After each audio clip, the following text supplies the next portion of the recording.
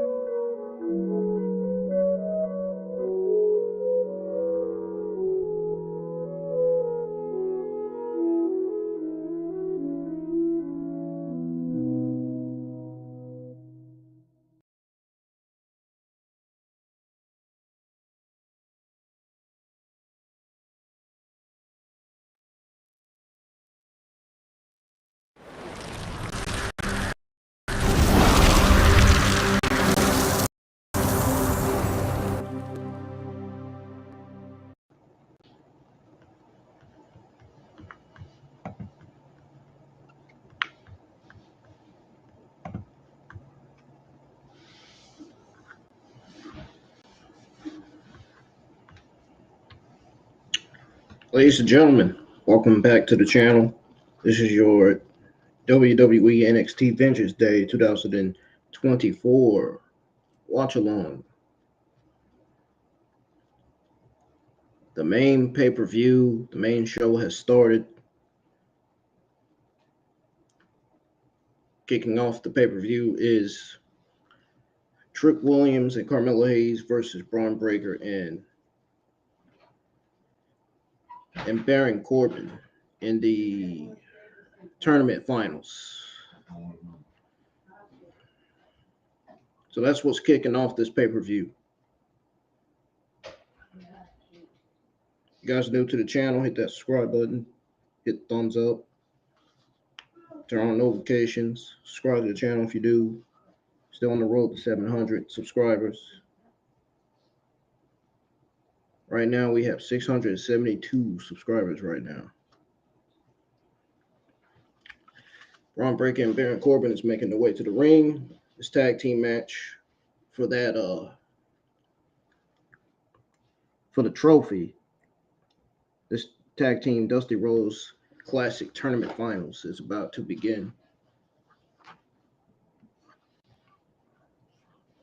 There is something that I'm not happy about that I am going to discuss when I give you guys my WWE Sunday Night News.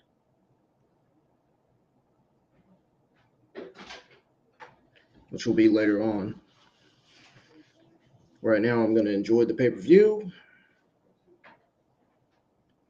And then after the pay-per-view, I'm going to be going over your NXT Vengeance Day results coming out of this pay-per-view. And then I'm going to give you guys your WWE Sunday Night News.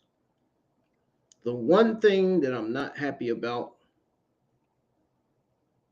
I'm going to say it anyway. I don't give a fuck. The Rock fans can get mad all they want, but it's the truth. The one thing I'm not happy about is The Rock taking Cody Rhodes' spot. And then you wonder why the Cody Rhodes fans are crying now. But yeah, you got all these Rock fans in the community triggered and so mad and complaining because they're mad because they can't get the Cody Rhodes fans to agree with everything they say on the internet. I can't believe the Rock fans are behind the Rock versus Roman Reigns match. Rock versus Roman Reigns match at WrestleMania 40 is going to be one of the worst creative decisions ever. Well, I'm not gonna get into it because this is only half of what I have to say about it. I'm gonna go over fully what I have to say about it later.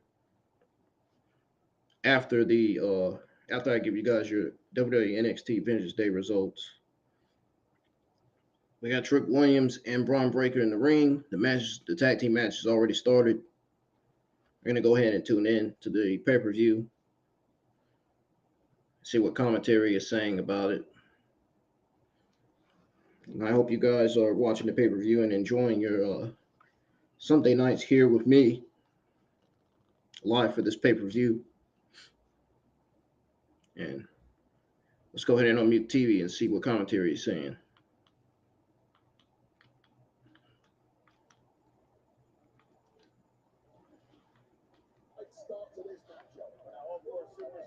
I thought something was wrong with my pay-per-view. I thought my control was kind of tripping a little bit. Okay, there we go. If you're throwing the heavy leather like this, I've got about Corbin and Bron, but it is indeed the team of Trick and Mello who got the best of the early goings. It appears now Hayes Williams on the same page at the start of this tournament. Not many people thought that the Wolf Dogs would be the team that had less drama coming into the finals. Yeah, they started off as that odd couple pairing, but there is this unique chemistry about them. They bicker, they squabble, but I think they like each other, and deep down they found two kindred spirits, and they're a hell of a team together. Trick Williams back in the ring now here with Baron Corbin. Sure about that? Neckbreaker into the cover. Look at the leg, and Corbin kicking out at 2. Look, you were crowned king of the ring back in 2015. You had to compete twice in one night. Exactly what Trick Williams has to do here tonight. How difficult is that going to be for Trick? Yeah, that was one of the most difficult nights of my career, but the difference with me and Trick was the fact that my opponent that night in the King of the Ring final also competed twice. It was a level playing field. When it comes to later tonight, Dragunov, the most intense competitor in history of NXT, is going to be completely fresh. We don't know what state Trick Williams is going to be in. Hey, slugging away on Corbin, and some believe Mello is jealous of Trick's rapid rise, hoisting up Corbin, and others like Booker T don't believe that Mello is jealous at all. Yeah, Booker T's a smart man. Let me tell you this, Trick and Mello have been side by side from the beginning, and now they are firing on all cylinders. Mello is here to support his boy, but first things first, win that Dusty Cup. Well, we've been talking about it. Right now it's Mello, it's Corbin looking for that. Whoa, All I can say is shit's about to get real on the channel tonight. Right after I go over your NXT Vengeance Day results. So what is your take on the... I'm not happy about the decision that WWE made. I already know about the Friday night segment with The Rock and Roman Reigns face-to-face in the ring. Not happy about it. Cody, you can tell instantly on the episode of SmackDown last Friday that Cody Rhodes was not happy about it. He looked heartbroken that he had to let The Rock take his spot. It's almost like when it comes to creative and decision making and booking, it's like Triple H has to go to Nick Khan. Nick Khan has to go to fucking Dwayne Johnson. Dwayne Johnson has to go to Ariel Emanuel. Ariel Emanuel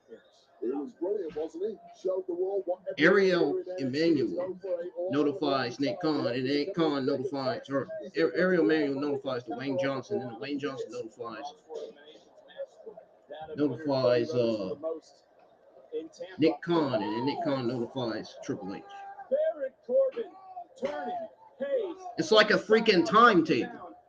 It's like a timestamp. It's like a freaking lineup. It's like a basketball lineup. It's like a lineup for an NBA basketball game. You know what I'm saying? Multiple-time world champion at this point got slightly derailed, but now the train is back on the track. I like the Wolf Dogs. I love it. The Wolf Dogs. Look, I'm not a dog guy. If I was gonna have a dog. And if The Rock thinks for 1 second that Cody Rhodes fans are going to, if The Rock thinks for 1 second that the Cody Rhodes fans are done trending the "We Want Cody" hashtag on Twitter, you got another thing coming. With unfinished business, how does that drive a superstar as Corbin tagging out, Bron Breaker tagging out? It's going to keep trending until WWE gets The Rock out of that WWE Undisputed Universal Championship match and puts Cody Rhodes back in. Because I don't think that was right. Cody Rhodes was robbed of his opportunity. You take a look at the abyss. You take a look at this black hole that could be your destiny unless you fix things, and he's fixed things in a big way. Corbin was in the finals of the inaugural Dusty Rhodes Tag Team Classic. God. Oh, Corbin just got Breaker just got caught and then got dropped. My mind was on Baron Corbin. Should have been on Bron Breaker as a near fall, and that could have been disastrous. But Bron almost got decapitated there. It just goes to show how dangerous it is in this ring when you get a little momentum. Bron Breaker ran right into the ropes because of his speed, because of how fast he is. Devastating lariat from Bron Breaker. And I was getting ready to say it was Baron who might need Bron to finish some business here tonight and finally get his name on the Dusty Cup. Yeah, I spoke to Baron earlier tonight about this. Lost it the first time in 2015. Won't happen again, pal. Float over off the suplex into another cup. A pump for Bron Breaker. Again, but we talk about what we just witnessed, but Bron Breaker's intensity, he's not bothered by what just happened. A little slip up, he overcame it quickly, continuing to devastate, punish his opponent as he makes a tag into Baron Corbin. Yeah, just laughed off the potential neck injury, catching his neck on the top rope there. Such is the durability of Bron Breaker. We've seen it time and time again. He's no double tough. Up and over, shoulders out for a moment. Mello not able to keep Corbin down. And Corbin just running right over Carmelo Hayes.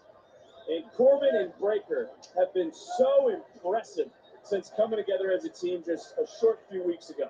Sheer power, sheer experience, and once they got on the same page. Sheer power again, puts both legs covered, another near fall. Hayes just able to kick out and keep his Dusty Cup dreams alive along with Trick Williams. And I'll tell you this, when you come up against a team like Bron and Corbin, as we take another look at this superb tandem offensive time in between the team, your best hope against a Bron Breaker and a Corbin is they're so big and strong, you simply hope that they're not going to be particularly athletic.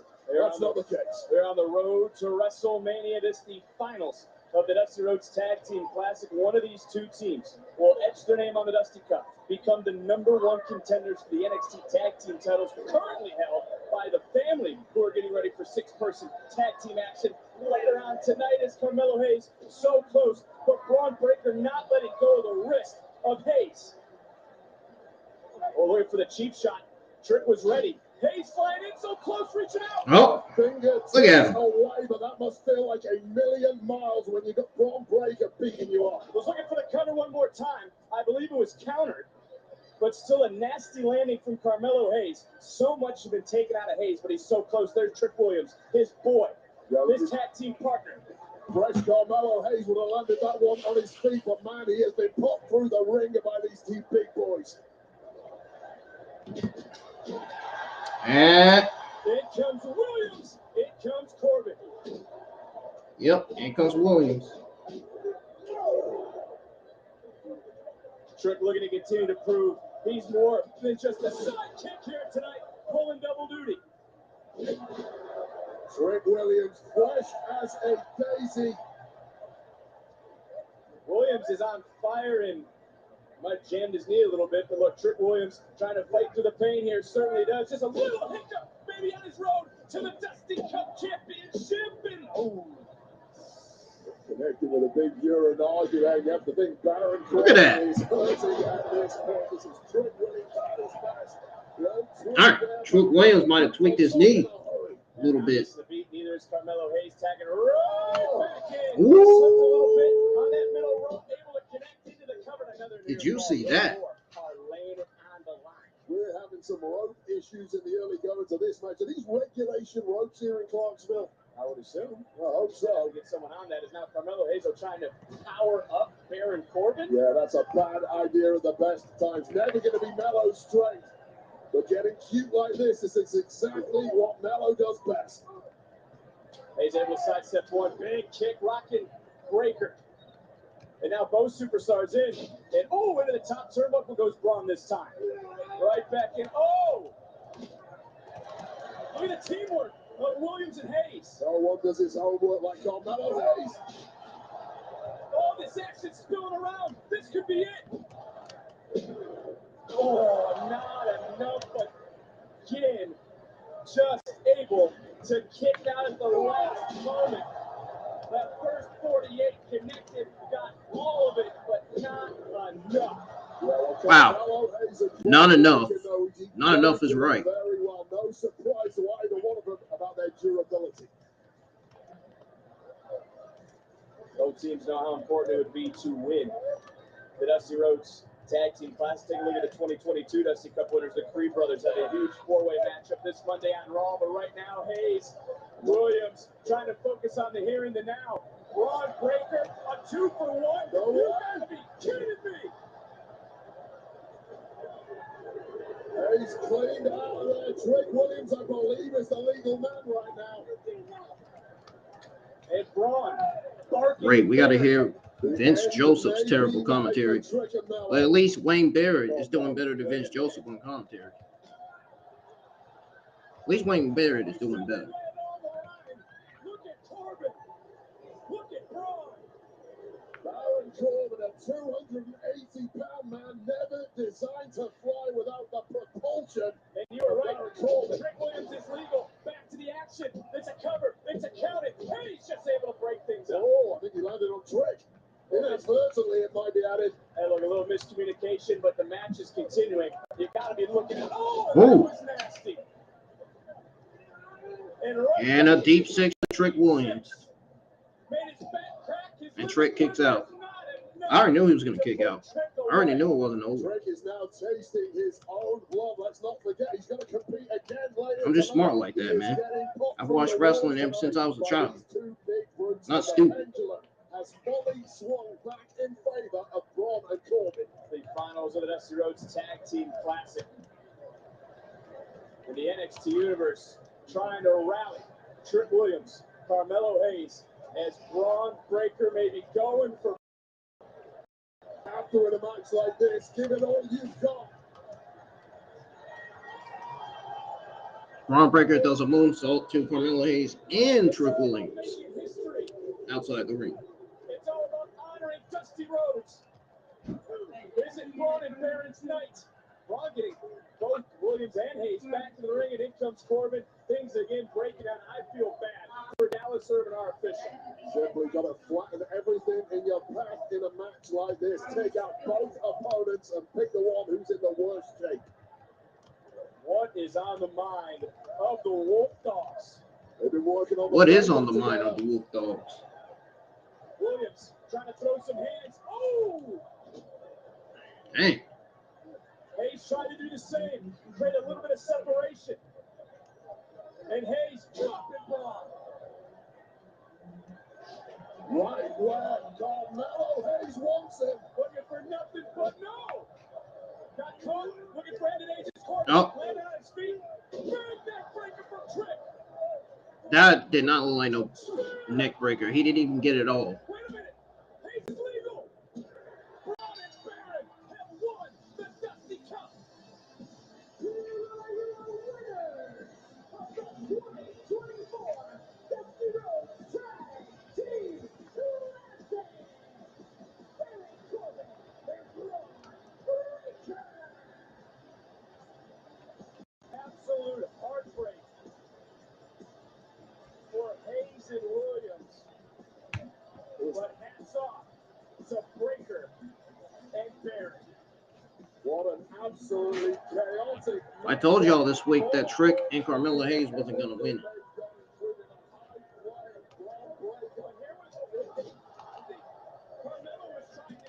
So that much I did know about this pay-per-view. There's Trick Williams cleared out of there. Didn't get back in time to break up the pin, but a 9-year redemption arc for Baron Corbin, who lost in the finals of the 2015 Dusty Cup. But now he's got his man Bron Breakker, and they are covered in glory tonight. The Wolf Dogs get it. Throughout this tournament, egos were checked, friendships were tested. Congratulations to Bron Breakker and Baron Corbin.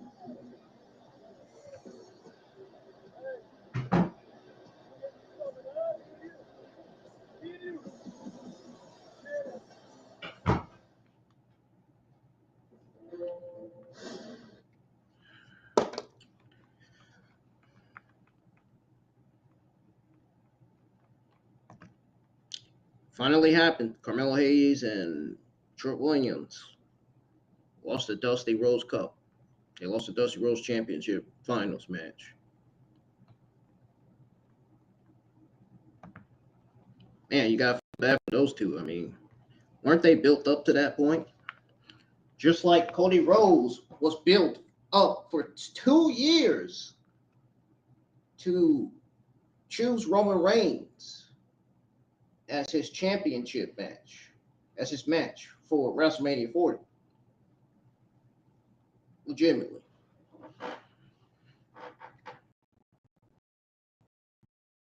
For 2 years for his match against Roman Reigns for WrestleMania 40, only to get screwed and taken, only for a spot to get taken by none other than the stupid people's champ, Dwayne Johnson.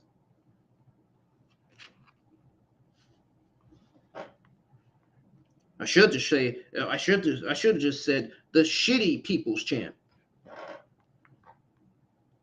50-year-old Wayne Johnson.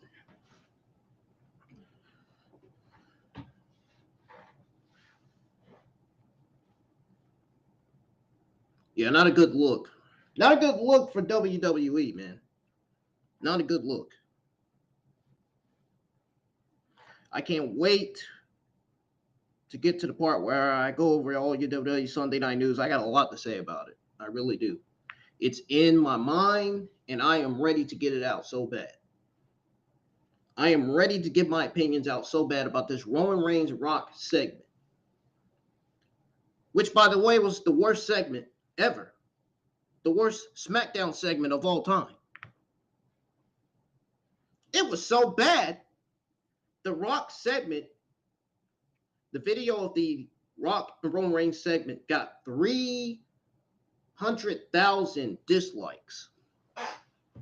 Legitimately 300,000 dislikes. It was the worst disliked video of WWE. The worst disliked YouTube video of all time. Not a good look.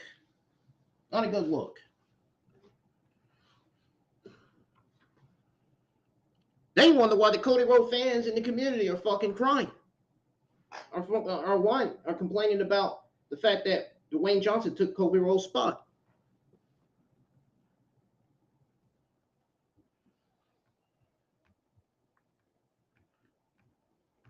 Absolute AIDS is this fucking company sometimes. Really.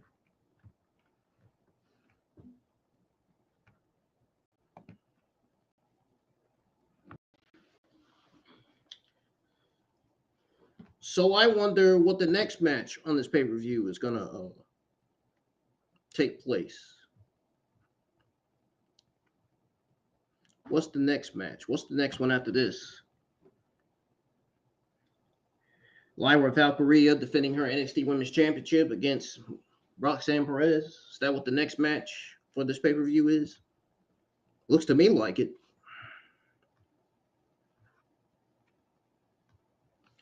Or they might just do the families, Tony D'Angelo and Channing Stacks, Lorenzo and Adriana versus OTMs, Bronco, Nima, and Lucien Price and Jada Parker.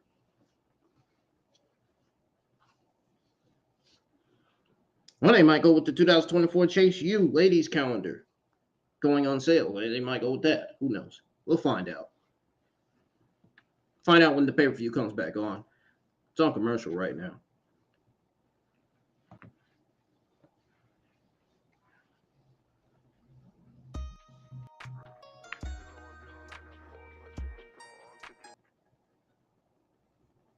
I hope this pay-per-view doesn't last long, man. To where I can go over your results and give you your WWE Sunday Night News, because I feel like I can't wait any longer. I really feel like I can't.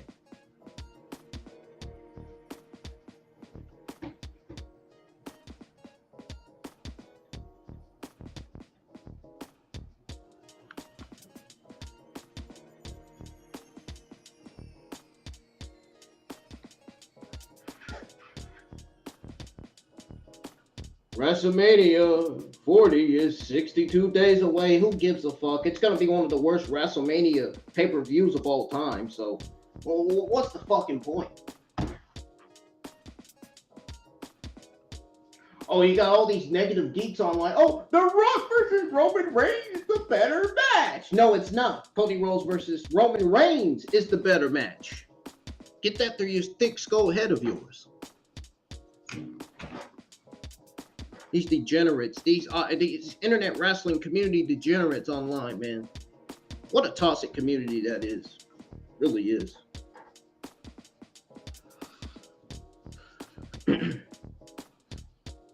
Oh, looks like I was right the first time. Looks like they are going with Lyra Valkyria versus Roxanne Perez next. Because they are showing video packages or whatever they're showing of Roxanne Perez and Lyra Valkyria in their feud. Leading up to this NXT Women's Championship match.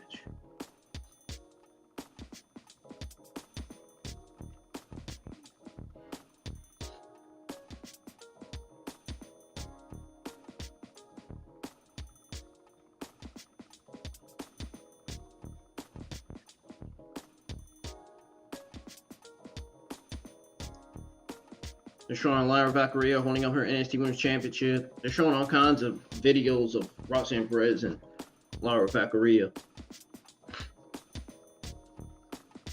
Look at Ava Raine sitting in the middle of the table in the ring.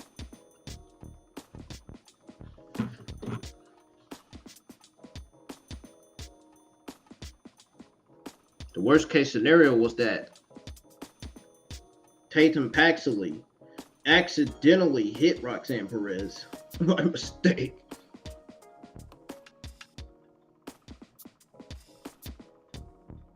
I hate when people ask me questions in the live chat.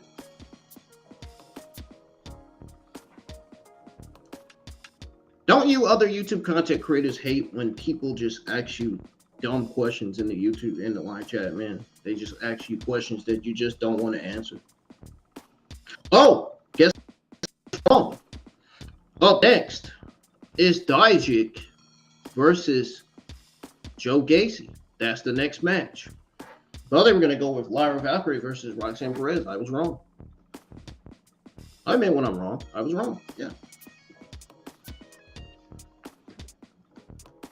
The pay-per-view's back on.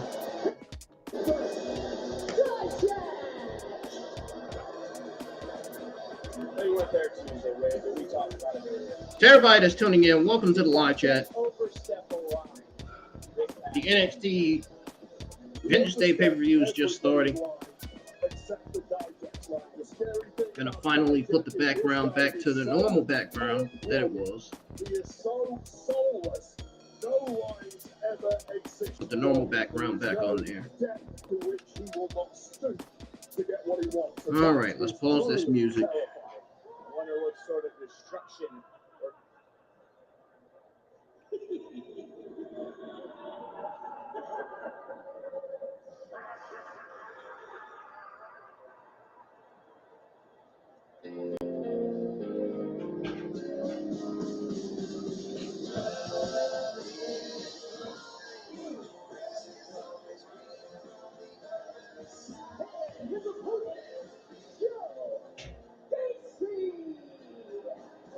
talking about Tuesday, right? So when it comes to Joe Gacy, when it comes to Dijak, this certainly has been an issue that has been boiling over for quite some time.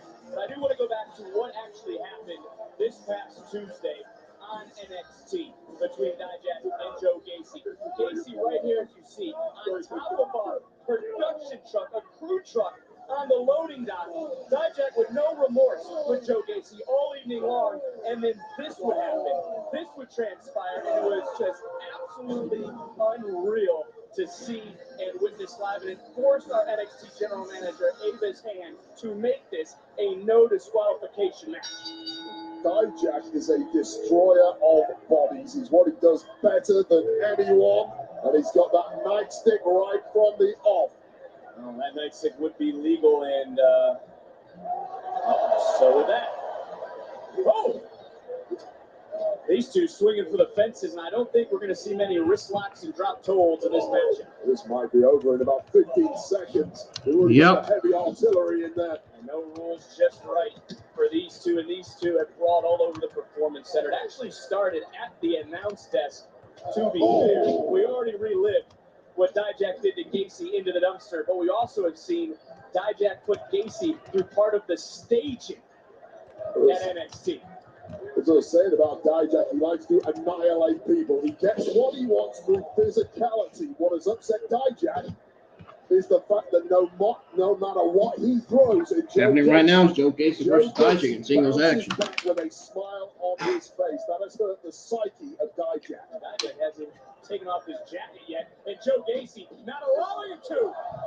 But Dijak turned up with the nightstick and thought it was going to be all over before he even broke sweat. It's not going to be that easy.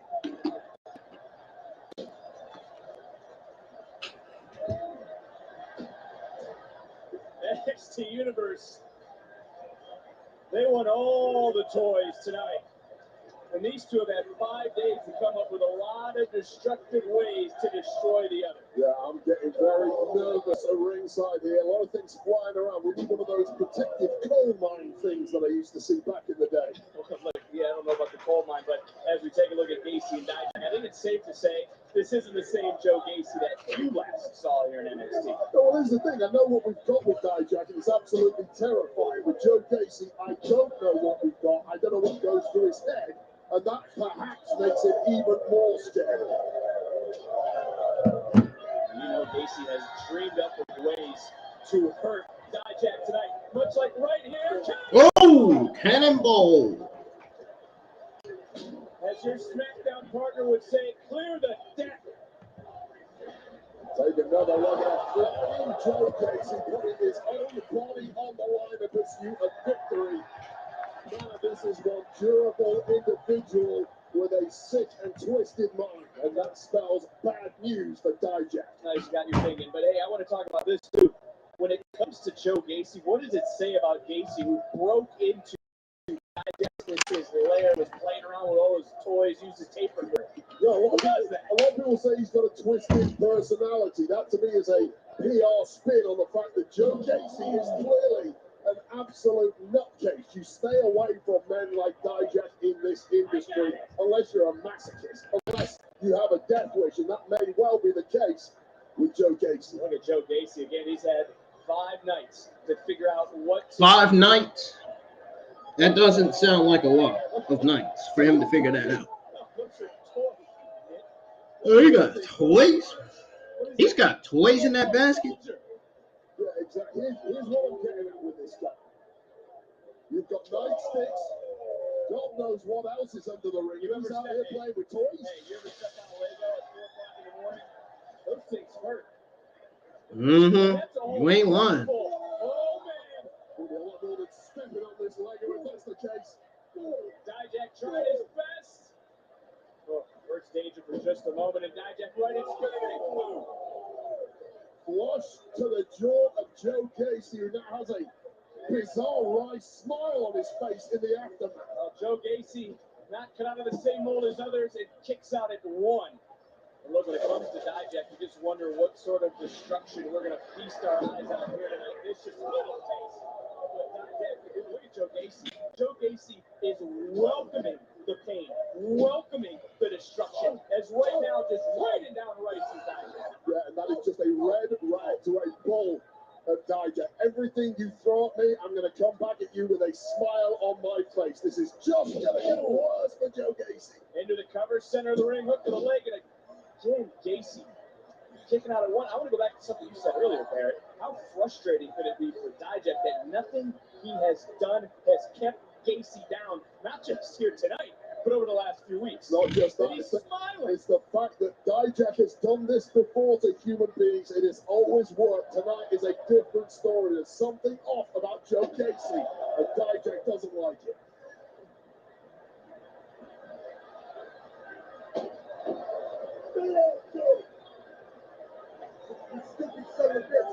I think Gacy's going to stay down. And Dijak has never faced someone like Gacy, and now just stomping away through the trash can. And I know this no disqualification. Everything's legal. Damn. And for Dijak now with a sick smile on his face, how dangerous could he be in this environment as again Gacy rises? Well, I'll tell you right now, this kind of match is only ever won by the competitor who is prepared to leave humanity at the door when they walk in this building. Stay down, Gacy. I told you to stay down. And now, you're going to pay the price.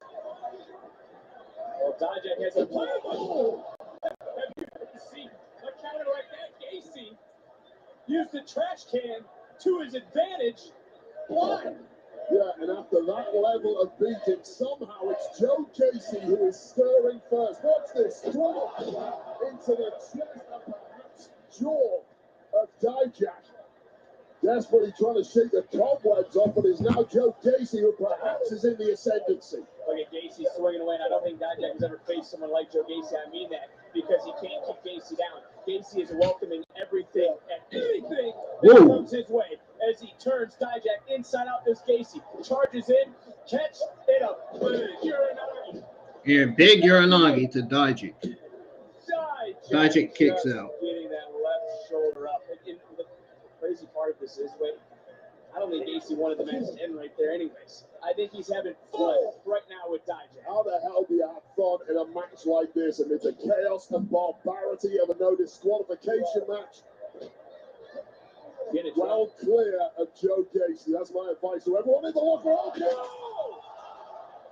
Oh! God, please.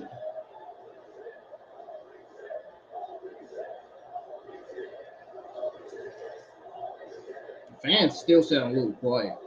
But the one thing Gacy does know But that got their attention. is pinfall or submission inside the ring. Exactly where you need to be. What a sickening landing for Dijak, and how he's back up and active already, I will never know. Not only was he up, he delivers that choke slam on the turn. Another near fall. And just take a look at everything around the ring. Take a look at the outside. Stepping on a Lego. Dijak's body went crashing through, and as did Joe Gacy's through that steel chair, with both men continuing to rise. As listen to the NXT universe. Both men are running on fumes at this point, but the hatred inside Dijak is simply too much, driving him on, pushing him perhaps towards victory. No one ever safe around Dijak, but as this matchup has gone on, I mean, both these guys are just a different breed. Well, what of a mess superstar. Dijak is in right now. Look at him. About Joe Gacy, Dijak is hurting bad, and when you take that massive frame of Dijak and put it through this much torture, that in itself is an achievement. Dijak just trying to pull himself to the top, and there comes Gacy. Gacy sensed it. Gacy felt it. Gacy with bad, evil intentions going through his mind at this moment. Oh, and Dijak luckily just missed that trash can, but will it be enough for Gacy? Cover and another near fall. Well, that 6'7" frame of Dijak just went somersaulting through you're right, narrowly missing that steel trash can. That perhaps is the only reason why Dijak is still alive in this matchup. Gacy The only roll reason. of duct tape. It's my playground. Time for you.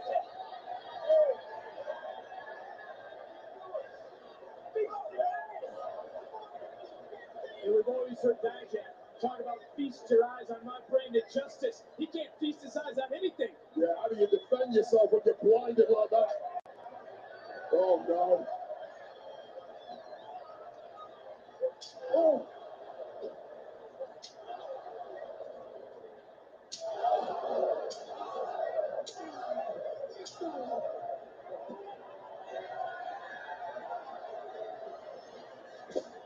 Stop the bloody match, referee. Kendo stick to the spine. And Gacy is having fun in what he called his playground. And it's all perfectly legal. Maybe going to the upside down. Oh, Dijak, no way. Dijak, with duct tape over his eyes, face your eyes. But Dijak can't find Gacy. Yeah, crucial seconds being wasted ahead of an attempted pin, you would think. Dijak could, I don't know how, first off, Dijak was able to catch it and bang. Deliver anything to Gacy. And finally, oh, how much is it? You ever duct tape off your arm? Imagine ripping it off. I've heard the crowd chant, "You can't see it" before, though, and that was bad enough. Dijak finally is feasting his eyes on sick Joe Gacy. I can't imagine what Dijak's thinking right now, because Gacy will not stop. Spikes Dijak with an EDT. Well, he ain't thinking anything now. His brain is completely scrambled after that one, and he's in the drop zone. Gacy, big splash out of the chair. Steel into the spine and Keenan. No! Oh, he kicks out again. Kicks out again. How close!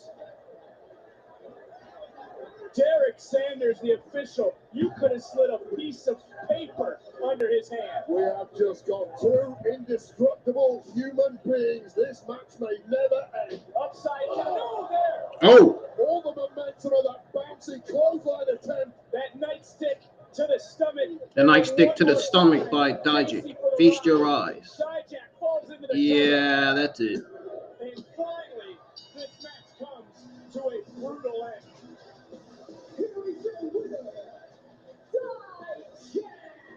Why is he smiling?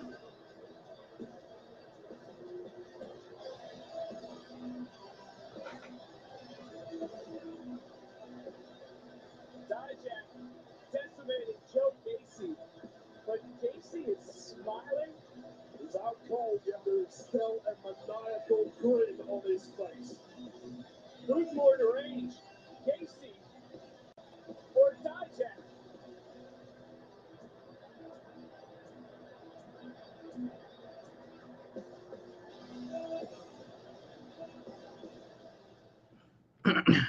Dijak's is shaking his head when he sees Gacy smiling.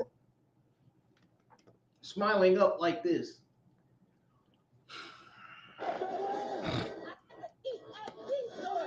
Shaking my head, man.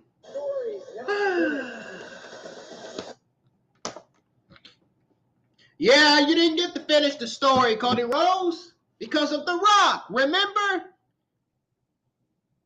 He's talking about some on the video game. Finish the story.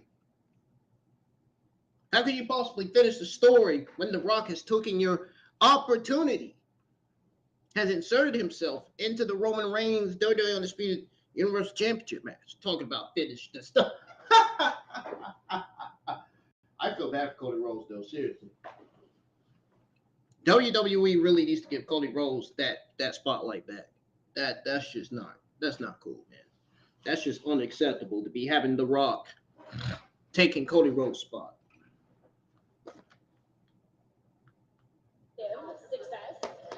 Oh, look.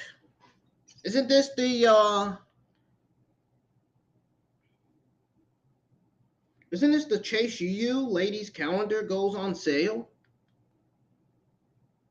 Sold out. Yep, that's exactly what it is. Starting tomorrow, the calendars will be available on WWE Shop and Fanatics, so everyone can get their hands on the hottest item in NXT history. JC literally saved Chase University with this idea. It's amazing. I can't believe it. No, she's literally a genius. Genius. I like that. Kelly, it's only a matter of time before Chase U is saved from debt. Wait, back to you. Well, thanks, Kelly. While Wade tries to pre-order the calendars, our North American champion Oba Femi prepping for his first NXT Championship defense against Dragon Lee later on tonight here at Vengeance Day. But this rivalry has gotten personal fast. From ambushes to brawls, these six are out to prove the streets aren't big enough for both teams.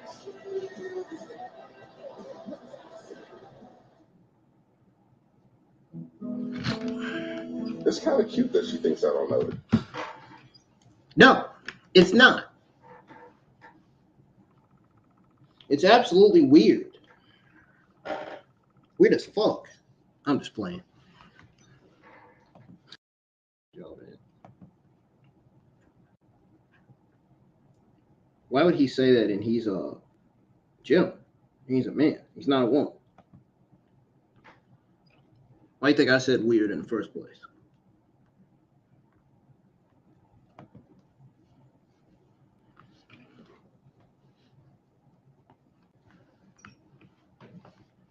Sounds to me like that guy's weird.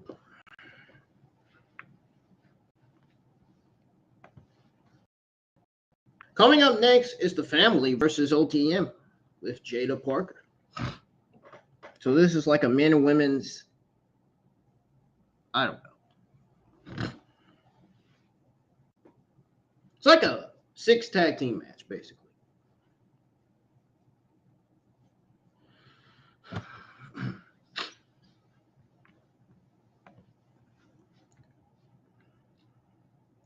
Not gonna lie, that match between Dijak and Joe Gacy was solid.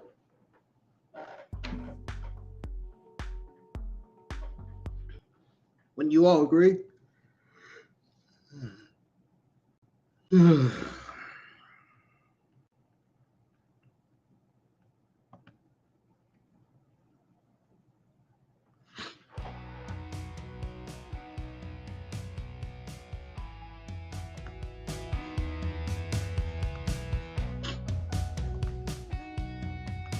Wow, what a match that was, though. Woo!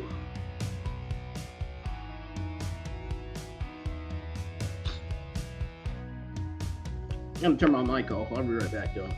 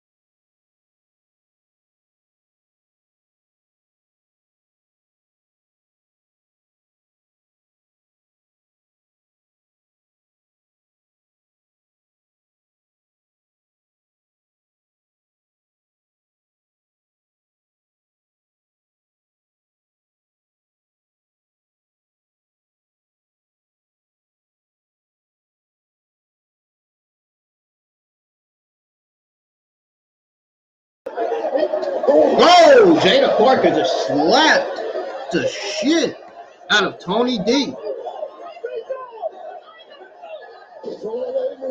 The family versus OTM is still continuing. Back to the live action in the ring. Remember, this matchup continuing. No tag was made. I forgot to turn my mic on, by the way. Check it on stats. NXT was back on. I just forgot to turn the mic back on. Is that a kill? Wait a minute. It's launching stacks. Oh, we didn't make Launching stacks into OTM. All you can do with Stacks at this point, he is just a human missile. I don't think he can move it as overcalled. Barrett, look. Rizzo looking to fly.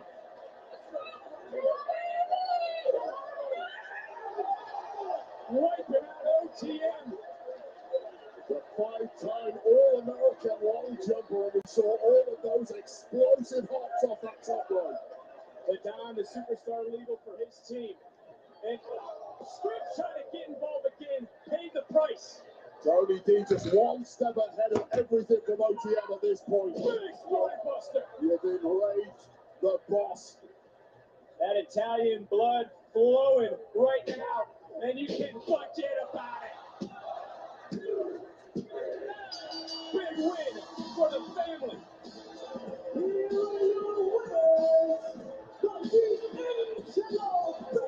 That's why he is the Don of NXT. Well, hands off the Stacks for that durability, for Rizzo for that sheer aggression, for the pure class and experience of Tony D is what made the victory for the D'Angelo. That really was the turning point because that kind of snapped the Don, snapped Rizzo. Right here, Rizzo flying through the air. Really was maybe that wake-up call that the family needed in this matchup because for the most part, it was all OTM until the Don, Stacks, and Rizzo flipped the switch. Make no mistake, despite the victors, this was a coming out party for OTM. They are a problem in NXT going forward. La Familia E22, the family stands tall.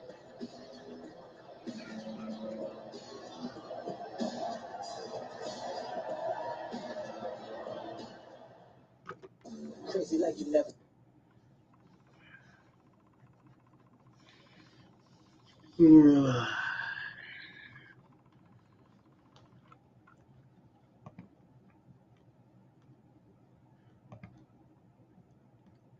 Hit.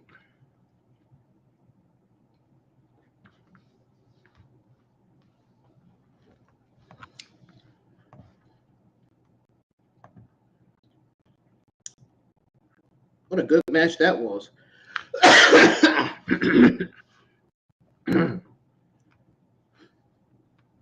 Oh man, I feel like I almost got choked or something. Oh.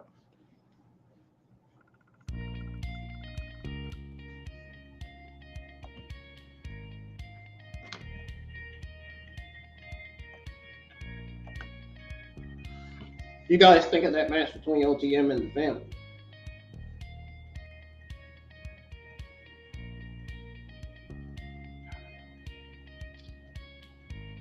They should have put those titles on the line against them, but they didn't.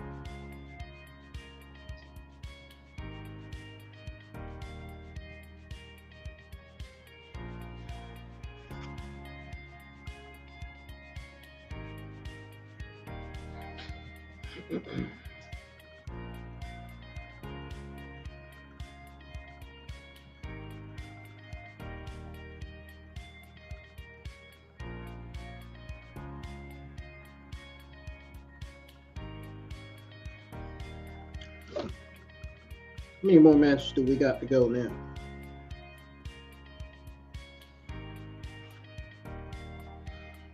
So we saw the Dusty Rhodes Tag Team Classic Tournament Finals. We saw the match between Joe Gacy and the family versus OTM. So there are only 3 matches left to watch. That's Lyra Valkyria defending her NXT Women's Championship against Roxanne Perez. The NXT North American Championship match and the NXT Championship match. Those are 3 title matches right there. Those are the matches we got left.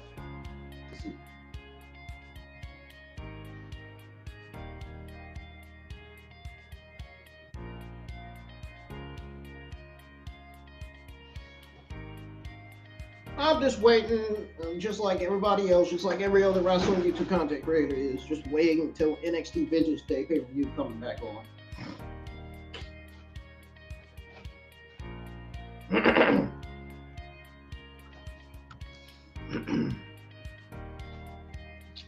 How's everybody doing tonight?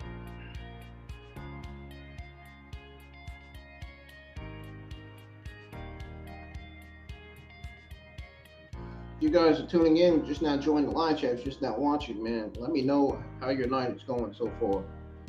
I don't know how I started coughing all this stuff.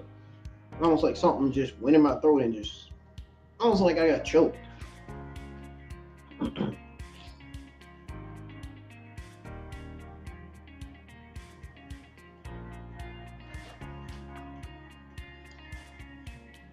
It's back on, folks. It's been an unbelievable vibe inside the F&M Bank Arena. And we'd like to extend a special thank you to Bring Me the Horizon for Dark Side, the official NXT Live theme song of NXT Vengeance Day, available now on Apple Music and Spotify.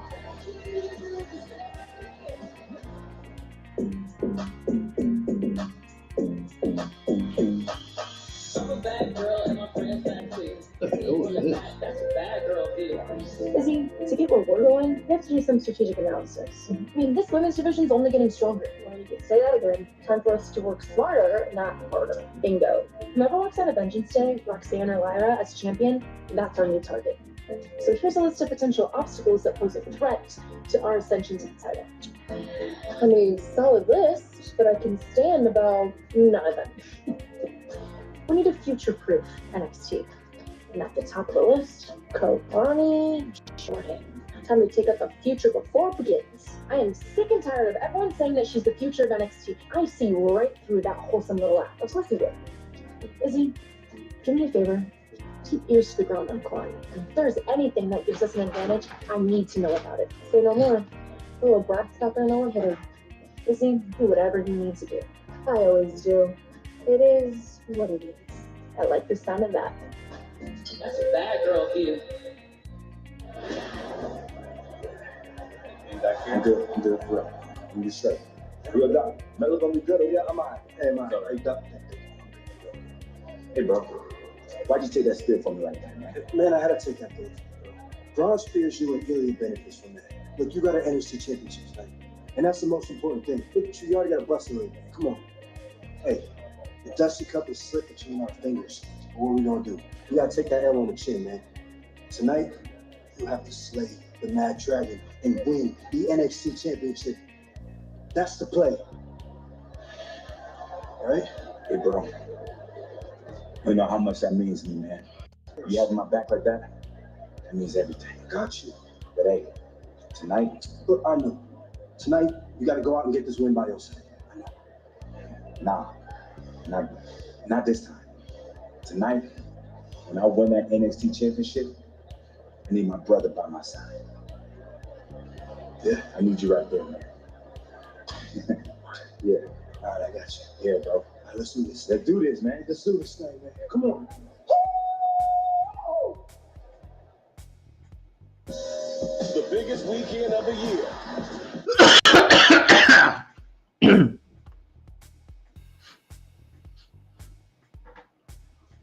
Oh.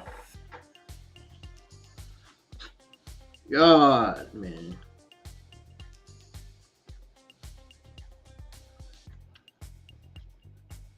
NXT Stand and Deliver will be on April the 6th.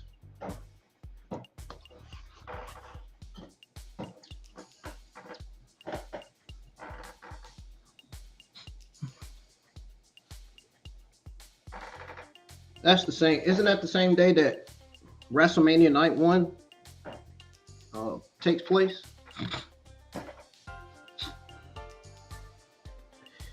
I think Night 1 is on the same day. WrestleMania 40 Night 1. Uh-oh. Roxanne Perez, breakout winner, tag team champion, Royal Rumble participant, Up next, and the NXT it's the NXT Women's Championship match. The Prodigy. Just on nickname alone commands respect. I respect you so much because you make me question if I'm doing enough. At Vengeance Day, all that admiration goes out the window in the bell ring. When I beat you, I will have proven to myself that there are no question marks when it comes to my championship reign. You may be different. On February 4th, the result will be the same. Roxanne Perez has had a great run, but Lyra Valkyria has risen, and now it's my time. I don't hope I beat you. I don't pray I beat you. I need to beat you.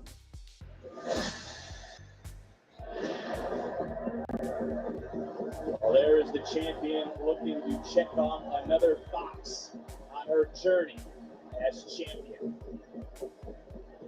As Perez looks to reclaim a title she believes should still be hers, a title she never lost. Who's walking out as NXT Women's Champion?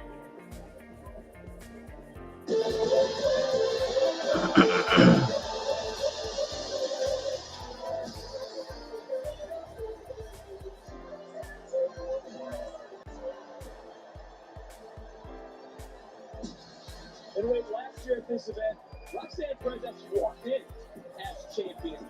I want to get your thoughts. Honestly, do you see it through her eyes that she knows the struggles Lyra's going through right now? All right, let's put the background at the on the screen since the NXT Vengeance Day pay-per-view's back on. Goes through the same struggles that Lyra Valkyria is currently having. So yeah, I understand that from Roxanne Perez, but to me that simplifies the situation too much. I get your struggles, therefore I'm going to beat you.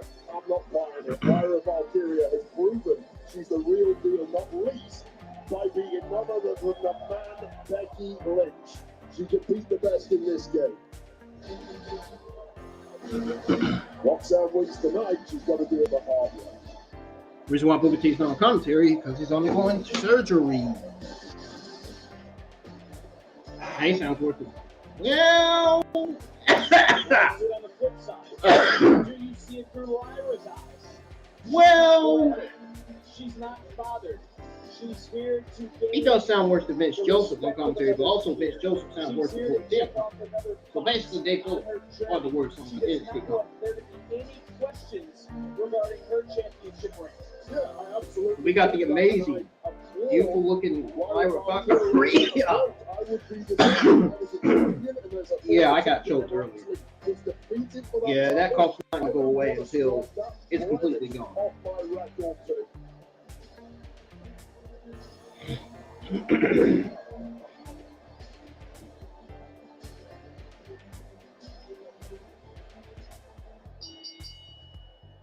following contest scheduled for one fall is for the NXT Women's Championship.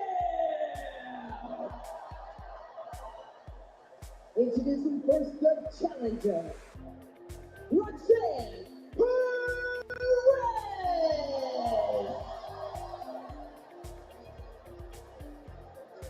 And her opponent, she is the NXT Women's Champion, Lyra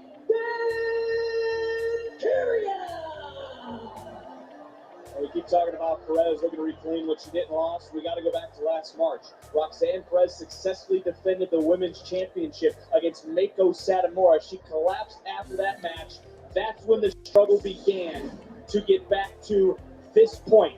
Never been beaten one-on-one for the NXT Women's title. Was never beaten for the tag team titles. If you remember, you were here in NXT at that point. Yeah, absolutely. I've got no qualms whatsoever with Roxanne finally getting this one-on-one opportunity. She absolutely deserves it, but you can ask for it for a long time. When you get it, you better make sure you get in there and perform. Winner one step closer to walking into WrestleMania Saturday at Stand and Deliver as the NXT Women's Champion. And isn't it crazy to think that Roxanne Perez was never beaten for any title she held? I mean, how would that be with you?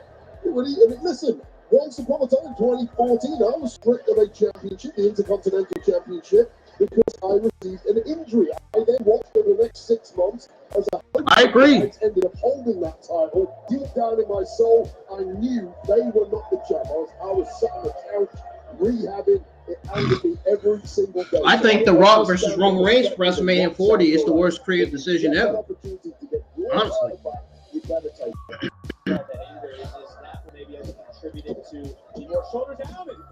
The match should have been last year. Why it wasn't last year? Because Dwayne Johnson didn't want to go with the match. Because he went on to continue his failed acting career in his failure movies. One more time, a quick back and forth between these two. But is that what has led to the more aggressive side of the Prodigy? Yeah, in part, but it has been a traumatic 12 months. Yes, he literally has failed in all his movies that he's done as an actor.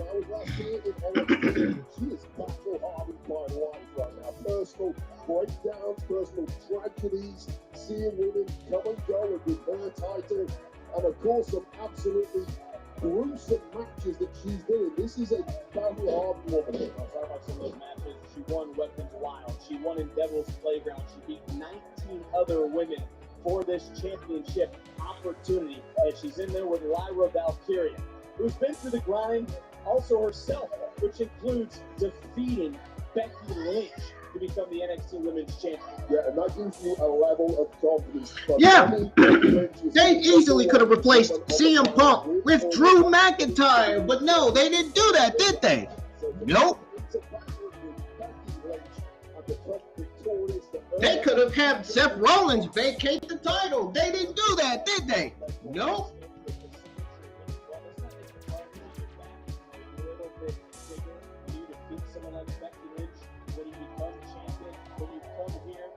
They could have went with Cody Rhodes versus Roman Reigns. They didn't go with that, did they? The answer is no.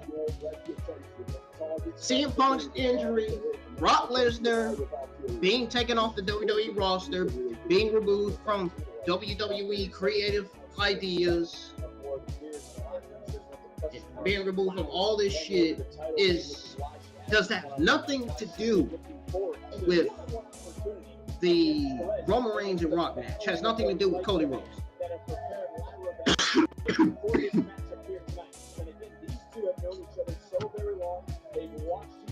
It's ridiculous. It's ridiculous. It really is. That's why I cannot wait to go over all the news tonight regarding all this shit that's going on with The Rock and TKO. NXT Universe here rallying behind both these superstars. And I'm going to be serious about it too, and I'm be seriously honest. Maybe trying to quicken the pace in this matchup, goes around not once but twice. They take down Valkyria, and it's important to note too for Perez chasing only 2 other women, and though the NXT Women's title Charlotte I'm not even in that kind of movie. I'm really not. That's what Roxanne Perez did in the ring. Now Lyra Valkyria is rallying the universe now, trying to get the NXT universe's energy.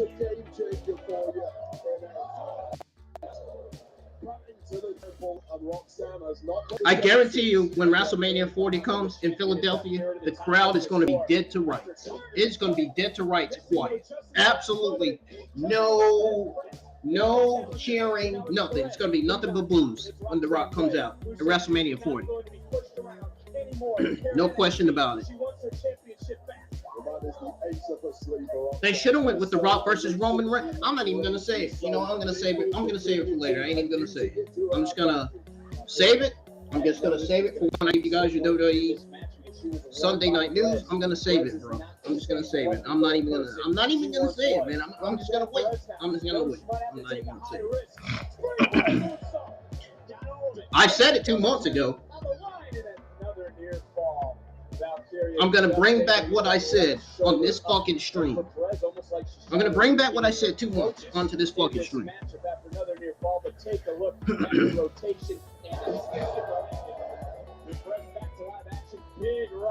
You watch. Just you watch.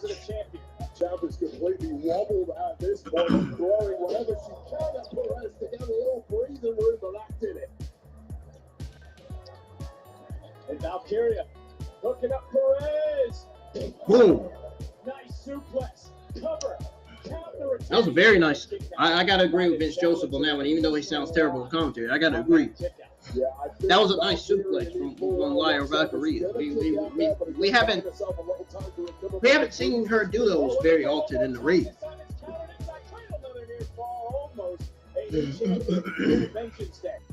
Lyra Valkyria's got purple hair. Roxanne Perez got the red hair. Well, she's got the purple black hair. Roxanne Perez got the red black hair.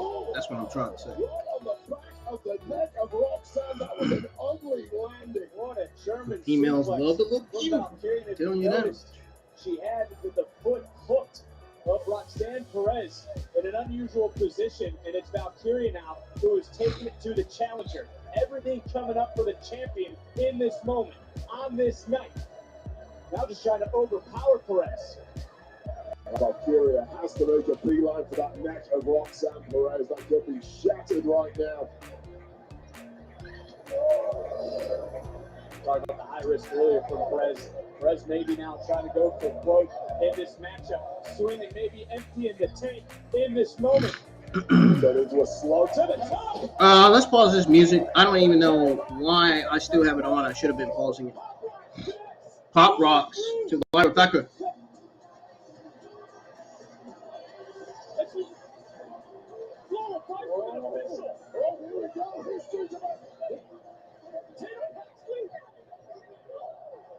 Just got dropped. The guaranteed contract is in Vice's hand for winning the breakout tournament.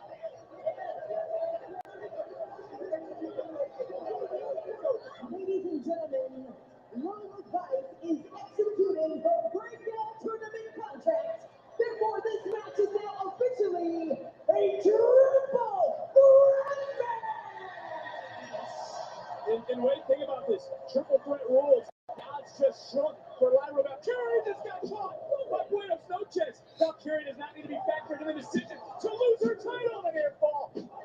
Another near fall. Lola Vice has changed the game, and Perez and Valkyria. What the hell's going through their mind right now? This is now a triple threat match. Didn't connect from behind. Looking for submission. And then a background could be coming in after Vice. Locked in center of the ring. Lyra Valkyria nowhere to be seen. Putting all that weight on the back of Perez. Perez is fading. The official's right there. Perez trying to fight. Lola Vice shockwave to the NXT universe. Everyone's on their feet in Clarksville. Now it's a triple threat match.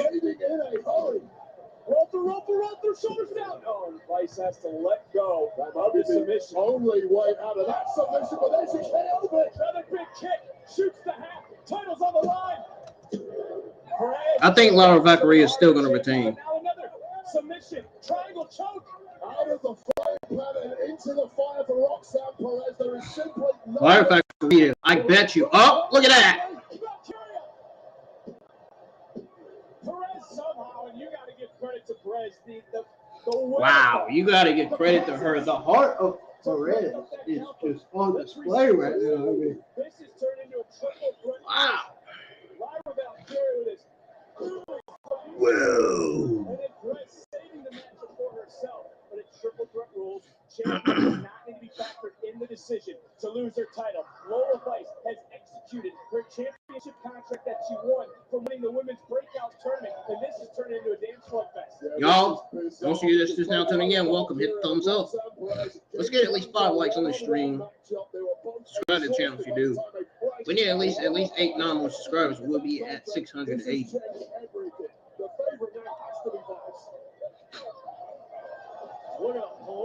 Hey, She stole Naomi's move.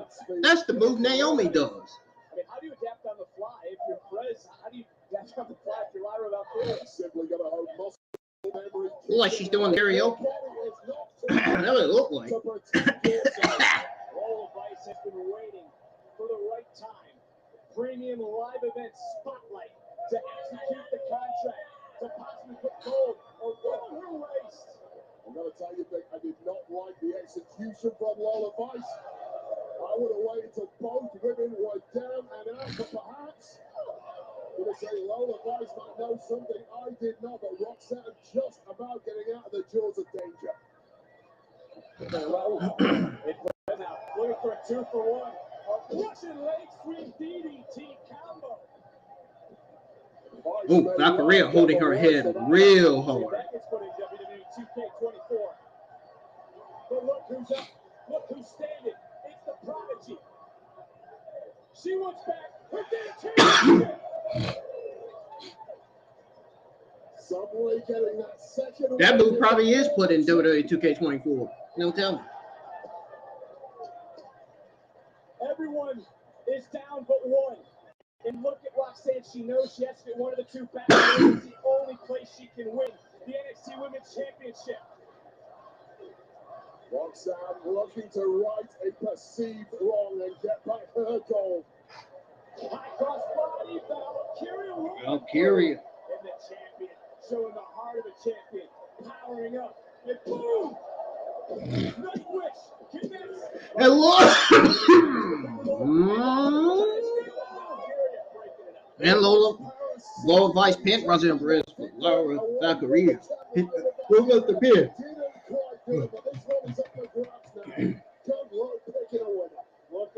Why are the fans looking on the other side? Oh, because Lyra Valkyria's advocate, her new friend is at ringside, laying on the ground still. Change the game for the two competitors in the ring. And Lola Vice trying to change the game inside the whole women's division. If she can crown herself champion, without carry with an ear fall. Oh! She's out. That's a knockout. That's a cover. And it's not quite enough. God. Well, that was the weakest kick out of all time, and now an attempted elbow. Trying to break the grip up. That was a loud echo. That sounded real loud. I bet Lyra Valkyrie's teeth came out after that one. From Lola Vice. Vice is killed, but that might have been a KO in itself. Perez from behind.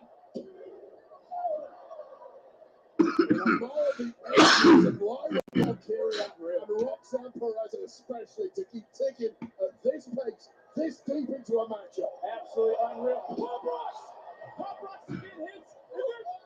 Tatum Paxley again, there's no disqualification. The range fan of Lyra Valkyria coming to her aid once again.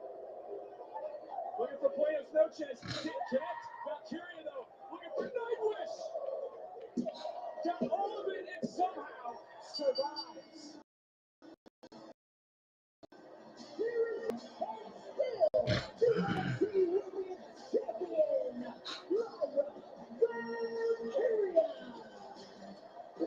Well, amidst the pandemonium, it is a retention for Lyra Valkyria, but it is Roxanne Perez in the closing stages who look like she had this one. I mean, this matchup, this was the pop rocks that we all thought was going to maybe bring Perez back the title, but this is the moment that shook I won't be surprised if we end up getting a Lola Vice, Roxanne Perez feud in NXT after this.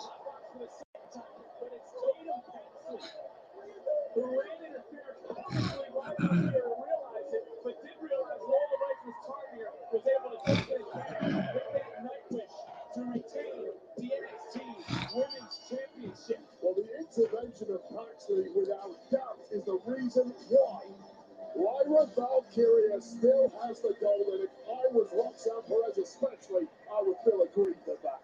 Another battle feather added to the collection as Lyra continues to soar towards Philadelphia.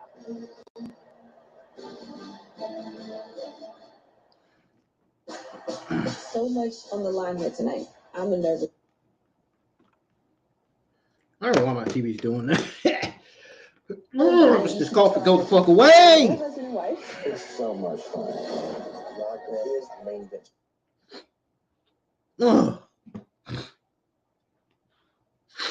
Superstar and me trying to figure out where I Dude, I'm trying to mute the volume and it keeps on. It won't mute. Hold on.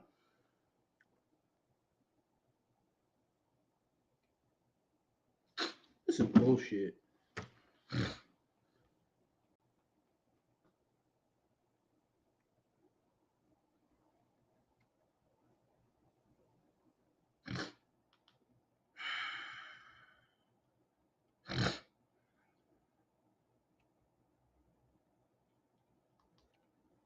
Something ain't right here. Hold on, I gotta go back into the live stream again because it's acting stupid. It's probably because of the internet. Would not be surprised.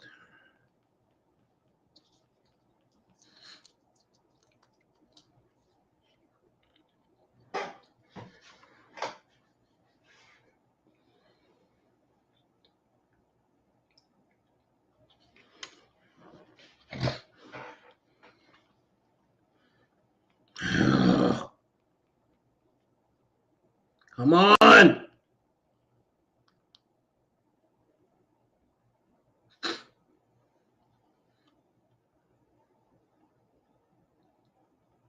the hell's happening here?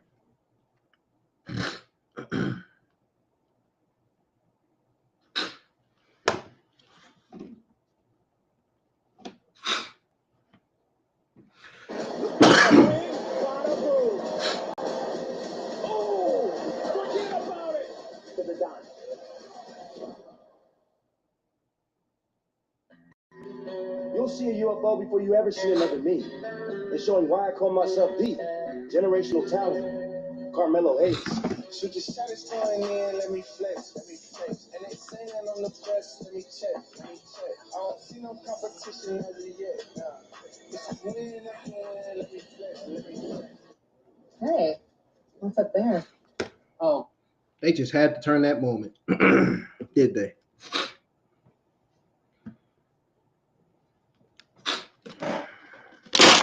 They need to get what? I'm trying so bad to wait. I'm trying so bad to wait, man. I'm trying so bad to wait. I really am. I got the Rock in my fucking head because he's a terrible human being for fucking taking Cody Rhodes' spot.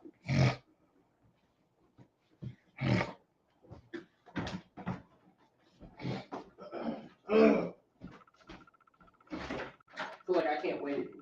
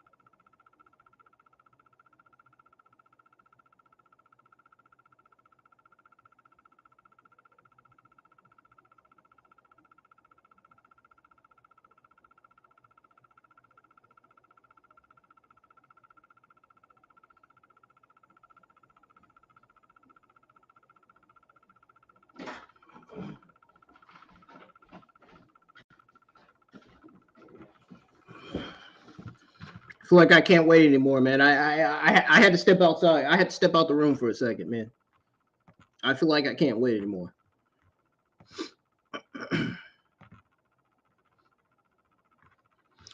NXT Vengeance Day is back on. I repeat, the pay-per-view is back.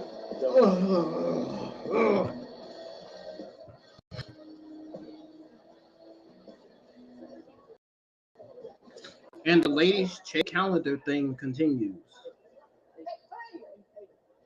Sorry, I think you're the best, and you deserve the best. And I came all the way to Clarksville just to ask you, do you have a Valentine yet? No, I don't have a Valentine. I don't have anything. Or actually, anyone. Nothing. Yes. No. Okay, well, great. Will maybe you be mine? Yes. Yeah. 100%. Totally. Yes. Yeah. So good. Yes. Okay. Yes. Please. Come on. Yeah.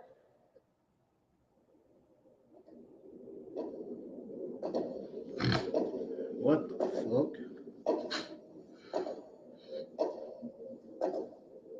What are they talking about on here?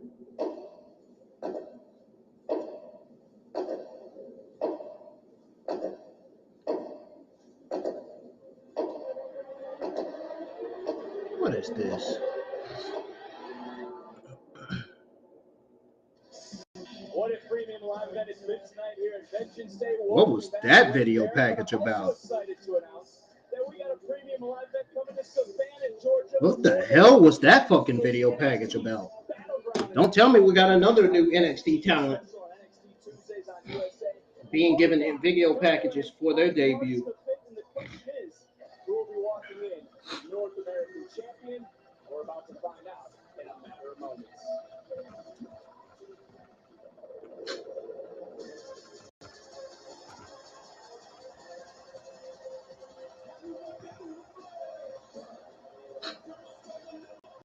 Yeah, Dragon Lee's not winning this. As much as I like what Dragon Lee does in the ring, he's not winning this. I'm sorry. He's just not winning this.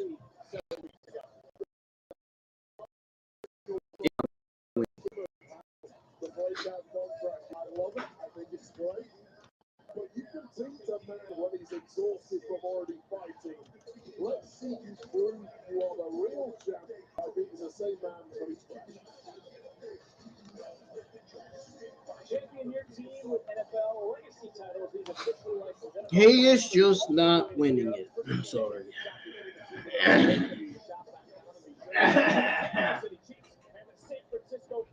I'm not sick, folks. Get it out of your heads. I'm not sick. I just got choked and it made me cough. Yeah, I'm still coughing because obviously I got choked. I'm still coughing. That's why that explains why I'm still coughing. literal mountain to climb tonight if he's to do just that.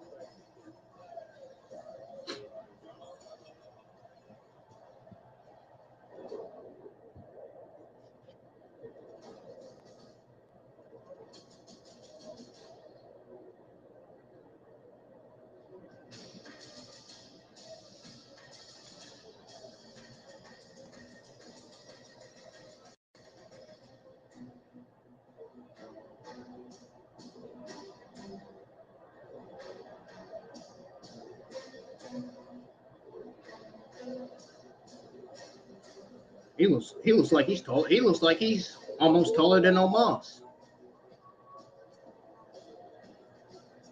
6'6", over 300 pounds, nearly a foot taller and 150 pounds heavier than his challenger here tonight. Listen, I was in the locker room at the Royal Rumble last week. Yeah, he's not taller than Omos, that's for sure. Omos is way taller than he is. Omos is like 7'4". Did they find this Oba Femi? 2 months ago, nobody was talking about this guy. What if this guy was in the ring with Omos? I think he'd be annihilated. A few years maturing, figuring this game out. Hell no. This guy is ready yesterday, and he's a big, big problem for the entirety of WWE.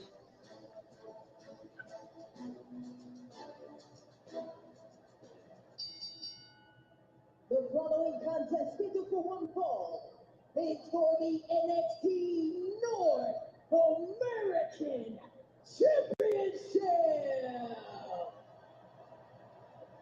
Introducing first the challenger, Dragon Lee.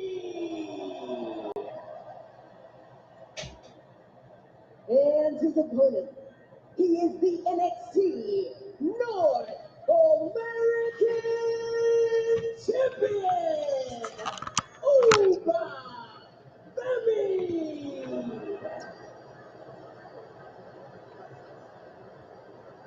Dragon Lee so desperately wants that championship back for everything that it represents. And Dragon Lee was here in Clarksville earlier. Yeah, this match is not lasting long. Dragon Lee's losing. Telling you right now, Dragon Lee's losing. Telling you what I know about this North American Championship match. Even though I don't watch NXT, I'm telling you what I know. He's got quite the overcome and Oba Femi, who didn't even want to hand the championship over. Dragon Lee coming out hot, right out of the gates. Dragon Lee wasting no time. Looking to take flight. Holy hell. This is about as smart a start as Dragon Lee could have possibly made. Try and get the jump on this big monster. Saw my life flash before my eyes with Oba Femi almost left, but just like that, the power of Oba. 7, 8 seconds, that's how long Dragon Lee looked up before reality hit the luchador. Well, Oba Femi now just turning things around and just look at the power of Femi. We talk about the size. He's carrying around a man like Dragon Lee, not even breathing heavy. No problem at all. As Lee trying his best, almost out of desperation, able to land on his feet and roll through. That's one way to stay up. And Lee right back in. And that'll take down any man, no matter their size. Well, physically, Dragon Lee has absolutely zero chance against Oba Femi. He's one big. Damn right. That's why I said Dragon Lee's losing. Box the big man. Use your experience. Stay nimble. Keep moving. And hope for a miracle. He was hoping to do a little more damage and just being caught out of midair. And Lee again, using his quickness, his elusiveness, his speed to try to chop down Oba Femi. Well, it's certainly not the first mountain that Dragon Lee has had to climb in his career. He's rarely going to be the bigger guy in the match, but it might be the biggest mountain of them all, and perhaps the one with the biggest prize on top. Double footstep. That might be it. And another kick out by Oba Femi. If that doesn't do it, what the hell are you going to pull out? I mean, wait, take another look at this. Check out this impact. Just right there to the side of the face. I've never seen that before. Usually guys connect on the chest with something like that. To connect on the head, it's still not good enough. Games may be over now. Oba Femi just planning Dragon Lee. And you won the OG version of NXT. You've seen them come, you've seen them go. Some in the back. I think LWO's going to try to come out and help Dragon Lee. That's what I think. LWO is probably going to try to come out and help him out. When you saw Oba Femi for the first time ever in the ring several weeks ago in the breakout tournament. To be clear, when I won the first season of NXT, I had 6 years of experience at various levels before that. Oba Femi, as far as I'm aware, does not have that. He's a fresh crossover athlete, and when you get with guys like that, it takes years to refine them, to get them into a cover hook of the web, and the challenger just kicking out. To get them a level of poise, experience, confidence in this game. This Oba Femi is an absolute freak. He didn't need that. He just took to this like a duck to water, and this guy is scary. Finito. We have just scratched the surface. I have no idea how good this guy could be.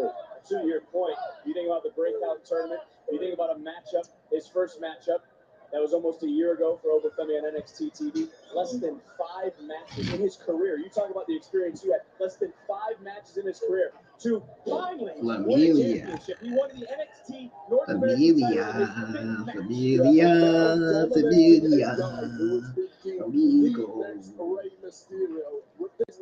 Dragon Lee just getting thrown around the ring with abandon. It has just been too easy for the champ Oba Femi so far. Dragon Lee better start thinking fast. Oba dropped the LWO this past Tuesday, then he swatted Lee out of midair into another cover in a nope. He's getting that right shoulder up with Dragon Lee. Oba Femi isn't even breathing heavy. Guys that big, generally as the match wears on, they start to struggle. Not Oba Femi. This guy's special. Just like I'm going to wear it on shitting on Dwayne Johnson tonight. After what I saw last Friday night.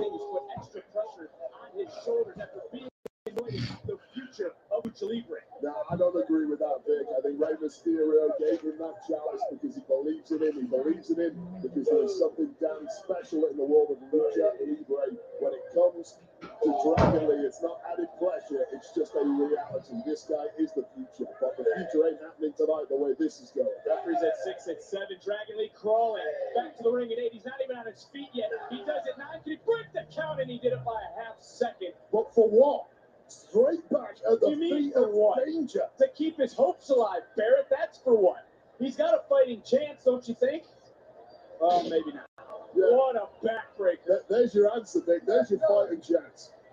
Dragon Lee tried to convince Oba Femi to defend the title in an open challenge, defend a title that he held with honor and pride. I like the answer. No freebies. You want a championship opportunity, you've got to earn it. The open challenge era is over. This is the Oba Femi era. It has to be. Maybe for Dragon Lee at some point. He kicked out again, but at what point is the referee going to maybe step in to save Dragon Lee from himself? Dragon Lee went. I was asking you the same thing 60 seconds ago. You said he's in there with a fighting chance. There is no fighting chance. I had a different look at things than I do now. He might be in there with a broken spine, and it's only getting worse.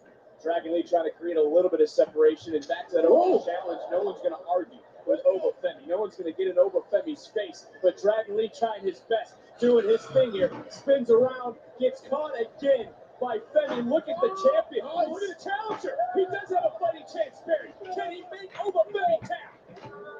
And just wrapping yourself around the massive limbs of Oba Femi is difficult in itself, but trying to manipulate them, this guy is so big, so strong. But it's working, gets Femi down to a knee. The monster is fading. Pulling, prying, trying anything he can to cinch and squeeze the life out of Oba Femi, but Femi again just too powerful. Back to his feet. Well, that's the experience factor. I guarantee you, Oba Femi has never tasted a move like that before. He's figuring it out on the fly. How do I get out of this? Femi sees that top rope. You see a little bit of strain in the shoulders. Maybe even panic in the eyes of the big monster. That is true too, Barrett. He has never felt this before, and by his teeth. It's unique, but it worked. Dragon Lee not letting go. Dragon Lee holding on. Dragon Lee trying to get the big man down, and I don't know if that's a tactic that's going to work. Overpowered yet again, and Dragon Lee, though, that elusiveness, that fighting spirit. The champ is wobbled. Super kick connects. Enziguri connects. Femi's down to his knees. Back to his feet. You have to stack offense against a big man like Oba Femi. Big tornado DDT is exactly what the challenger is doing. This could be it. Jumping knee under the jaw. Femi's down. Femi's rocked. Femi's hurt. But Femi's still alive. It took about 6 shots to the temple. Back to back to back. This wow. Then the fans are quiet. They don't know how to react. It's like as soon as the match started, the fans got quiet. Real quick. This is going to be just like this is going to be this is how quiet it's going to be. This is how quiet it's going to be at WrestleMania 40, folks. This is a glimpse of how quiet it's going to be. Third drop kick connects. Will it be enough for Dragon Lee to recapture his North American Championship? And Femi again able to kick out. This is all about the North American here at Vengeance Day. The champion Oba Femi in his first defense of his title against the man he beat when he executed his breakout tournament contract. Dragon Lee, and Lee has brought the fight. Dragon Lee has brought everything, and there's no way. You're out of your mind. Whoa! Sit down! Power bomb! Oh, wow! I'll tell you this, Vic. I don't care how big and scary you are. When you get rocked, when you start tasting your own blood, when you get thrown around like this, you start to doubt your own abilities. But we're learning a lot about Oba Femi now. He's still in the fight. He ain't giving up. I don't know what was more impressive. The kick out by Femi or the power from Dragon Lee to hoist a 6'6" man over 300 pounds. Then up, over, Dragon Lee caught.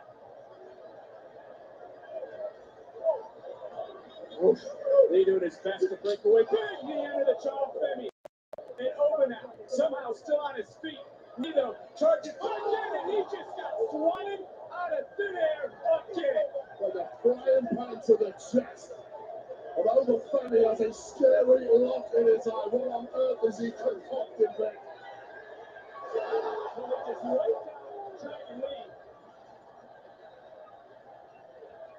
And he could be looking to wipe out our announce desk. Looking bleak for Dragon Lee. Dragon Lee able to counter with a DDT. Yeah, just in the nick of time. Just in the nick of time. Yep. Just bounced off the towel, perhaps the monitor. Dragon Lee was able to counter into a DDT just in time.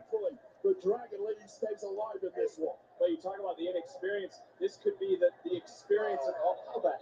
Like a monster back to his feet. At first you don't succeed. Try again. Barrett, you just got out of the way. I need a new chair. Dragon Lee needs a new spine. And Oba Femi looking to put the finishing touches possibly on his first championship title. Fifth for Dragon Lee with second thoughts. Shoulders down near fall. Femi just able to power on and bulldozes Dragon Lee.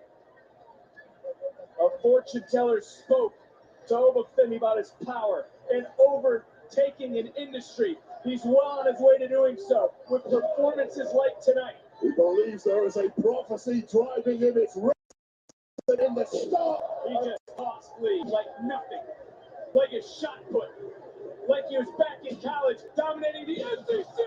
Powerbomb, good night.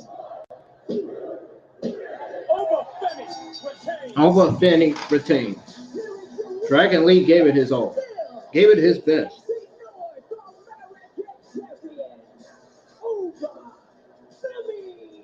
I want to take nothing away from Dragon Lee, who, when all was said and done, was able to fight back throughout this matchup. But this was just unreal. The strength of Oba Femi is just unreal with what he can do with other humans. Just launching them with no remorse, with no care, into this brutal, vicious powerbomb. Few questions were asked of Oba Femi tonight, but NXT's North American champion answered every single one of them and passed this test with flying colors.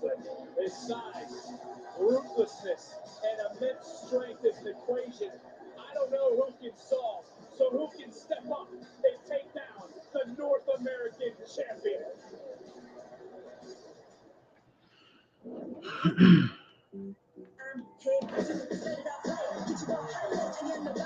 Well, there might be some that could put a stop to the North American champion. Not all. Not all.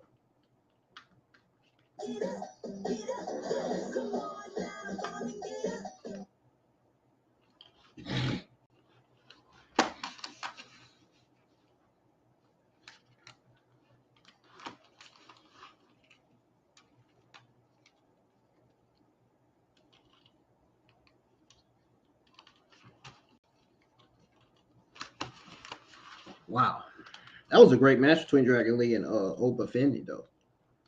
I enjoyed that. I'm not gonna lie to you.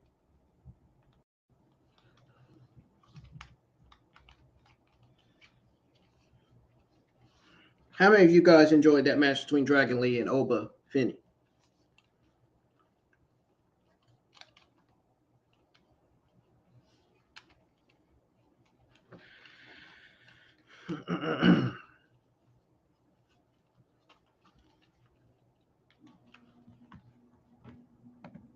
Hell, how about a little spring fling with the jeans, right, Lexus? You need to stop. Thea, when are you gonna learn that Riley Osborne is not their guy?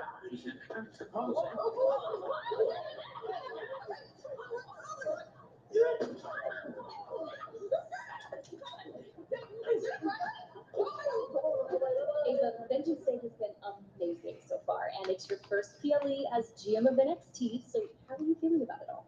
Kelly, there was a lot of pressure going into tonight, but I think it's going to hit. I mean, every single match has been incredible, and we still have our main event, so safe to say, it's a great night. And also, Clarksville has been such an amazing host to us. So happy. I completely agree about Clarksville. I really feel like NXT is starting to build momentum and hit its stride as we're gearing up for Stand and Deliver. So what is next? Well, on March 5th is NXT Roadblock, and then after that, Soft Stand and Deliver. Speaking of that, ticket sales for this year have easily surpassed those from last year. I think that's so exciting because that means that this year's Stand and Deliver has potential to be the biggest event in NXT history. Yeah, that's absolutely incredible. So we've had success after success. Does that mean it's safe to say that NXT is going back on the road again? May 26th, NXT Battleground is headed to Savannah, Georgia. And NXT being back on the road, it's a testament to how hard all of our superstars work. I'm so proud of this family, and I really think it's something special. Well, thank you so much for your time today, Ava. Of course, thank you so much, Kelly. Faith, back to you. Well, thanks, Kelly. We want to remind everyone that Thursday, the road to WrestleMania stops in Las Vegas for the WrestleMania 40 kickoff. Dwayne "The Rock" Johnson or Roman Reigns will face off at an open-to-the-public fan and media event live from the T-Mobile Arena, streaming on Peacock and all WWE social platforms at 7 p.m. Eastern, 4 p.m. Pacific. Fans and the media will hear from The Rock, Roman Reigns, WWE Chief Content Officer Paul Triple H, Levesque, Cody Rhodes, Seth Rollins, Bianca Belair, and Rhea Ripley. Who even gives a fuck now? Is delivered by Pizza Hut. Who even cares now? I took time to think about this. Good, yes. All right. So this took some time reflecting, as you would say, Brentley, and I got my 5 likes. Good. First, I mean, we look like $1 million. The gear looked good. Thanks for that, man. Appreciate that, by the way. 2, we went toe to toe with 2 former champions, and we gave almost everything that we had. Yeah. Almost. And third, just like always, we came out with that crazy energy. The people was chanting, "Malik the Freak." I like the freak. And fourth, that frog splash I hit was splashing, if I do say so myself. It was clean. And 5, that Idris elbow was so clean that I almost saw my own reflection through it. Oh, I love it. All right, give me the hard stuff. What'd you get for dislikes? You know, I struggle with this. Only had That's 2. okay. That's fine. What were they? You know, our communication got lost near the end, and we lost. What else you got? That was 2, so she said 5. Come on, read it up. Oh, what did you do? Guys, likes, dislikes. Yeah. Really? I mean, you got to know that stuff isn't actually going to help you, right? Right? We face Bron and Corbin, 2 certified monsters. You face Trick and Mello, who can't even get on the same page, man. Hey, should I give him a hard-hitting home truth? Please stop. Not again. All right, if we faced you last week, we'd be heading to Vengeance Day. Hey, What guys, are you talking about? Hey, hypothetical questions give you hypothetical answers. So I say we put the truth theory to the test, Nathan. 2 teams, 1 answer. Goosebumps. Yes! Oh my god, I can't wait! Woo! Oh, that's gonna help them. They're gonna be so good. Well, let's talk about this Tuesday because 2 Dusty Cup teams with something to prove. This is going to be fast-paced, high-flying. Axiom Frazier and Alfie Blade, Tuesday live on NXT. Also, this coming Tuesday, Lexis King stepped towards Thea Hale and Riley Osborne did not like it. Maybe it's love, or maybe it's the fact that it's cupping season. Either way, it's King Osborne one-on-one on NXT Tuesday in the USA. And the Wolf Dogs will be howling on Tuesday. Because you won't want to miss Bron and Baron. Wait a minute. What's going on? What's going on?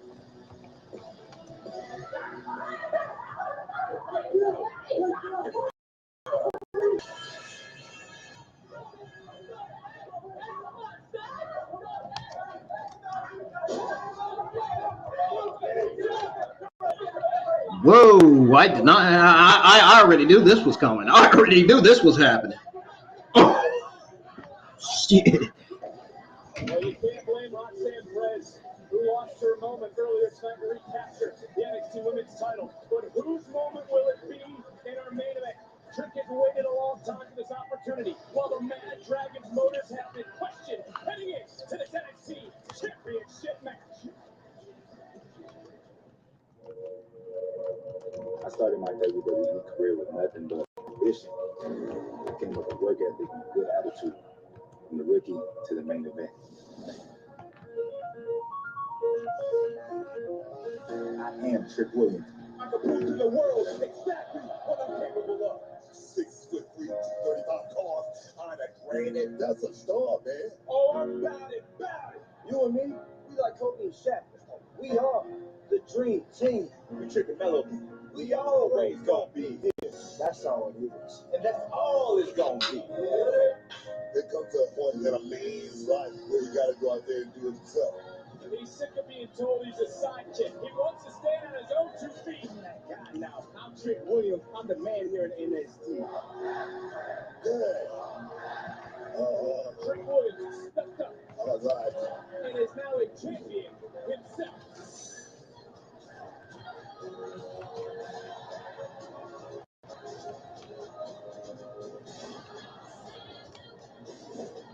Trick Williams can back up every single word that I ever said to prove that I can be one of the best. Trick Williams, the ultimate Iron Survivor, is the #1 contender for the NXT title. Trick Williams cannot be denied. Trick, our title match will be at Vengeance. That's it. Fortunately, Trick, nothing and no one can stop me. This is that undying will that Dragunov possesses. In 2023, I showed the whole world who Ilya Dragunov truly is.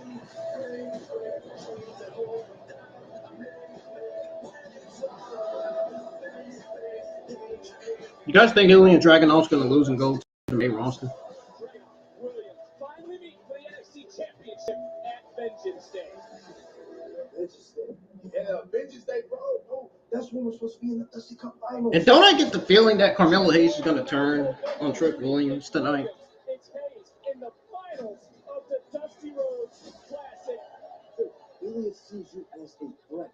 He knows that you're going to have to wrestle twice in the same night. So he's going to do anything to make sure that you don't win the Dusty Cup and that you don't win the NXT Championship. He was messing with Corbin. He's messing with you the same exact way, man. When you going to see it, bro? Dragunov, I think you've been playing me this whole time. Maybe you should be more concerned about Carmelo Hayes. I know exactly who attacked you.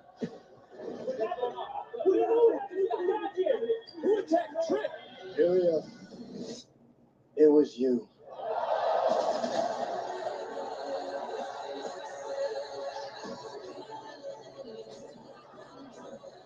You have some kind of voice in your head that is giving you really bad advice. No matter what happens, you still Trey Mello. Yeah, we always.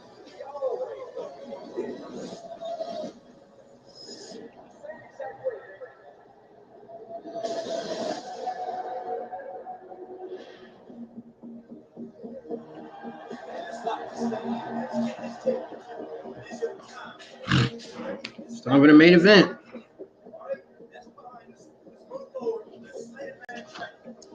I think Carmelo Hayes is going to turn heel tonight. I think tonight's the night for Carmelo Hayes to turn heel on Trick Williams and go and focus on the main roster.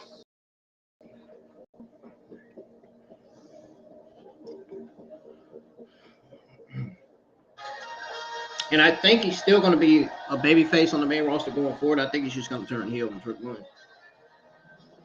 But maybe Trick Williams may turn on Carmelo Hayes. Who knows?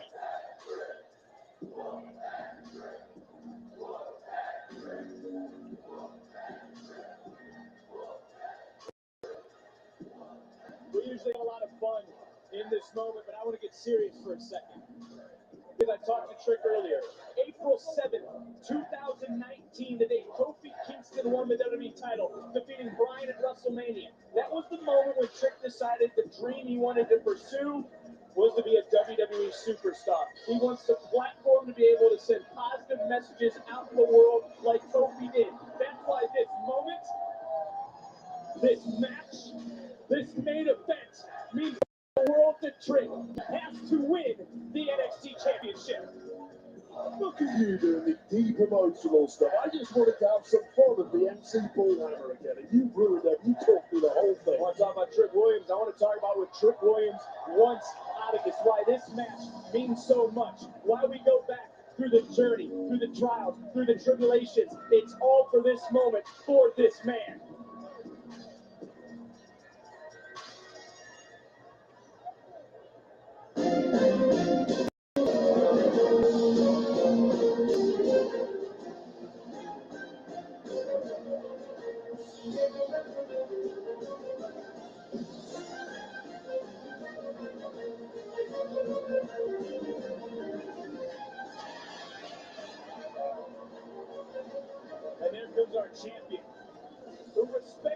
Williams. You can see it in his eyes when Dragunov speaks, but tonight, still breathing the fire as he walks in to this main event matchup. You know, I want to bring this up to you before we enter this main event match, all fun and games. I'm trying to save you from getting sued again from Booker. Booker's got Clarence Mason now on the case. Look, Booker's complaining. I know how to handle Booker T. A bottle of cognac and all the problems go away. Cognac's expensive. I might get a cheap brandy, but the same for Booker T. Well, it's all about the NXT Championship. Who's one step closer to Philadelphia? Who's one step closer to WrestleMania Saturday? Who's one step closer to stand and deliver?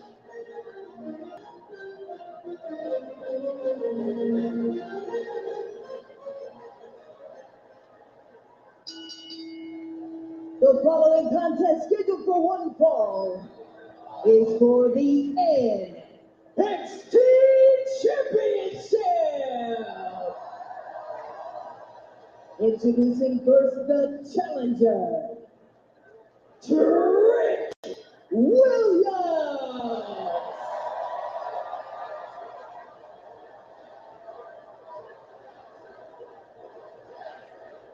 And his opponent, he is the NXT Champion, Ilya Dragunov. Before we get officially underway here, Wade, do you believe our champion, when he warned Trick, if he shows the slightest weakness, he will break him piece by piece? Is there too much going into the mind right now of Trick Williams?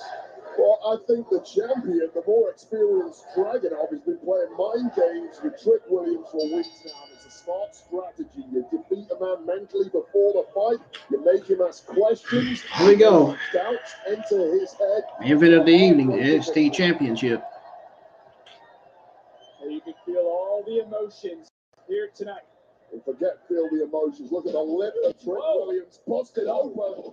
Trick Williams is pre-fatigued, having, let's face it, a war with the Wolf Dogs earlier tonight. Well, Trick Williams coming right out of the gate, dropping Dragunov. Dragunov, if you go back to the first meeting these two had, came out of the gate very hot, much like he was trying to do, but was caught, much like he just was, by the challenger. It's Trick Williams now powering over Dragunov.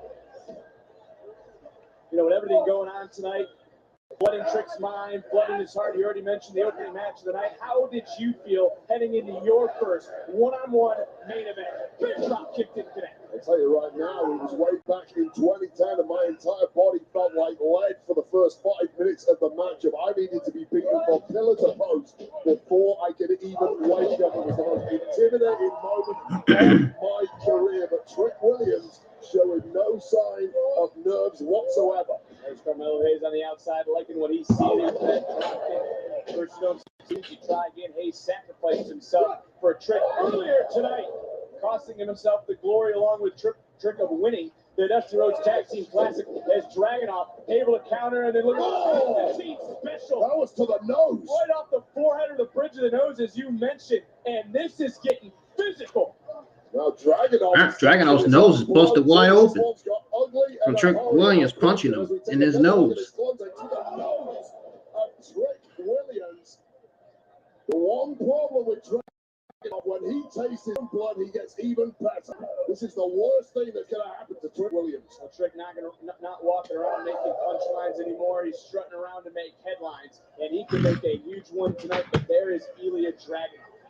Dragunov said this match, the match he had with Trick, a few months ago, made more of a man than anything he did with Carmelo Hayes. He believes he started the rise of Trick Williams. Yeah, and what a cheap shot that is to Carmelo Hayes. A man who has been there by Trick Williams' side from the beginning, a man who has coached Trick Williams over the past 2 years in NXT to take him to a main event level. That is disgusting in my opinion from Dragunov. So you're telling me that, in your opinion, Ilya Dragunov is playing Trick Williams? That's exactly what I think. He's been selling this door between Carmelo Hayes and Trick Williams. Thankfully, it hasn't worked. The bond is simply too strong. Well, you see these two being battered and bruised already. So again, you go back to what you just said, is Dragunov now setting his sights in a big right foot across the face disgrace of Trick Williams. This match was originally slated to be at New Year's Eve one-on-one, so not being medically cleared by our medical team was part of this. Was part of this plan for Ilya Dragunov. Well, I think Dragunov has a busted nose right now, so he might be medically signed off again. No, I don't think that at all. When the doctors sign you off, don't allow you to compete. That's not your opportunity to say no. I don't want to listen to you, doctor. Absolutely, he was signed off, but it has played out very well for Dragunov in the fact that Trick Williams is double booked now, pre-fatigued, and after a nice start, he has seemingly hit the wall.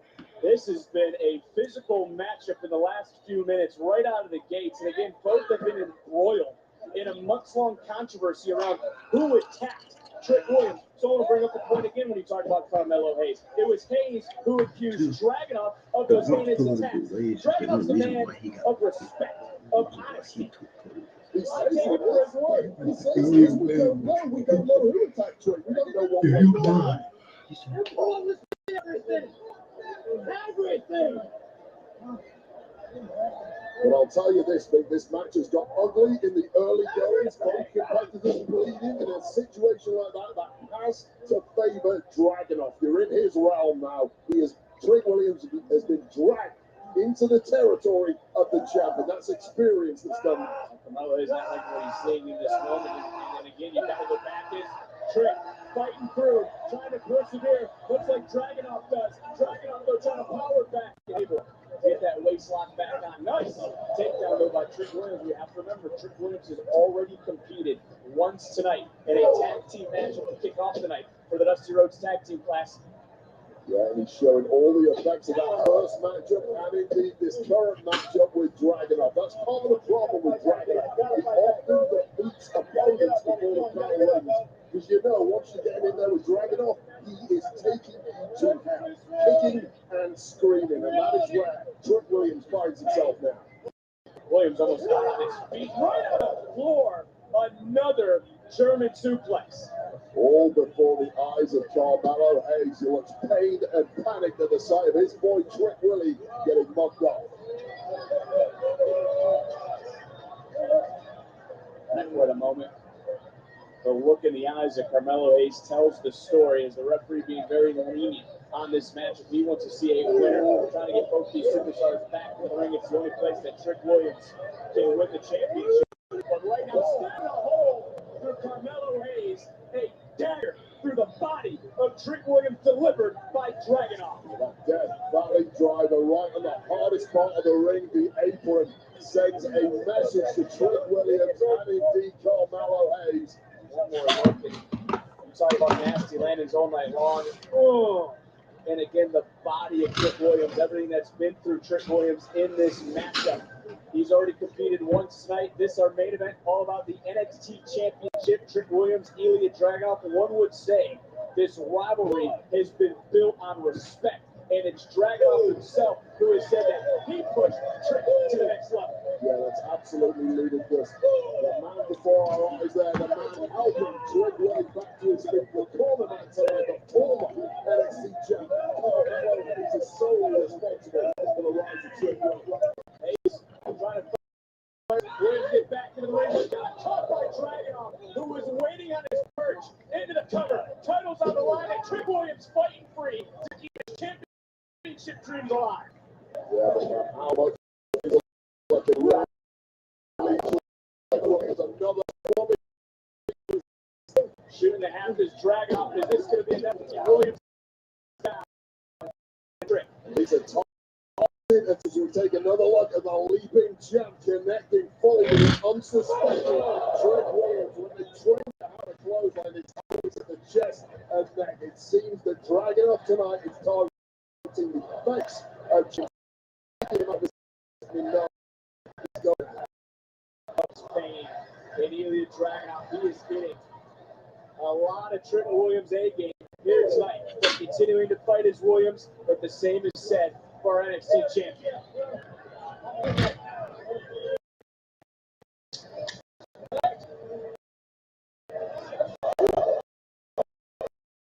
That one, the challenger defiant, and that just pissed off the champ. Listen. to the heavy artillery. Dragunov staring right into Williams, who wants Dragunov bringing. This is breaking down.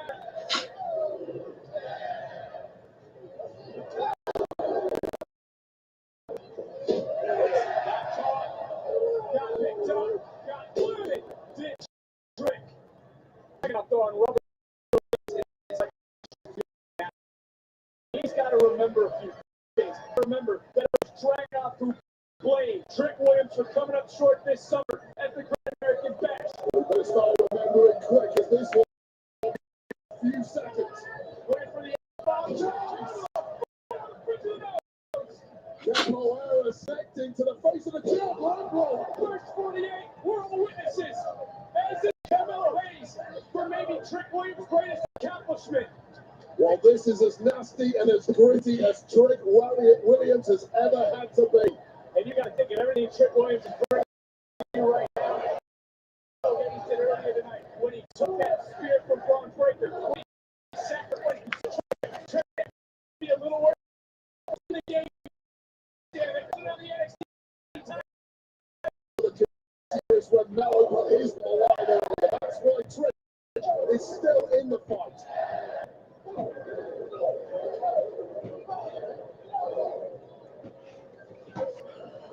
Boom! Trick out to prove he's more than just a sidekick. He's out to prove he's the man. He's out to prove that he's the hottest thing in NXT. He's out to prove he's the next NXT champion. There is magic in the air tonight, but Trick Williams digging deeper than he has ever done before. Damn it, you have to do so when you're in there with the man track. Trick isn't special because he was chosen. He was chosen because he's special. Listen to the NXT universe.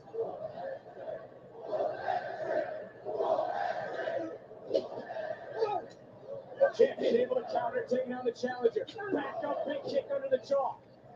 Champion now back in control, looking for Constantine special one more time. Got countered, looking for maybe that Uranagi. Trick taking a couple of blows to the side of the face and back to the right. Dragunov connects to the right foot. Williams bounce it up, Dragunov, and the challenger and the champion. Wow, the challenger and the champ are down. On the road to WrestleMania, on the path to standing delivered. And the bigger man, Trick Williams, getting the best of that exchange using all the power he has in his soul.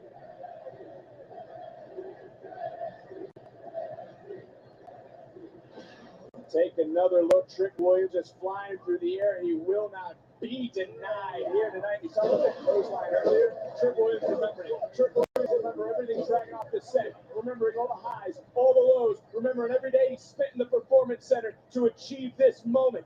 Becoming the Iron Survivor. Becoming the Ultimate Iron Survivor. Becoming the #1 contender for this moment. He's got to leave it on. Wow. He's got to. Look at those exchanges from Ilya Dragunov.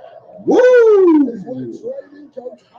That was a slingshot by Trick Williams to Ilya Dragunov. And back to the outside. Trick though with Carmelo Hayes out there is mindful. This match is lasting longer than any of the other matches on the show, on the pay-per-view. Kidneys of Trick Williams slammed into the ring apron. A desperation move perhaps by Dragunov as he clings on to his NXT Championship reign.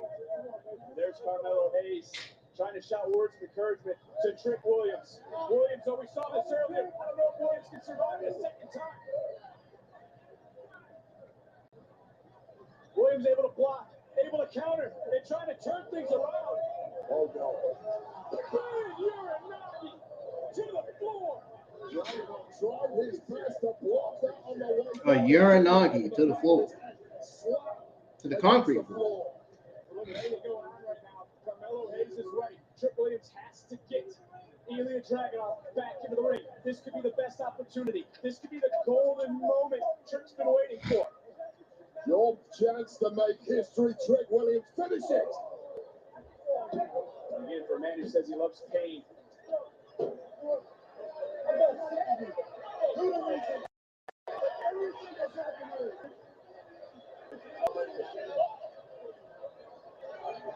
Whoa!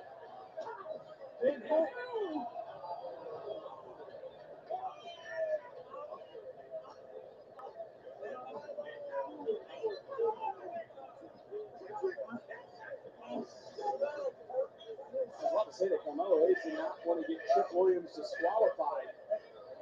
But inadvertently, Carmelo Hayes just clipped the knee of Trick Williams. Yeah, inadvertent collision effect, bouncing, ricocheting into that knee of Trick that may have been hurt earlier in the night too. Remember, he tweaked it in that tag match. Dragging out there, trying to overcome it. There's Trick Williams. And Trick Williams now, he is in deep water, but he's still swimming. Big neck breaker. Champions down. What a gutsy performance from Trick Williams. Williams played his own symphony and instruction tonight with an H-bomb for the title. Hook of the leg. Let's go. Into the shock and awe of the NXT universe here. Dragunov able to kick out. This is what we've seen time and time again from Dragunov for the world. Trick Williams practically did that. Yeah, something tells me Carmelo Hayes is going to turn tonight.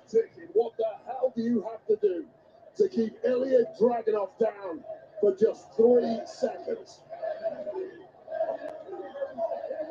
Carmelo Hayes has got these big match situations, these main event championship caliber matches under the bright lights of premium live events. He's trying to get some blood, some feeling back into that knee that just came out on Trick. Dragunov trying to hoist up Williams for the second time, and this with a little extra oomph on that jackknife. Followed up with an ankle bomb that we've seen so many times in the past. And Hayes knows it. Hayes can feel it.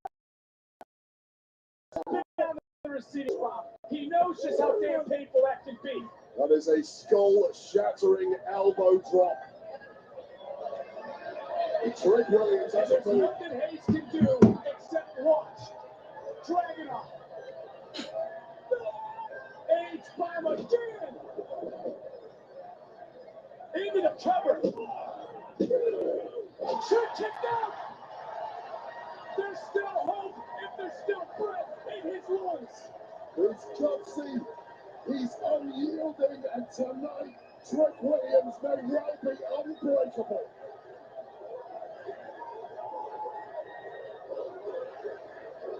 NXT universe on their feet. Dragunov setting his sights. Trick's back up. Trick able to duck out to beat up Moscow. Face flips in the turnbuckle. Big boot connects. Cover that man. God. How? Oh my, this place is ready to blow the damn roof off the F&M Bank. How, man? Dragunov committed major error. The connection to the temple. He's out cold, but still, Melo getting involved. Getting closer. Oh. Hayes shouting words out, taking out the official. The trick knee! The trick knee under the jaw! Covered!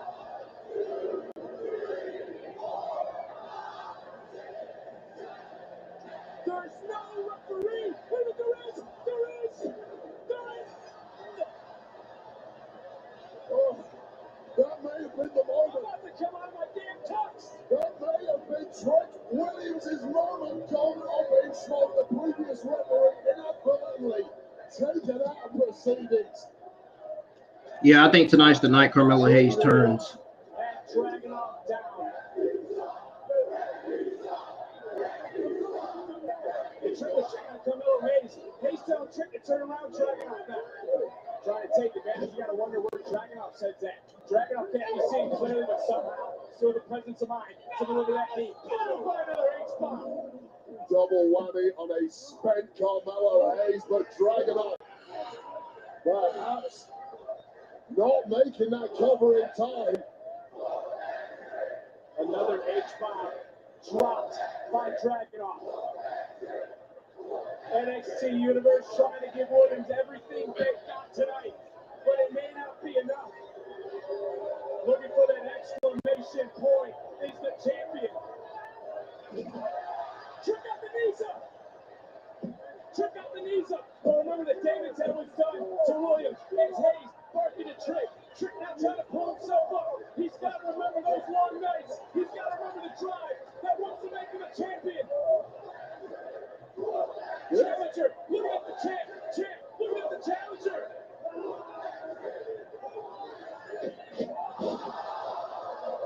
Torpedo Moscow, wait a minute, drag it up into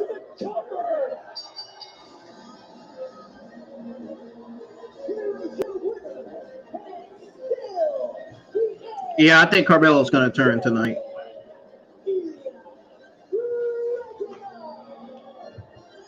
Heartbreak setting in for Hayes for the NXT universe. But man, you can't take anything away from what Trick Williams did here tonight, pushing the Alien Dragon to its limit. Carmelo Hayes was in dangerous territory, almost disqualified, but inadvertently fell into the back of that left knee.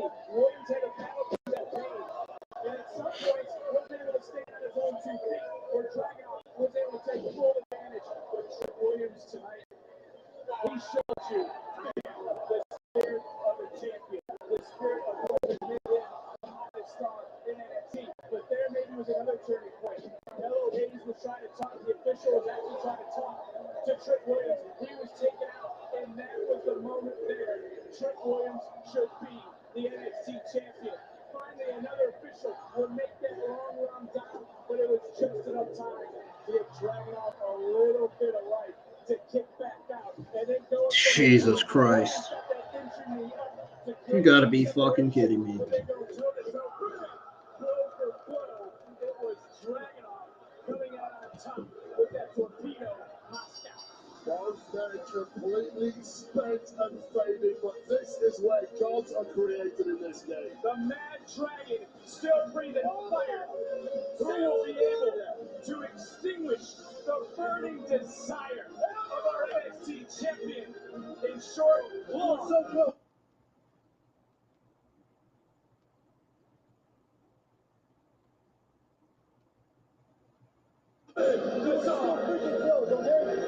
It's you and me, dog.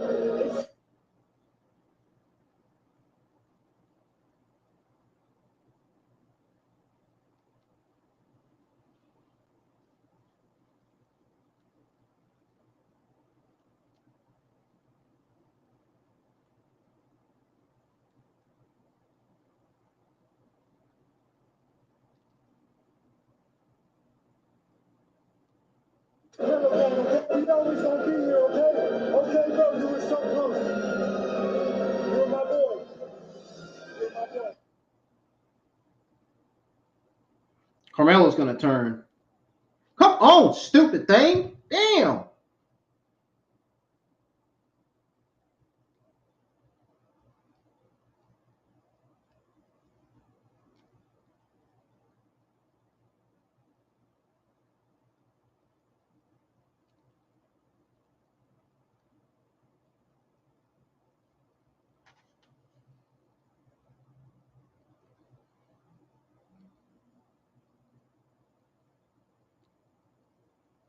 Dude, I'm about to fucking throw this TV out the window. Seriously. I'm about to disconnect everything I had.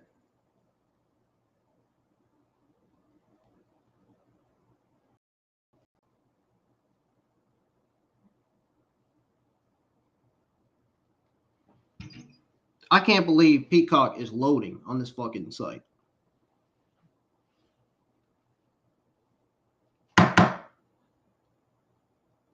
Come on, man.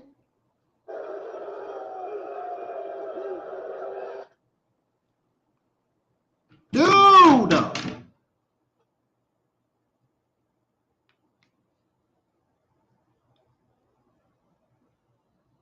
What the fuck?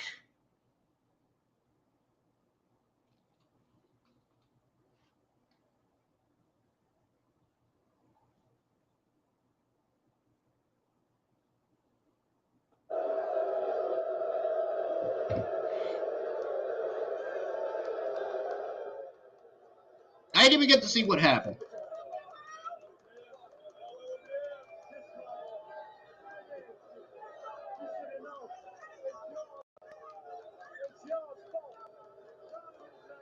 Told y'all.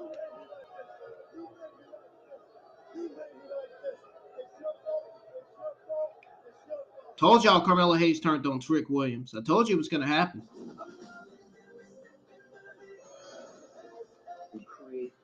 Come on. Save the dinosaurs from an island. What could go wrong? 2 weeks together. That's basketball. What? We want them to know that we died for freedom. Damn it, this thing gets on my nerves. Hey, what's up there? Oh, I switched to H&R Block. Doing Dude, I quit. Dude, I quit. I quit with this fucking app on this TV. I quit. I can't. This app is about to piss me off. I'm about to throw this fucking TV out the window. This shit. Seriously.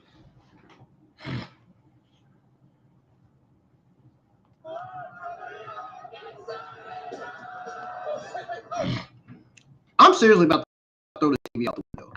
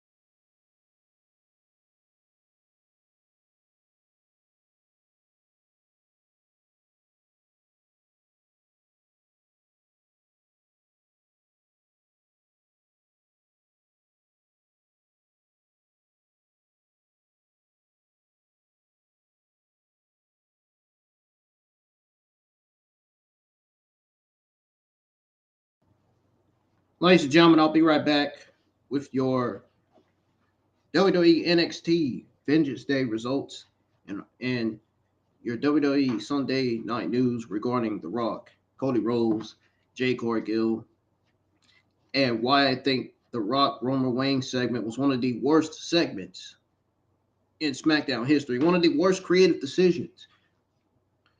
Rock versus Roman Reigns, one of the worst creative decisions ever. Why I think it's the worst creative decision ever, and why I think it should have been Cody Rhodes versus Roman Reigns for WrestleMania 4. I'll be right back. Don't go anywhere.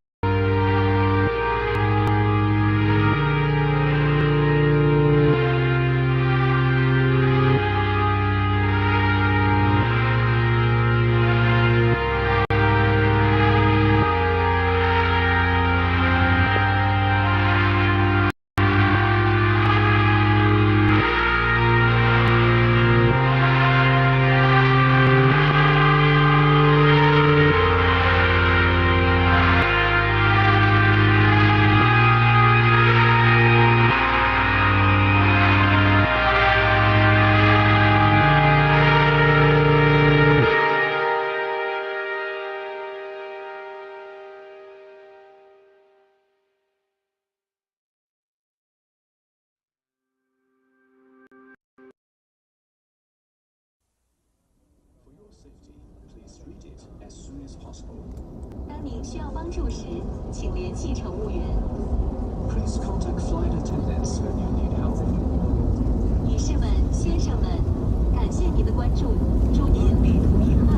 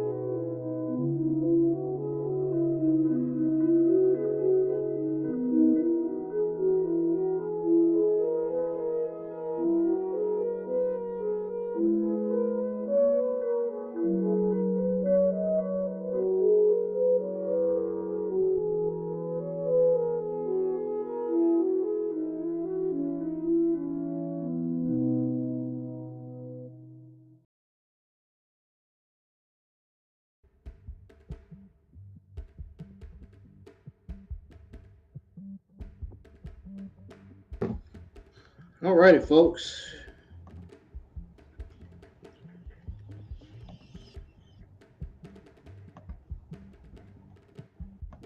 It is time to go over your WWE NXT Vengeance Day results here. Coming out of the review.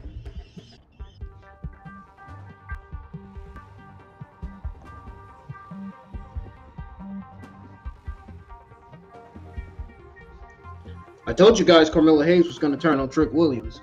What did I tell you was going to happen? I seen it even when the fucking pay-per-view on the fucking Peacock app was messing up. I still seen it. I seen the glimpse of Carmelo Hayes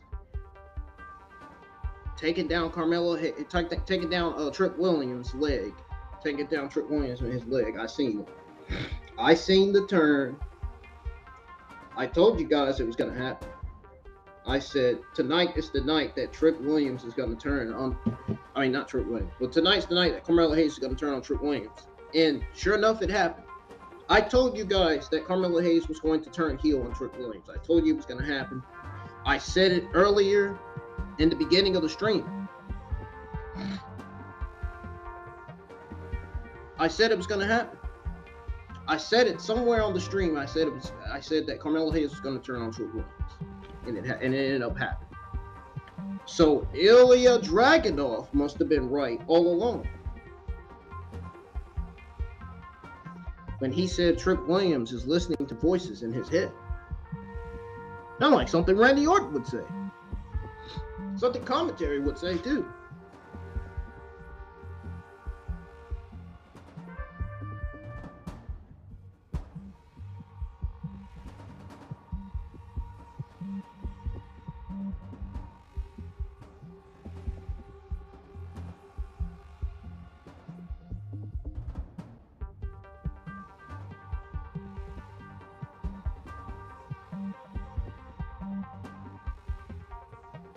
Wow, man. What an interesting pay-per-view this was tonight. No question about it.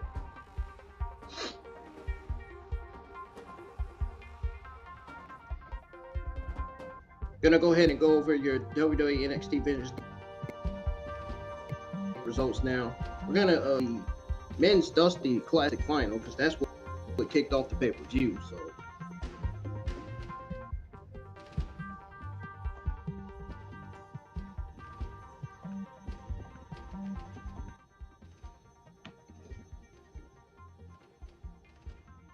and if you guys can hear me, let me know. If you can't,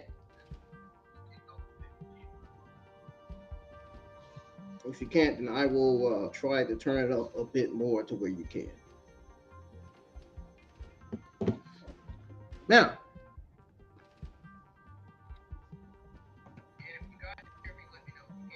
Carmelo game looked great throughout the match. Could not part their rivals away. Carmelo took a Bron Breaker spear for Trick Williams. That's what we saw in the pay-per-view tonight. Trick Williams also broke up the pinfall, giving the Wolf Dogs the victory.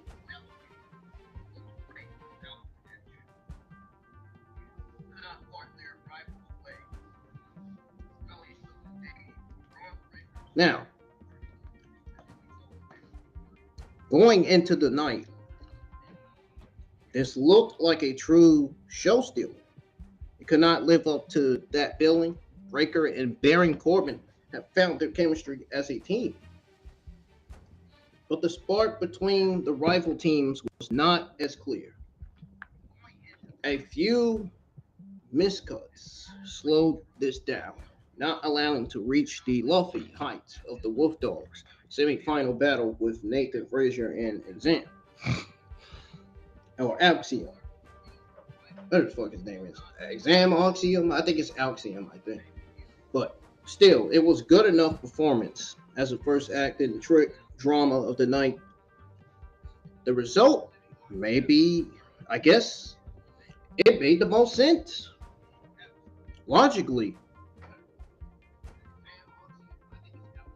Bron Breakker is definitely heading to the main roster soon, no question about it. But we all know that he and Corbin have more story left to tell. Team, if the rules allow, anyway. They could even use the Dusty Cup or Dusty Classic win to challenge the Judgment Day instead of the family. I didn't mean to say Cup. Trick and Melo told a good together. Hayes even took the shot for his friend, potentially protecting his friend's NXT championship shot. Now, this set up more questions about Melo's loyalty ahead of the main event. Obviously, the inevitable happened in the main event. We're going to go over the main event in a little bit after we go over the rest of the matches that took place on this pay-per-view. Moving on to the qualification match between Dijak and Joe Gacy. Dijak thought he was prepared for Joe Gacy, but his new rival brought even more sadistic glee to this disqualification match. Hard Justice barely pulled out the win with Feast Your Eyes. Dijak was disturbed by the smile of Gacy after the finish. I mean, who wouldn't be? Who in the WWE NXT men's roster wouldn't be? For real. Now, it was as advertised. It was a creative hardcore brawl between two talented, hardworking veterans. They made the most of their minutes to tell an engaging story that finally allowed Hard Justice to pick up a needed premium live event victory. It was a joyful war driven by the chemistry of both men. Gacy especially sold his glee in bringing the fight to Dijak, the first man in a long time to take the offensive against Hard Justice. Given the history of Hard Justice's rivalries. This is not over. Now, the two will have to show how they can keep up this creative high in future matches.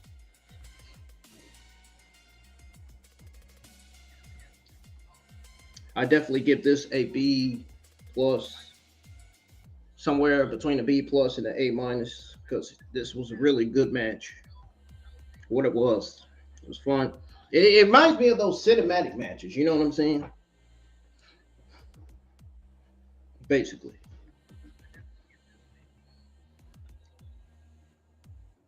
So now we'll move on to going over the family versus OTM with scripts.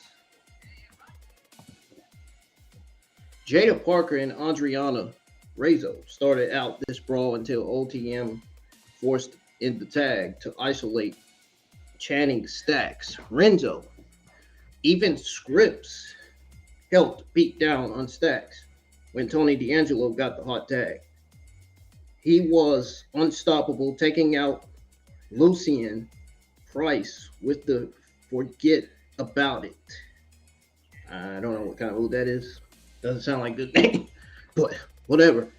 This match never lost its energy throughout its 10-minute runtime and would have been a solid opener for NXT television.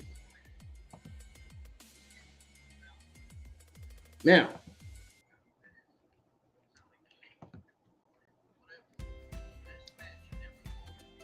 as a premium live event match, it was fairly forgettable, especially as the family picked up a predictable victory.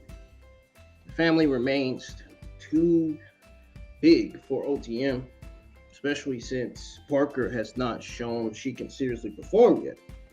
Bryce and Rocco Nima are getting better steadily, but have not found their best form so far.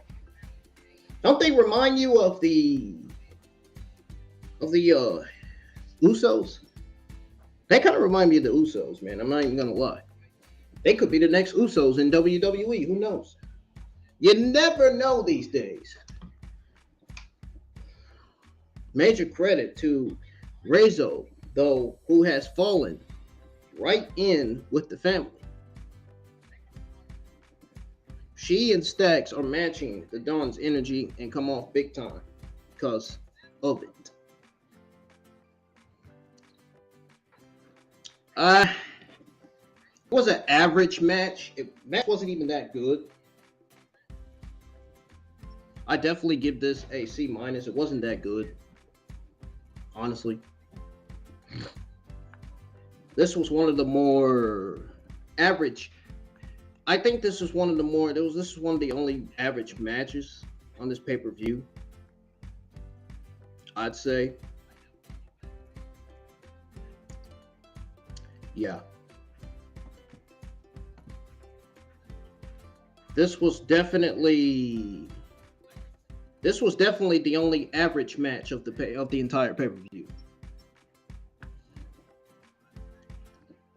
This definitely didn't live up to its expectations like it did. Like it felt like it did, but it didn't.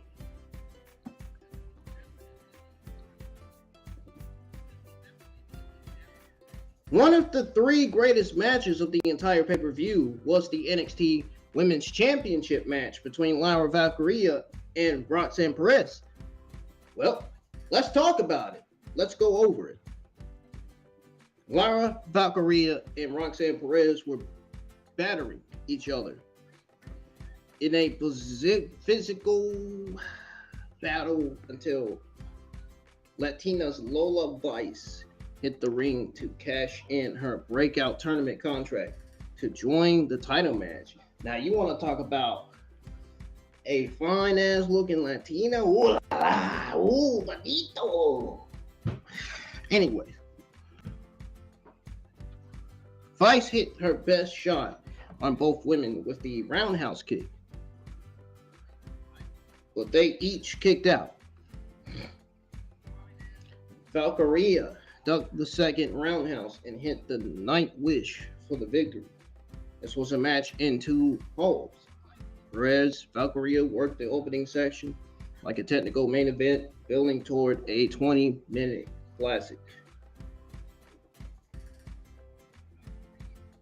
I meant what I said. Literally meant what I said, man. When I said 20-minute classic.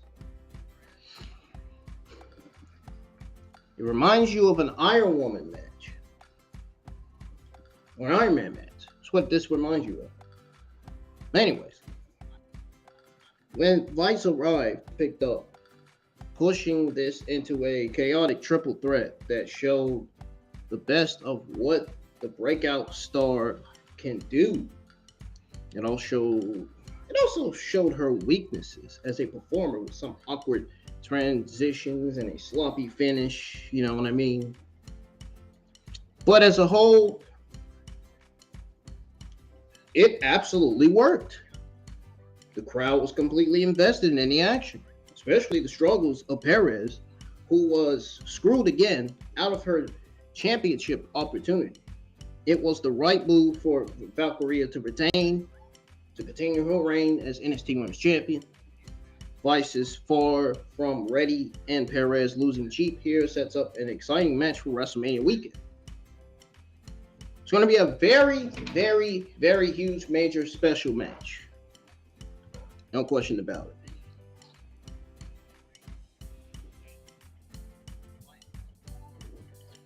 Sounds to me like Tatum Paxley failed to stop Vice's cash-in. Bet that didn't sit well with Valkyria, but she actually helped Valkyria win by rolling into Roxanne Perez out of the ring, taking Roxanne Perez out of the ring with her. She rolled into Roxanne Perez and took Roxanne Perez out of the ring with her, basically, to try to keep her from kicking out, because Valkyria at that point was about to do her finisher, I think.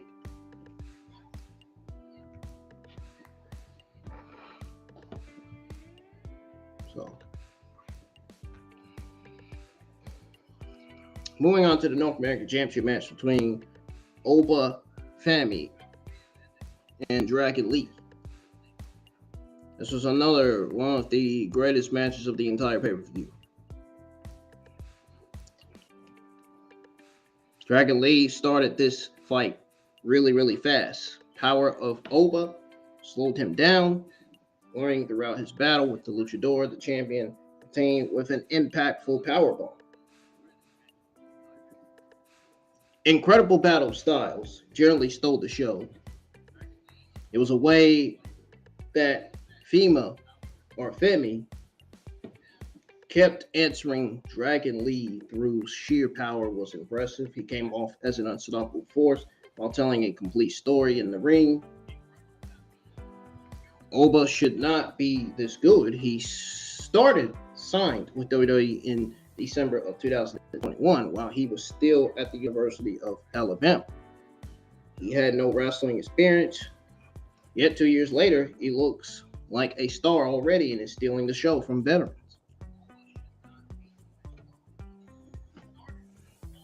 And I noticed that it's always, when I watch these matches, I notice that it always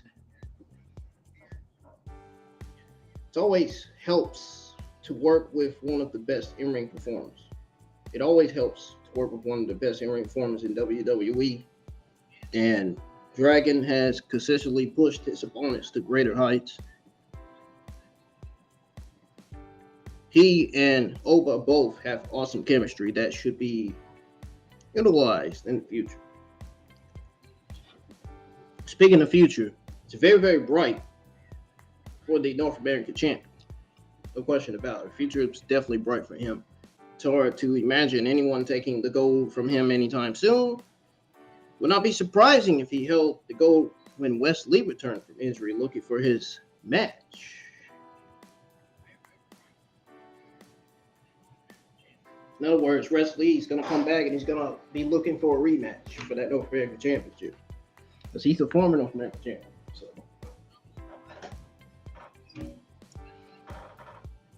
Now we move on from that to the main event of this pay-per-view.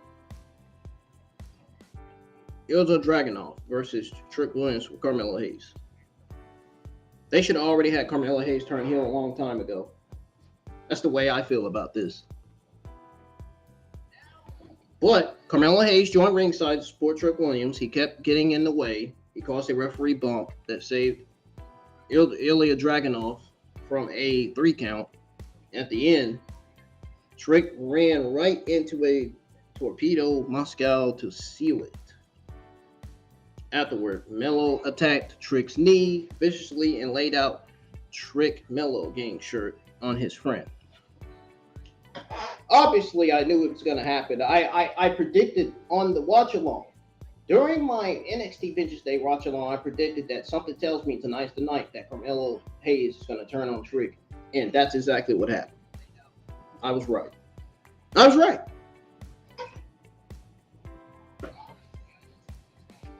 I don't know if I was right again, but I was right. First time. But this was definitely a phenomenal drawing, undercut by some messy booking down the stretch. Both men leaned into this bloody, brutal battle. That is far the best performance of Trick's career, by far. The way they played the crowd made for a special atmosphere. Dragunov actually leaned a bit into a heel role. Though Melo's involvement at ringside distracted a bit from that dynamic, the story of the match was a bit too much about him rather than the competitors, especially so in the closing stretch. The result was a shock to the entire NXT universe, NXT fans. Even when the aftermath, the crowd was ready for Trick to complete his storied rise. He fell just short. Dragunov's next title defense is likely to be overshadowed by the aftermath of Melo and Trick's falling out. The signs were too clear for Melo to stay face. No one else would have been without Trick. And it was definitely the right moment for the turn, but even though it should have happened a long time ago. But I think Melo versus Trick is the money program for Stand and Deliver on WrestleMania weekend. I think it's bound to deliver. I think it's going to be great.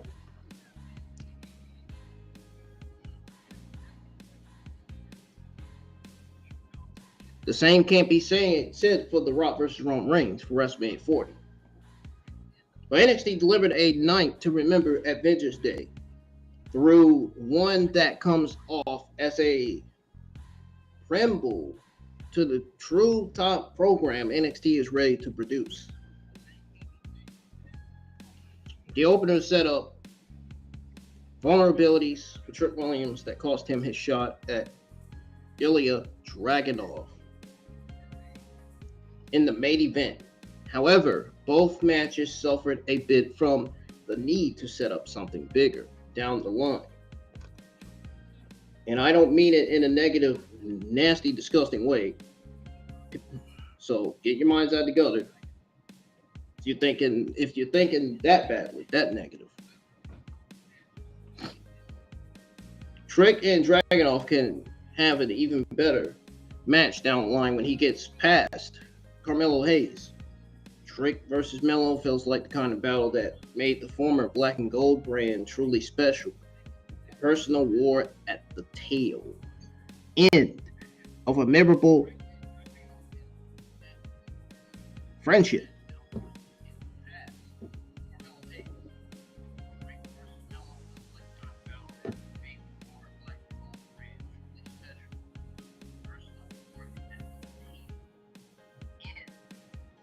Now, Roxanne Perez and Lyra Valkyria gave fans a taste of what they can do together.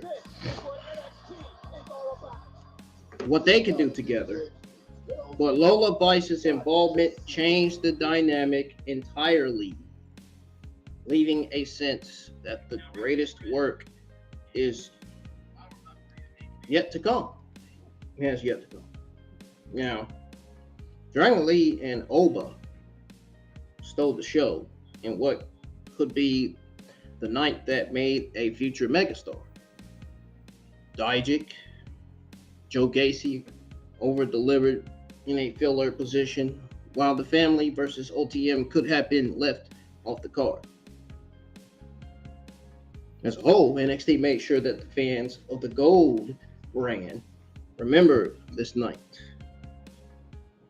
It is stand delivered that will be NXT's greatest night of 2024 based on the build to come. And that is the fucking absolute truth. Yeah, it's the absolute truth, man. Now, I'm trying to find the pay-per-view again so you could guys listen to commentary react to Carmelo Hayes turning on Trick Williams. I am trying so hard to fucking find it.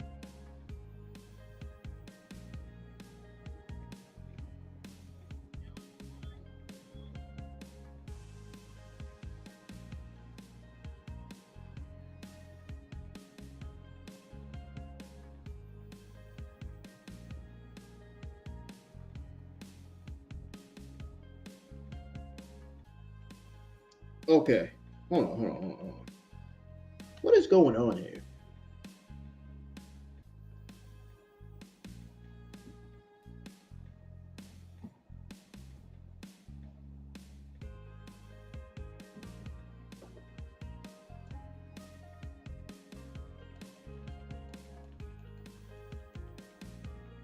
Okay, now I can't find Vengeance Day. That's weird. I just had it on here. Now I can't find it. There it is.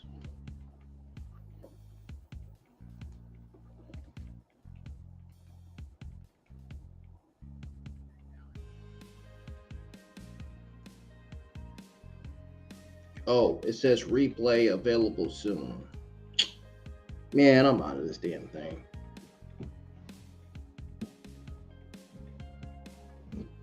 As a matter of fact,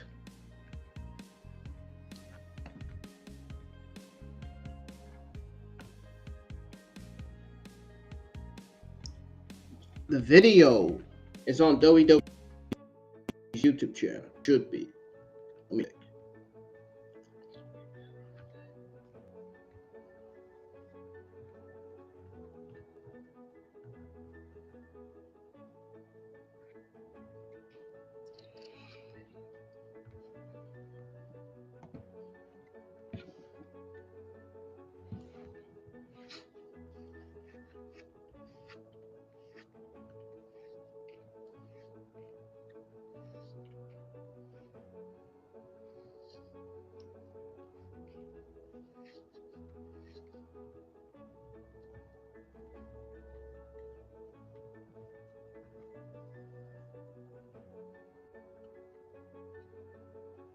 Okay. Where is it? I don't see it. Now I don't see it. What's going on here? It should be on there already. Is WWE blind?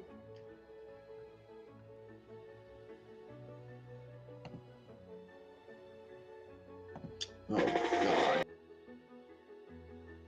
No.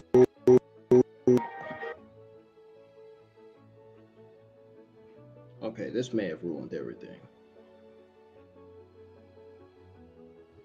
This may have ruined everything right here.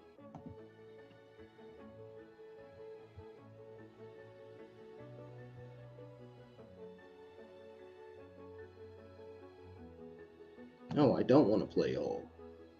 The fuck?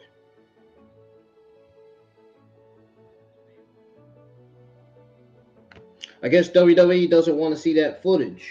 Doesn't want to show that footage of Carmelo Hayes chop blocking Trick Williams' knee from behind because they aren't showing it.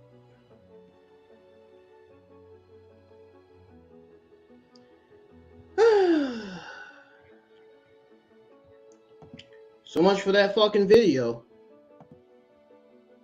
Man, so much for that video, right? Wow.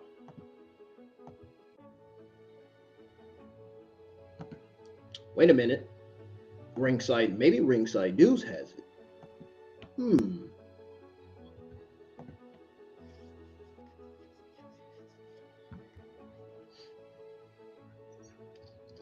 Let's check and see.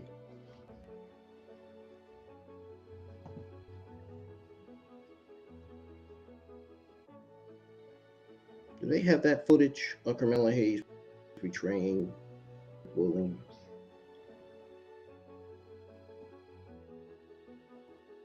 Let's check.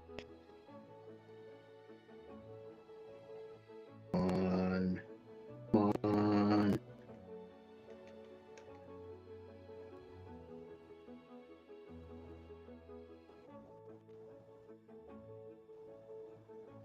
No, it's only an image. Damn it. I'm the around and Carmelo Hayes was standing in the ring. I knew right there and then that Carmelo Hayes turned on Trick Williams. I just wanted to see how it played out. That's all.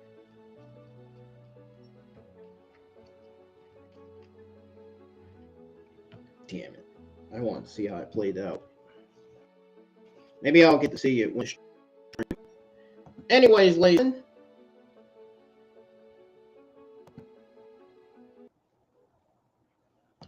Now that I have gotten your WWE results over with, it's now time to go over your WWE Sunday Midnight News. And we're going to go over it fast. So that way I can give you all my thoughts on all the news and why I think Roman Reigns versus The Rock for WrestleMania 40 is not the bigger match, why I think it's why I think it's the worst creative decision ever. It should have happened last year. There's no reason why The Rock should be coming back. It makes no sense. Yes, I know The Rock took Vince McMahon's spot. You don't think I know? Yes, I changed the background because it's time to go over your WWE Sunday Midnight News. That's why.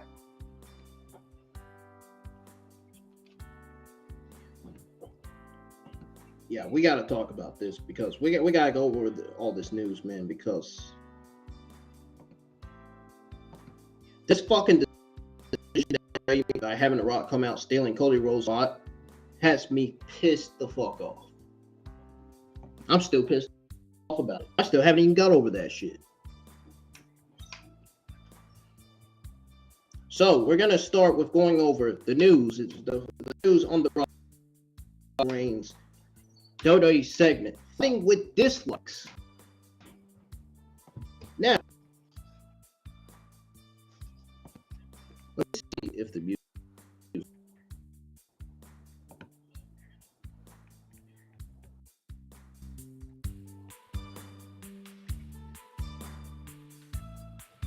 Conclusion of this was Vice and this past week.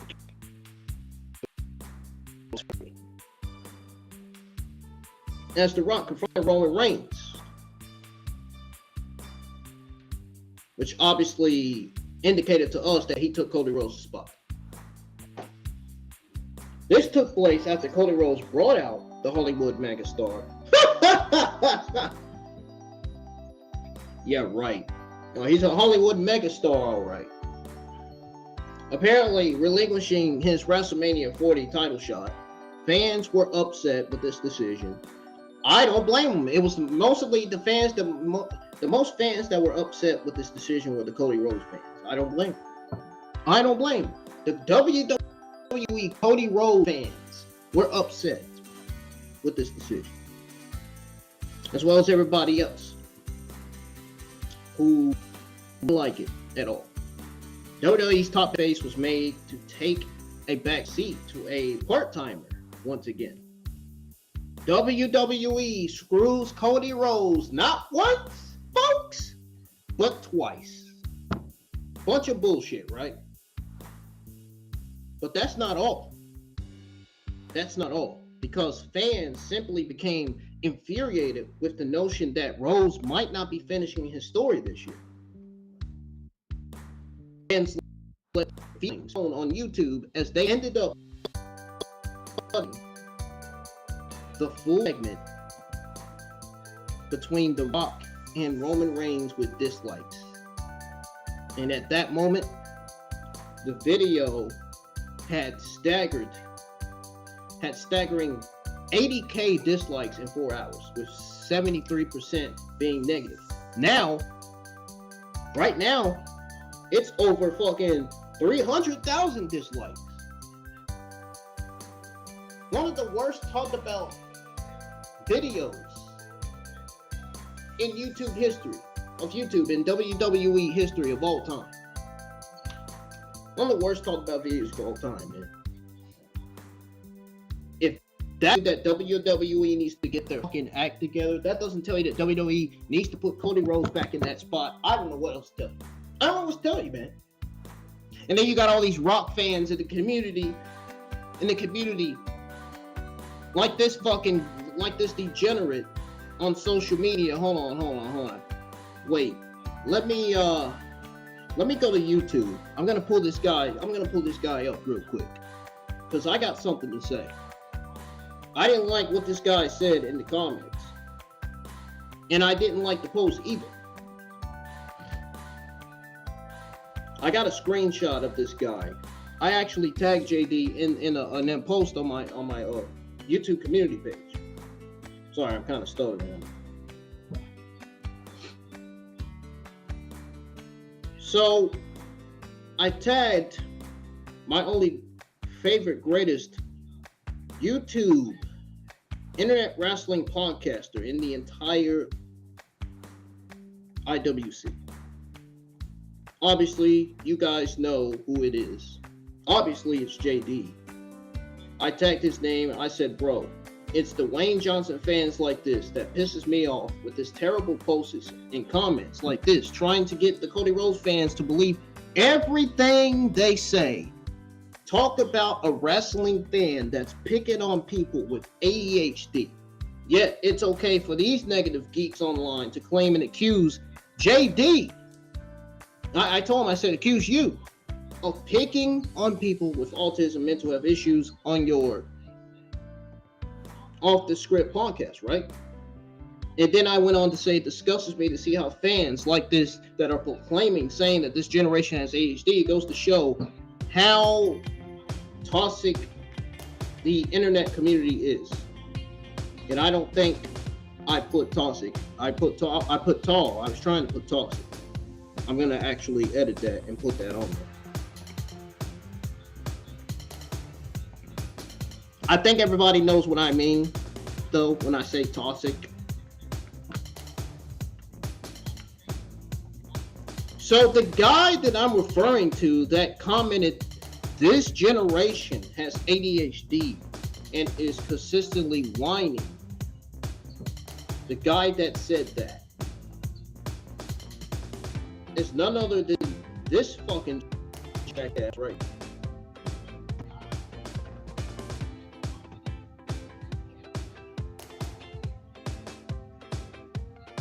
This guy right here, man. I'm not kidding. He literally said that.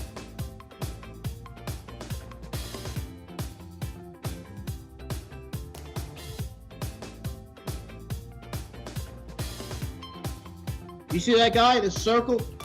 See that guy that's circled in the screenshot? That's the guy that said what he said on Instagram. But yeah, everybody wants to accuse JD of picking on people with autism and mental health issues. He never even did that. I've never seen JD on his podcast do that. So why do I hear people all these years ago claiming that JD is picking on people with autism and mental health issues? Clearly he didn't. Clearly he's all about his podcast. It's not all about picking on people. Like, do they even actually have evidence of JD doing that on his podcast? The answer is no. So they need to stop sticking their nose where it doesn't belong. I'm talking about fans like this that circled in the screenshot.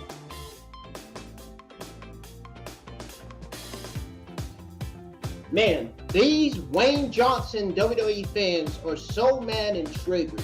Always trying to get the Cody Rhodes fans to believe everything they say. Desperately try. The only reason why he commented this generation has ADHD because he wants the Cody Rhodes fans to believe everything he says. He wants the Cody Rhodes fans to be behind him. It's the only reason why he said that. I'm taking this down. I don't want to see it no more. Fuck that fucking degenerate, man. I don't even fucking care anymore. I'm over it.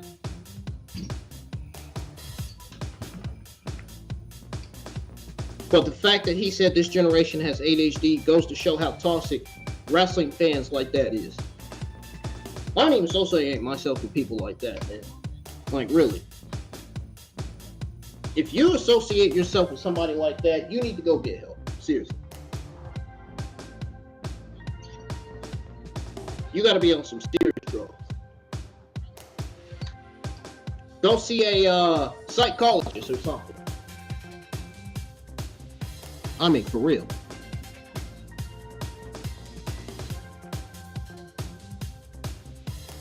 But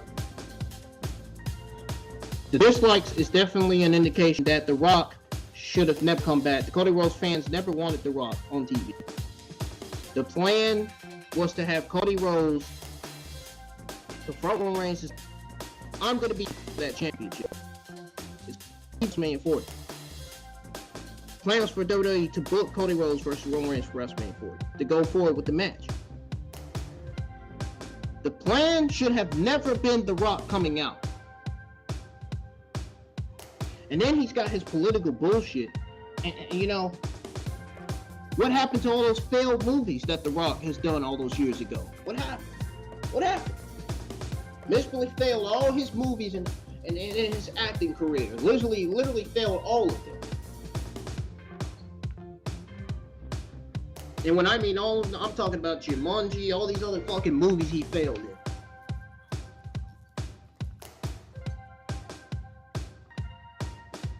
There's a reason why the Cody Rhodes fans were whining and complaining. I mean, what The Rock did was wrong. It wasn't right. There was no reason why he should have came out and took Cody Rhodes' spot. He's 50 years old. He should not even be wrestling. He should be retired. He has a better role in WWE, and that is a TKO board director. He has a better role as TKO board of director. There's no reason why he should be coming out taking Cody Rhodes' spot. This was the worst creative decision ever. This shit sucked. Absolutely terrible. This shit wreaked havoc. It was not right. It was not good.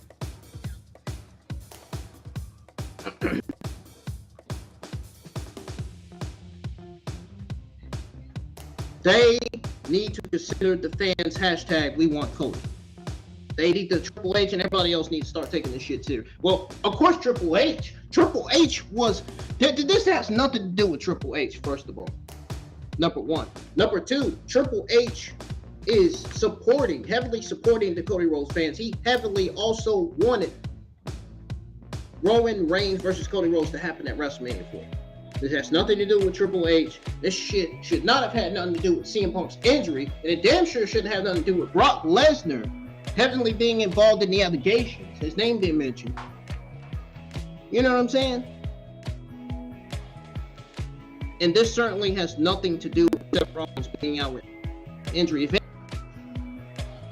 If anything, did we see news coming out saying that WWE has forced Seth Rollins to vacate his title?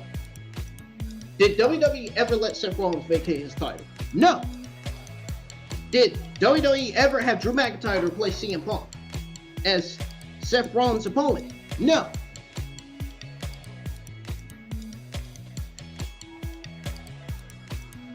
Did WWE give a single shit whatsoever about what the fans wanted? Oh, no. Did Dwayne Johnson give a single shit about what the fans wanted? No. He's just like Vince. He's all about money. He's all about political bullshit. He's all about power. He's just like Vince McMahon. He doesn't care about what the fans want. He cares about what the fuck he wants. And that just only shows how disgraceful The Rock really is. Yes, I'm talking about Dwayne fucking Johnson. Guy is so delusional in his own fucking way, he can't even let Cody Rhodes have his fucking moment in spotlight. Bunch of bullshit. This justifies how much of an egomaniac The Rock is. The Rock thinks he has all of a big fucking ego, man. He really thinks he has that. There is people better than The Rock that has an ego. I'm just saying. The point is, there's no reason why The Rock should be coming out and taking Cody Rhodes' spot. There's no reason why The Rock versus Roman should be booked for WrestleMania 40. I don't give a fuck if there's a story there. I don't care if The Rock versus Roman Reigns is bigger than Cody Rhodes versus Roman Reigns, which we all know it's not. That's a complete fucking lie. That is a complete fucking lie. You don't know what the bigger match would have been for WrestleMania 40? Cody Rhodes versus Roman Reigns for the WWE Undisputed Universal Championship. Not The Rock versus Roman. Not some 50-year-old Wayne Johnson versus some 30-something-year-old Roman Reigns. Are you serious? Give me a break. Give me a break with this shit, man. I see The Rock fans online. Oh, the Cody Rhodes fans are so triggered and fucking crying because Cody Rhodes is a mid-carder. No, Cody Rhodes is not a mid-carder. He's a main eventer, dumbasses. He's a main eventer, not a mid-carder. Get that through your thick skull of yours.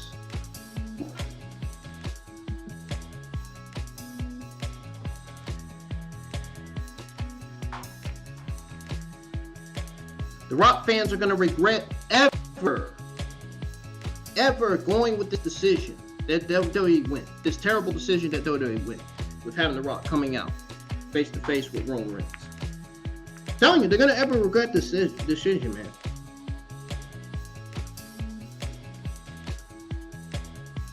You want to know whose fault it was that Cody Rhodes' spot got taken? At the end of the day, Dwayne Johnson. It's not Cody Rhodes' fault. It's Dwayne Johnson's fault. And I don't know if you guys are going to take this, what I'm about to say. I think Vince and Bruce had some kind of involvement in Dwayne Johnson inserting himself into that TKO board of directors role. Why is Bruce not gone yet? Why have they not released him from the company? It seems like... So you want to talk about head of the table? Let's talk about the food chain. Let's talk about a lineup. Let's talk about a playlist. It's almost like Bruce goes to Triple H. Triple H goes to Nick Khan. Nick Khan goes to Dwayne Johnson. Dwayne Johnson goes to Ariel Helwani. And then Ariel Helwani goes to The Rock. The Rock goes to Nick Khan. Back to Nick Khan. Ariel Helwani goes back to The Rock. Rock goes back to Nick Khan. Nick Khan goes back to Triple H. Triple H goes back to Bruce Prichard and the rest of creative. It's almost like a fucking mafia. It's almost like a mafia game.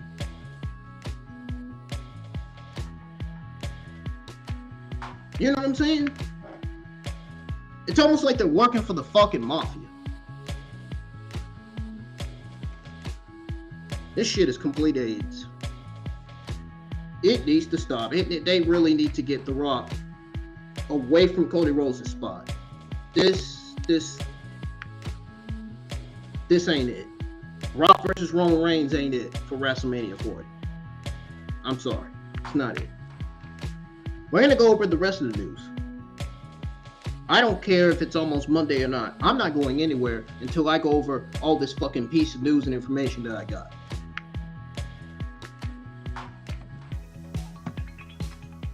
Justice for Cody Rhodes takes over social media. It took over social media last Friday. We are going to go over that.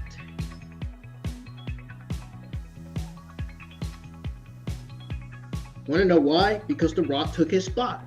Simple answer. Remember? Not once, but twice. Yeah.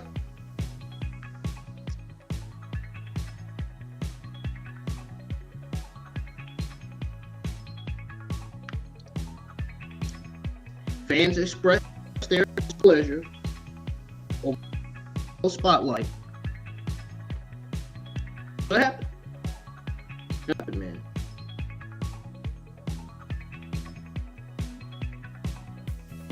Fucking terrible.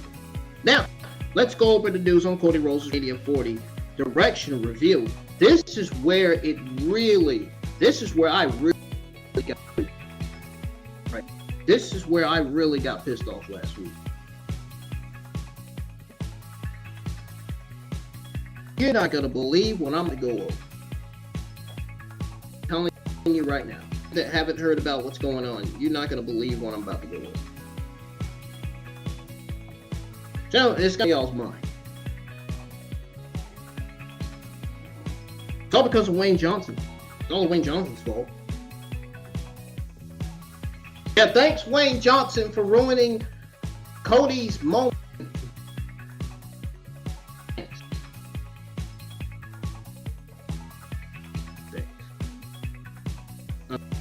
Another moment for Cody. Anyways,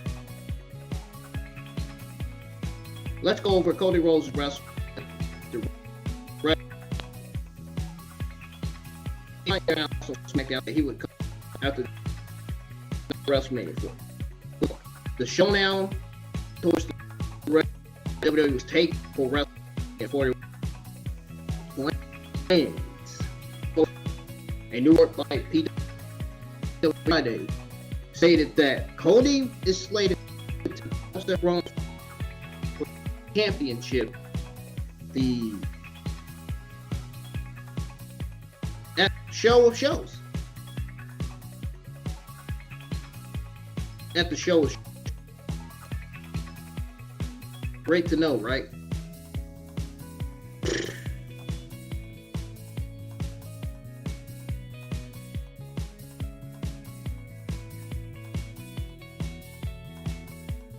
Hold on a second.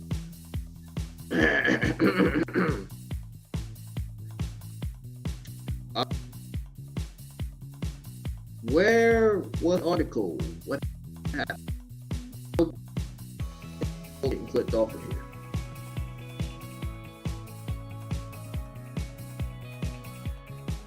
Hold on for just a second.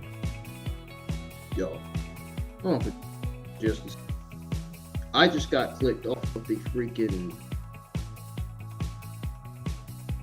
to the article for some reason. I don't know if this but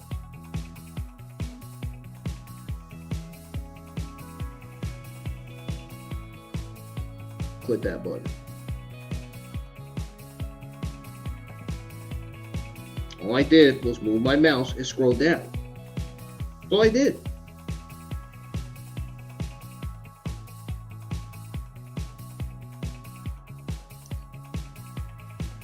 Anyways, we're almost back to it. Here it is. Now, back to what I was saying. Back to what I was going over with y'all. So, PW Insider last Friday night said that Cody Rhodes slated to battle Seth Rollins for his world championship at the show. So, at the show, says here, and I quote from PW Insider from last Friday: "The current plans for Cody Rhodes to face Seth Rollins at WrestleMania 40."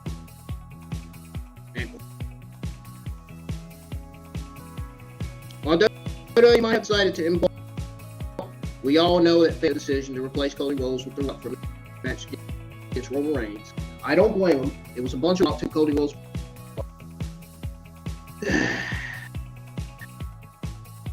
I am not interested to worse. I already know that. Now, the question for you all. I got a question for you all. Do you think Cody Rhodes deserves the main event more than The Rock? Let me know in the live chat. So let me know in the comments below when the stream ends. In about a few hours. Now, or in about, I'm gonna be going over the rest of the dudes, and then I'm probably gonna end. I'm so mad at the rest of it. Like, this shit sickens me to the fucking stomach, man, that they would fucking do this, come up with this terrible creative decision. It really.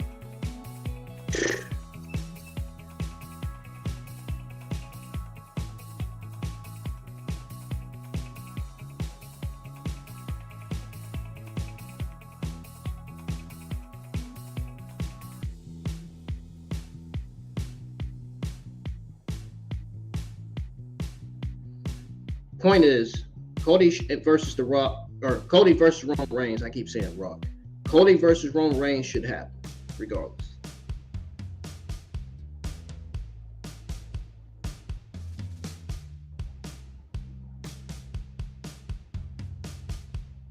Like, I'm really hope WWE changes their mind and books Cody versus Rock for WrestleMania.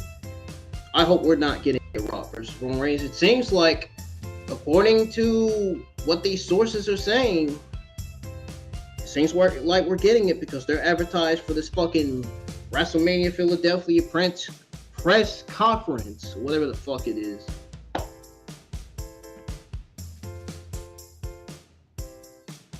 And at this point, honestly,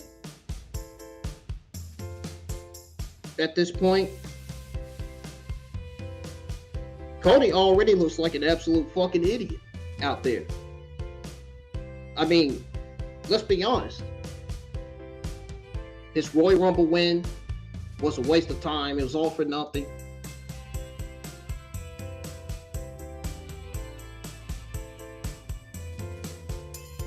They made him lose his spot. They made The Rock take the spot, man.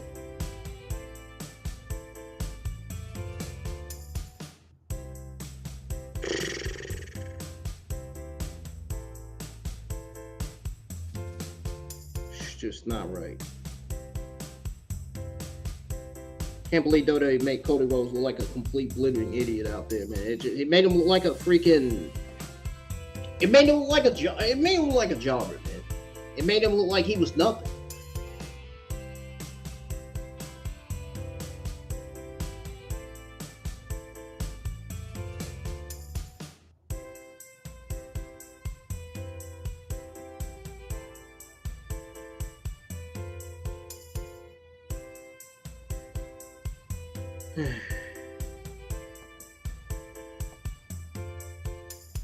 I just don't understand this, why they go with this decision. It just,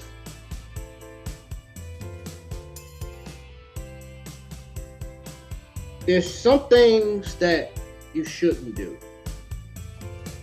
It's decisions like this that angers fans to the core.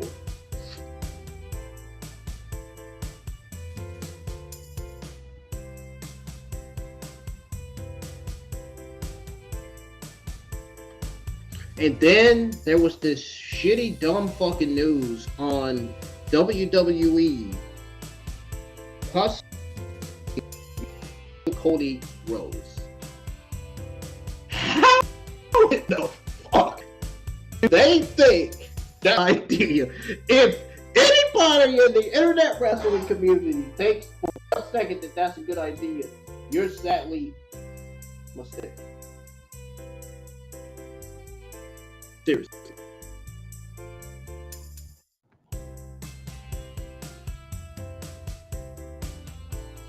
WrestleMania 40 is about to be spilled for disaster. I can feel it. It's probably going to be one of the worst failed WrestleManias of all time. I can just feel it. I know it's going to be. It's going to fail. It's not going to be good at all. The main event's not going to be good.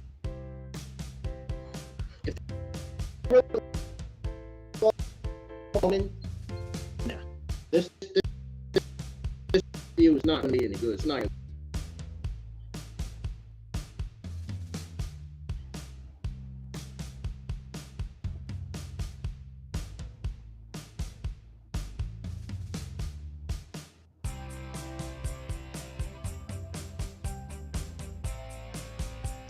So people are people. Here's what I'm getting. I'm hearing that it could be a part of a long-term storytelling, ultimately benefiting Cody Rhodes. This was according to a report by PW Cyber. It was some open talk about Rhodes winning the World Heavyweight title at WrestleMania, then going after the Universal title at SummerSlam later this year in a big title unification match. No. This would be an absolute dumb move. No.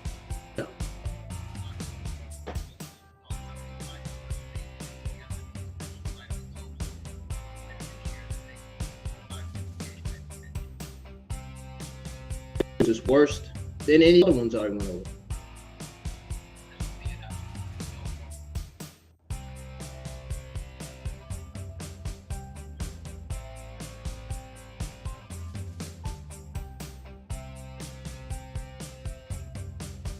Unification isn't going to do nothing but mess a lot of shit up. I don't think this should happen. I don't think they should go with this decision.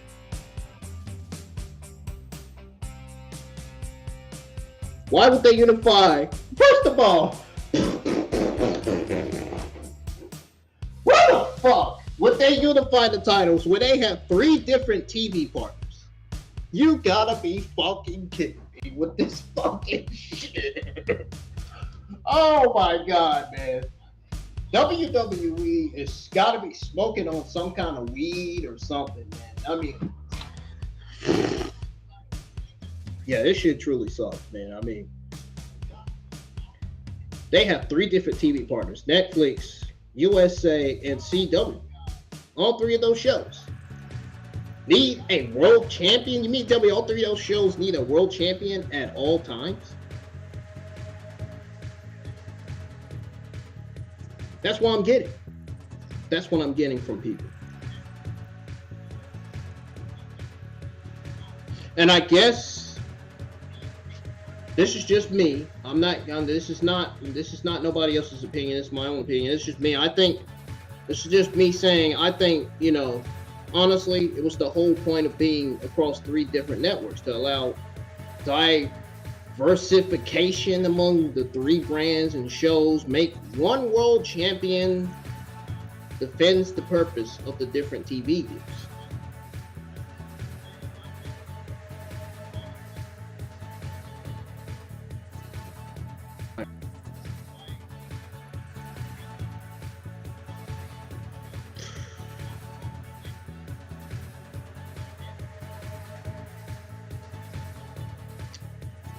They need to let Cody Rhodes finish the story. Here, that's all I'm saying. This is stupid. Unifying the titles is fucking stupid. This is not it. And you know what the fucking funny thing is?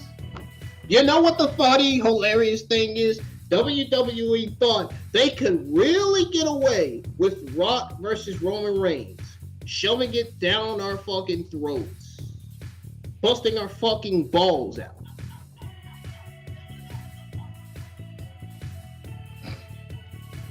They thought that Seth Rollins' belt is equal in prestige to Roman's. So therefore, Cody versus Seth is still finishing the story.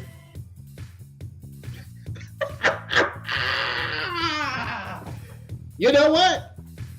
The Cody Rhodes fans know, JD and the other podcasters know, and I know, and some of the wrestling fans in the internet wrestling community know that that is a crook of complete dog shit.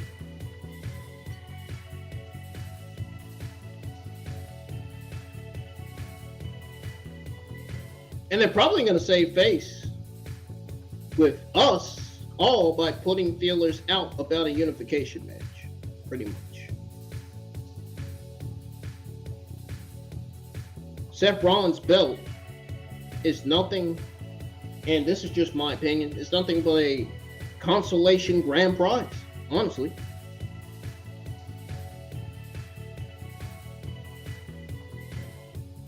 And if you really put that on Cody, it technically ruins his finish the story thing. You know what I'm saying? It ruins the entire thing, period.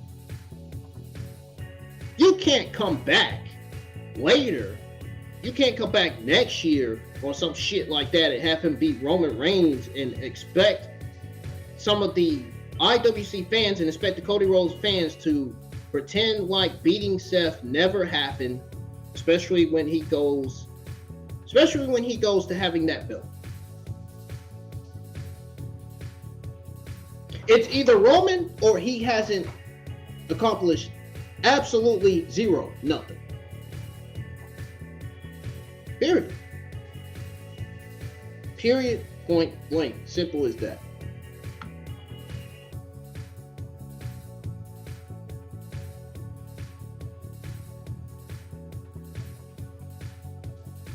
And splitting the tag titles, we all know that makes no sense. Having one team hold the belts, like, there's no way. There's no way. There's no way. And I'm thinking if they're going to have Cody win both belts, like here's the thing. If they're going to have Cody win both belts, you know, at least SmackDown, like they did on Raw, like they did for the Raw Women's Championship, for a belt with a better design.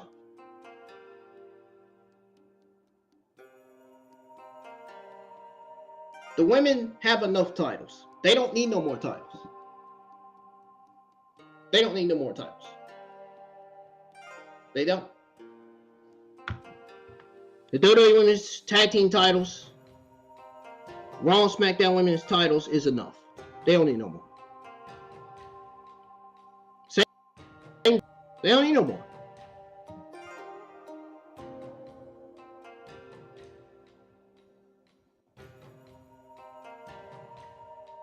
And let's be honest, I also think that this news is just speculation.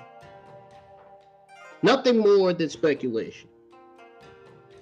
They can't be coming up with a dumb fucking decision like this.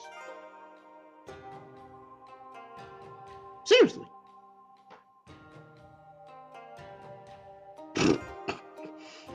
Fuck it. It's serious, man. It really is. It really is, man. Some of the dumbest creative decisions they come up with just have me laughing. Have me completely laughing. To my damn.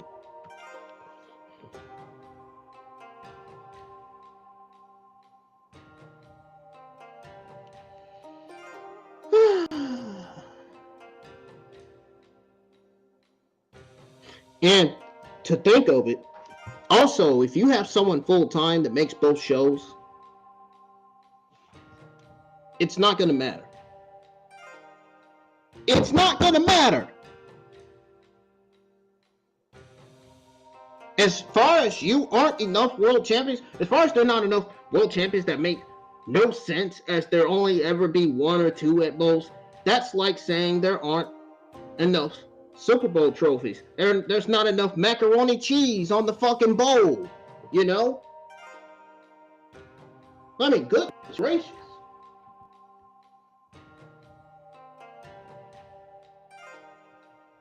Should be one title for Monday Night Raw. One world title for Monday, one world title for SmackDown. Why don't they go back to having the WWE Championship for SmackDown and the Universal Championship, or WWE Championship for Raw and Universal Championship for SmackDown? Why don't they go back to doing that again? Universal Champion should be on SmackDown. WWE Championship should be on Raw. Or WWE Championship could be on SmackDown. The Universal Championship could be on Raw. Either way. Not unifying both titles with Cody Rhodes. Are you serious? Who comes up with dumb decisions like this? Only Vince and Bruce. You know, Vince is not there, but still. Vince and Bruce were the ones that came up with decisions like that. We all know what Vince did wrong in his time as executive chairman of the board. He released 2+100 talent, wasted them on TV, treated the young talent like they were midgets, included Adam Cole. Making Adam Cole manager for Keith Lee was one of the worst creative decisions ever. Man, who cannot remember that? I know I do. I know I remember that. That was terrible.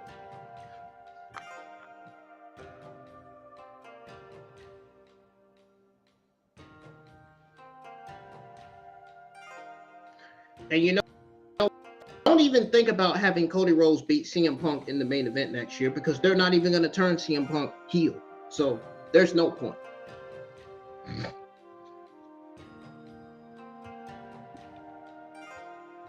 Just saying.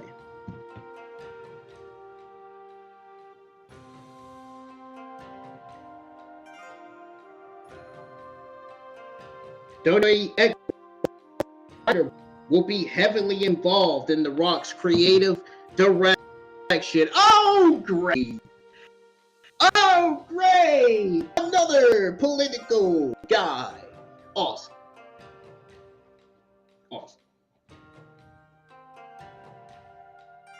Came out last week. We're going to go over it anyway. Even though I don't appreciate it. He's an insider. Brian, former senior vice president of the Wayne Johnson's 7 Buck Productions, will be involved as usual whenever Rock is engaged with WWE. So I'm not gonna ruin WWE.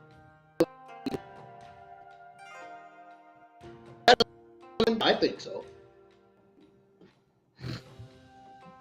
He'll be assisting with The Rock's creative process, lingering his experience as a former head of WWE creative for several years. I could care less.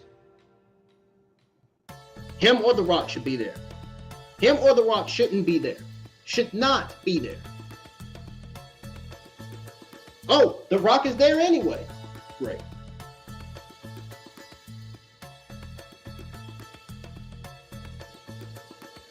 You mean to tell me The Rock took Vince's spot because he was desperate for attention?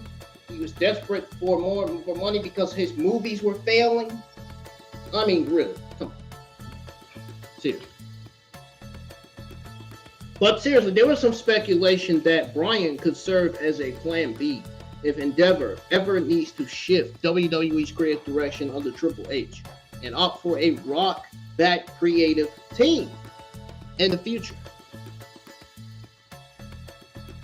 Goes to show you right there how much power The Rock has over Nick Khan, Triple H, and creative.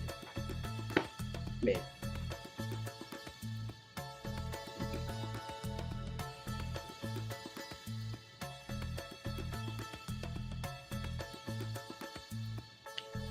Honestly, this does not sound good at all.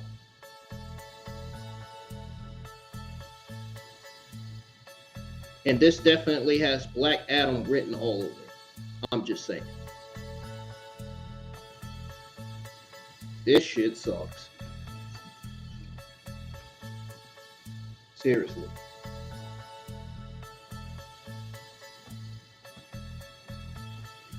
How can you fuck terrible creative decision like that? To have The Rock take Cody Rhodes' spot. How can they fuck up something like that? I generally just don't understand. How could they fuck something up like that?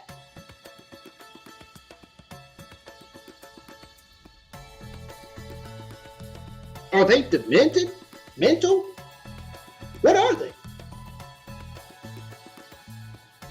And don't even bring Triple H into the fucking conversation, because Triple H has nothing to do with The Rock taking Cody Rhodes' spot. Triple H, he was in on Cody Rhodes being the one to dethrone Roman Reigns to become the new WWE Undisputed Universal Championship. Triple H would have loved to see that. He wanted Cody. He wanted Cody Rhodes to succeed. He wanted Cody Rhodes to have that spot. Of course, as I told you 40,000 times, Dwayne took that spot away from him.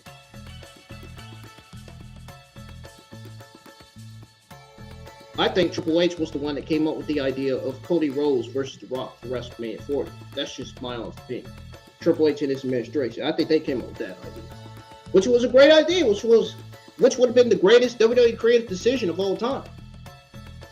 Having Cody Rhodes beat Roman Reigns at WrestleMania 40 to become the new WWE Undisputed Universal Champion. That would have been the greatest WWE decision of all fucking time. That's like long-term booking right there. I mean, no one usually JD says it, but you know, if it's coming from me, then that clearly right there should tell you that WWE needs to remove The Rock from that fucking spot. Needs to get him off of TV immediately. Get him off of TV.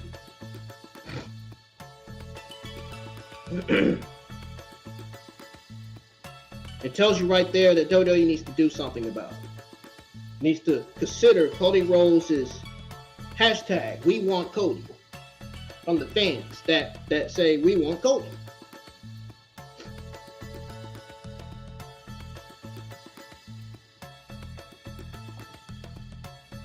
Let me go over the WWE locker room's reaction to The Rock taking Cody's spot. Now, this is where things get a little bit interesting. Now, this was according to a report by Fightful last week.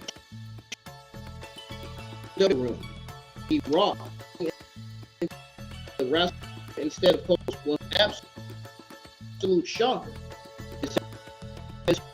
Taking one of obviously not WWE's pleasure, showing major support for Cody Rhodes. Cody Rhodes has my support. Shit. He was wrong. Any of it.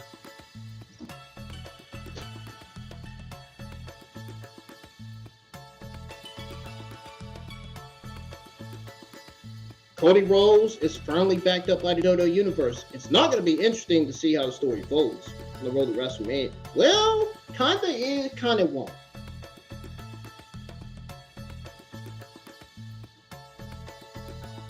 I think WWE absolutely should change their decision after this backlash from fans and put Cody Rhodes back in that spot.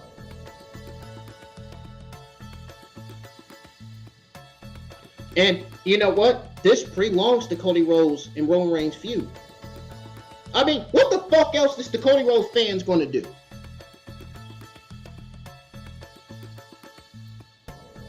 And if they wait another year, nobody's going to know jack shit.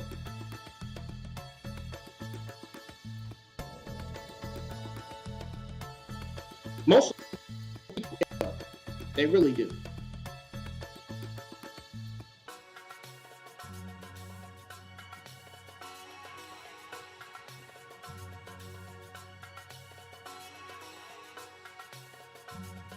I'd rather see Roman versus Cody again than The Rock versus Roman. I'm sorry. The Rock versus Roman should have happened last year.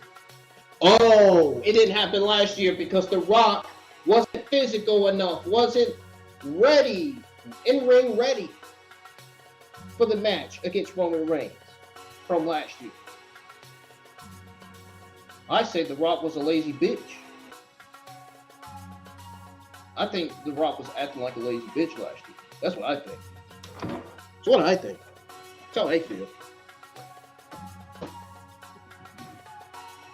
Rock didn't want to get his lazy. I'm not gonna say what Roman Reigns said to Samoa Joe, but back in the day, but The Rock didn't want to get his lazy tail up and didn't want to freaking have to travel and have to be there face to face with Roman Reigns last year.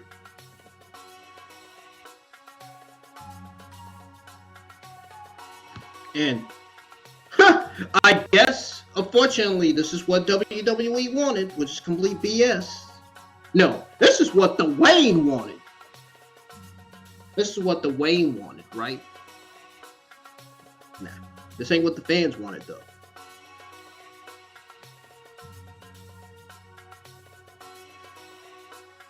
This is not what the fans at all. Definitely what I wanted. You could say I said I wanted The Rock versus Roman Reigns all you want to, but I did. The truth is I did. This is not what the fuck I want. Roman Reigns is my favorite. It's one of my favorite rated male talents of all time. Yes, The Rock is the greatest of all time, but there's no reason why he should be taking Cody Rhodes' spot. It makes no sense. Zero. None.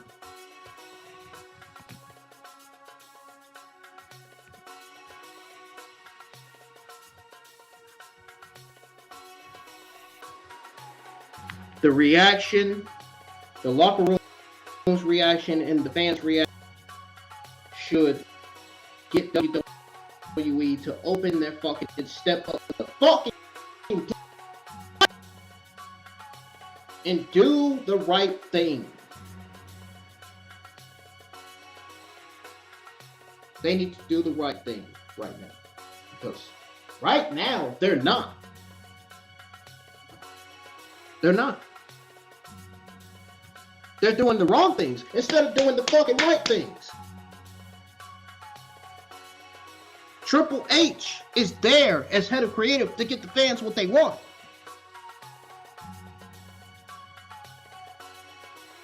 Not be some fucking lazy bitch like the Wayne Johnson specifically into the spot that Cody should be in to anger the fans. Wayne Johnson talking about I'm playing a long game. Yeah, sure you are. Sure thing. What a fucking complete idiot is Wayne Johnson, man. Talking about I'm playing a long game.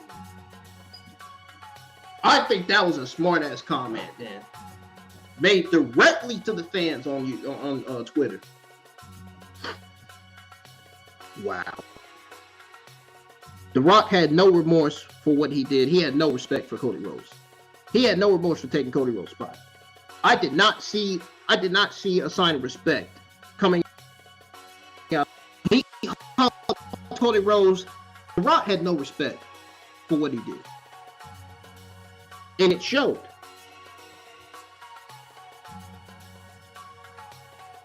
Him being in that TKO board of directors decision is a sign or position. Him being in that TKO board of directors position is a sign that he's going to do the same thing that Vince McMahon did in his role as executive chairman of the board. And that tells me right there, and that tells you, ladies and gentlemen, that The Rock is just like Vince. A lot like Vince. And I definitely seen signs of it. I've definitely seen signs of it as the months went by. All this news on The Rock and his acting bullshit, you know.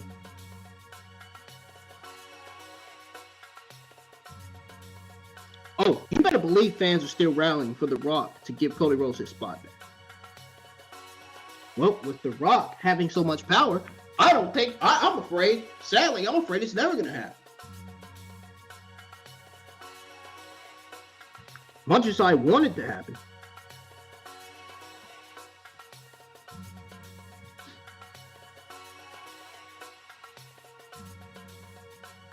Let's go over the news on the SmackDown viewership here.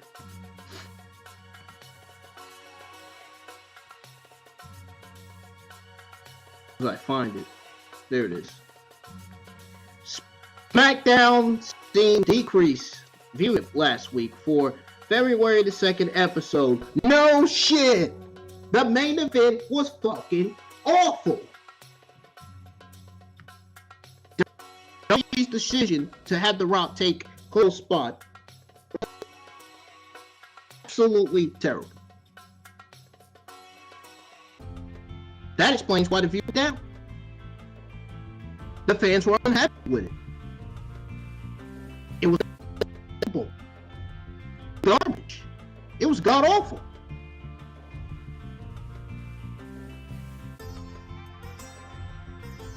Treated. This is how they get punched. They didn't deserve this. The Carter deserved to get put down like that. That, man.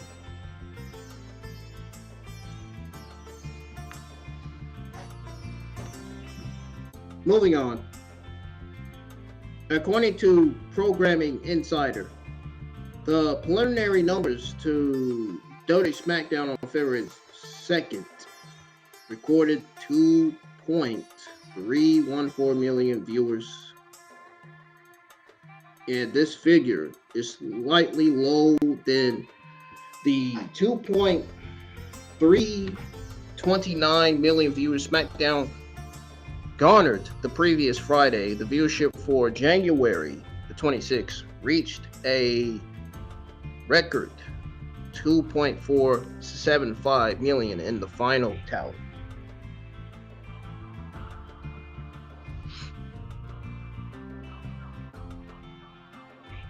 Last week's show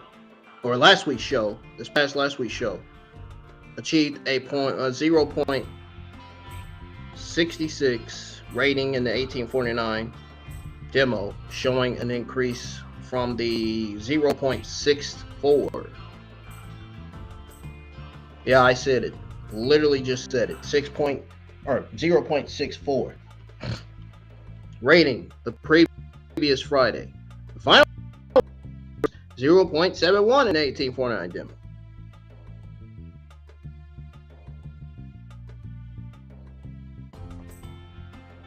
So that was the viewership for SmackDown last week. Now, let's go over the news on Jade Cargill's WWE status after 2024 Royal Rumble debut. Now, that is something interesting that I want to go over with y'all. And then we'll go over on the news, on more news on The Rock, and the news on attorney representing Vince McMahon's accuser, anticipating more alleged victims coming forward. And WWE editing out Cody Rhodes' sad reaction during the Rock segment after Backlash.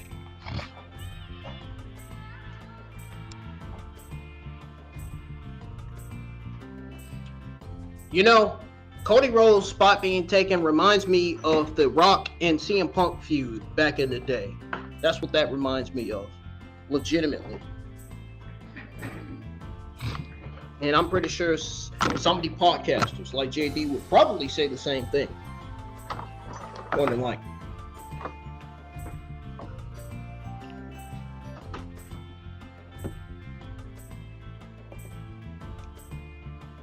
So Jade Cargill herself confirmed WWE status after 2024 Royal Rumble debut. So Cargill made her in-ring debut during the Women's Royal Rumble match, entering as the 28th.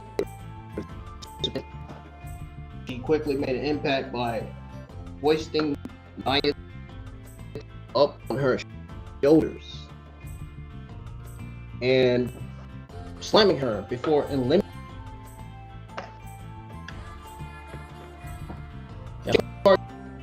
Made it all the way to the final. She was eliminated by Liv Morgan. Despite that, fans took notice of how incredible her performance was. However, they did not. She would be on from now on. Jake to her Instagram, if you follow the page at SmackDown, revealing that she is still a free agent and has decisions to make. Talk about a decision.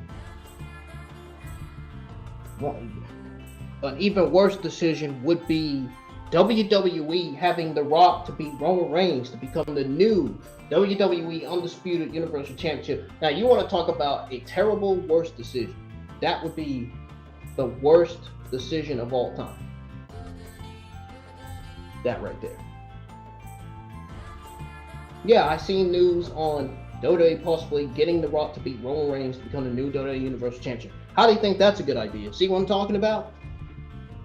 See when WWE drops the ball? When WWE drops the ball, that's when the fans start complaining. That's when the wrestling podcasters and journalists and all these other YouTube content creators, that's when they start shitting on WWE dropping the ball. On shit that they should know. On shit that they shouldn't be dropping the ball on. You know damn well that The Rock should not be beating Roman Reigns to become the new WWE Undisputed Universal Championship. It's created, it's stupid. Like, with that just makes me want to throw a fucking goddamn, it makes me want to throw a freaking laptop or a freaking big old brick out the window. Like seriously. But back to this news on Jade Cargill's WWE status. Jade Cargill took to her Instagram and uploaded a few photos back down this week, revealing that she's still a free agent and has decisions to make. Hottest free agent in WWE, so many choices. And quote from Jade Cargill. She also put the whole WWE Women's Division on notice following her Royal Rumble debut. Her Royal Rumble debut was a successful one. It remains to be seen how she will be booked in the coming months. Yeah, that's if they fucking book her and use her on TV.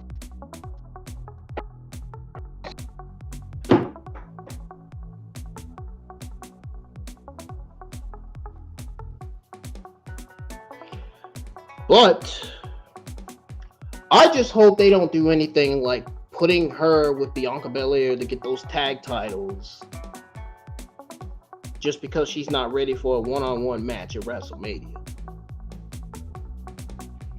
Now, the matches in AEW, they were all jobber for her to help her in-ring ability and all that shit, you know. People only generally look at her body and her muscles. And right now, honestly, if your ring skills ain't there, the body and muscles ain't going to help you. They're just not. They're just not.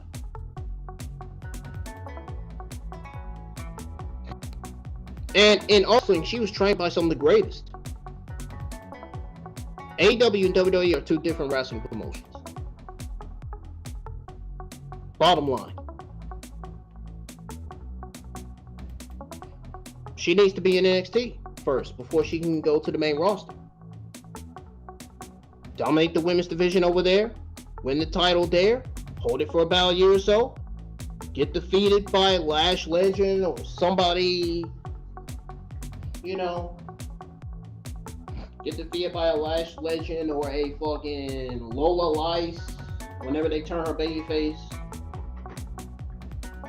And have her come back to the main roster with some good experience. Have her dominate the Raw or SmackDown Women's Division then. You know? She's in great shape. She is perfect. She's perfect for the NXT Women's roster.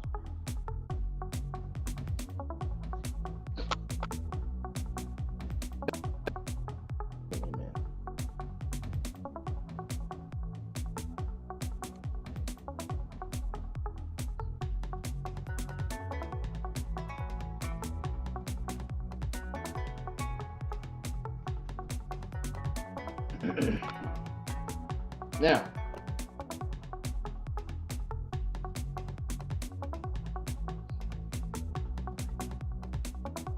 I think there's some more news on The Rock that I'm going to go over.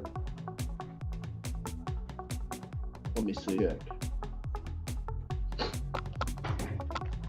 There has to be.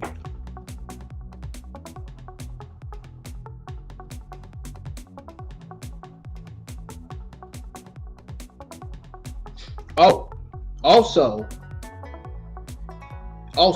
Saturday, which was yesterday, The Rock's Roman Reigns segment surpassed 500,000 dislike count.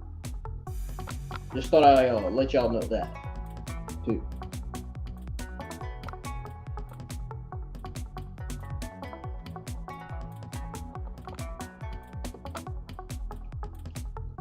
That's why I say it's time for WWE to start opening their eyes, man. No cap. Real talk. I'm being serious. Now let's go to the attorney representing Vince McMahon's accuser, anticipating more alleged victims to come forward. On a sick and sadistic Vince McMahon. Granted to News Nation that McMahon stepping away from WWE is not significant in hindsight. Justice is driven by her to cope with WWE and support others. She hopes that by supporting out and coming forward, it will empower and encourage others.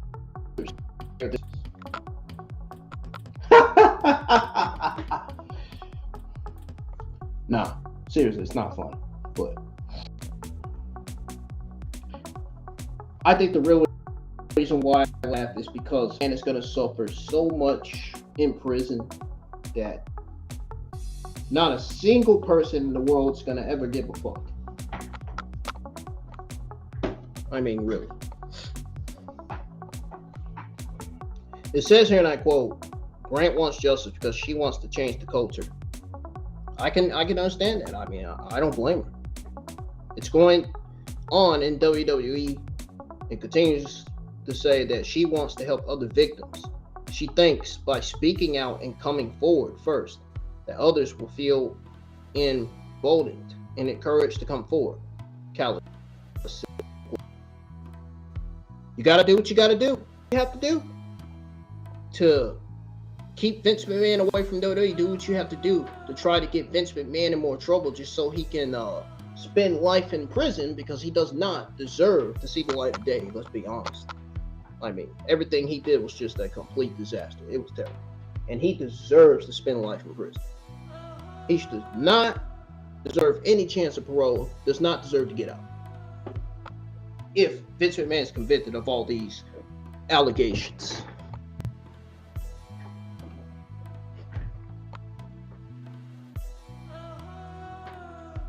The attorney hinted at the possibility of more victims coming forward due to the allegations in civil lawsuit against the individual parties. Grant's case has shed light on the issues with the wrestling industry, particularly the treatment of women, and is expected to have broader implications as it unfolds. It says, my office and my inbox have a barrage of people wanting to come forward to attest about this culture of corruption and also possible victims. We are just beginning now to wade through all this, but we're frankly overwhelmed. End quote. This is definitely from Grant. Now, question for everybody here in the live chat. How do you guys think Janelle Grant's lawsuit and the allegations against Vince McMahon will impact the wrestling industry and its treatment of women in the future? Let me know in the live chat, or let me know in the comments when the stream ends.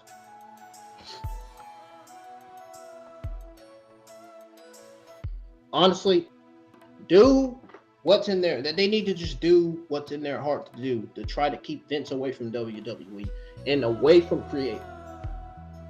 Anything to keep Vince out of power, honestly.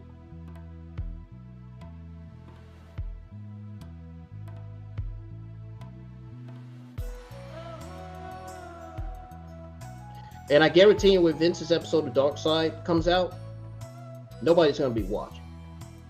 Nobody. Absolutely nobody. Because nobody gives a single shit about Vince McMahon, and neither do I. Nobody. Should be punished for his actions, though. Should be.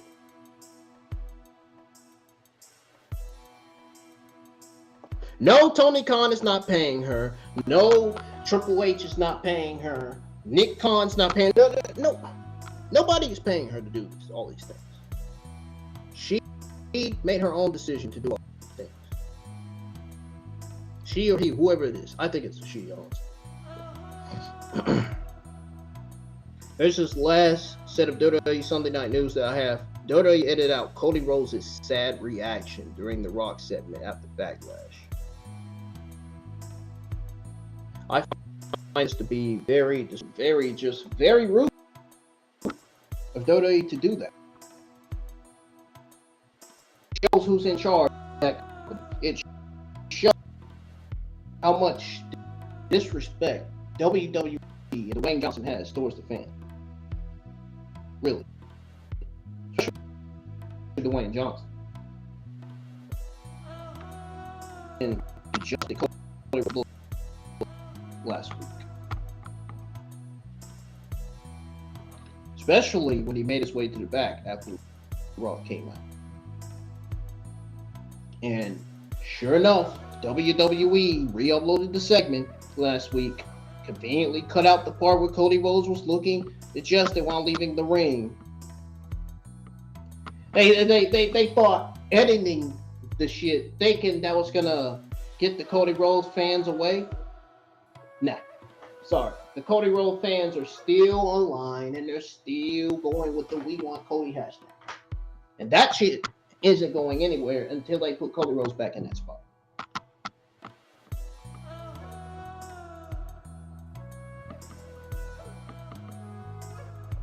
And naturally, quite a few fans noticed what WWE was trying to do as well. It says Ringside News. You know, Ringside News, I'm friends with those guys, so they're really good at what they do with the news. But especially exclusive news.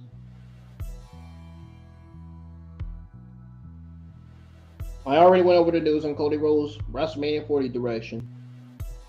The only reason why WWE is going with Cody Rhodes versus Seth Rollins is because Punk is out with injury. You guys realize that, right? This has nothing to do with Brock Lesnar, and this should have nothing to do with The Rock coming out. Actually, to an extent, it kind of does.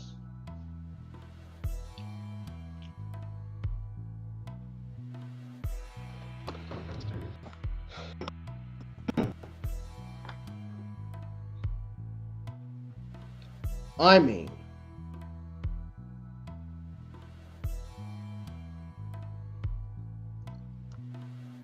what a fucking mess, man. Really.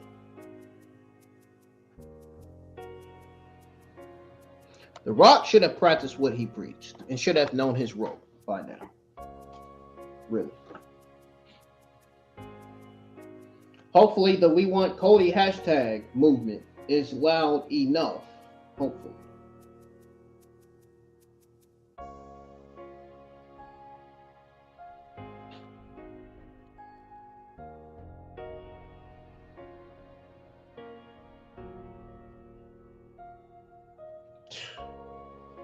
WWE has been on the road lately. They really have. Cody Rhodes versus Roman Reigns for WrestleMania 40 could have been the biggest mania in history. It's how sad that WWE turned us down that quickly. It just ruined by having The Rock come out and take Cody Rhodes' spot.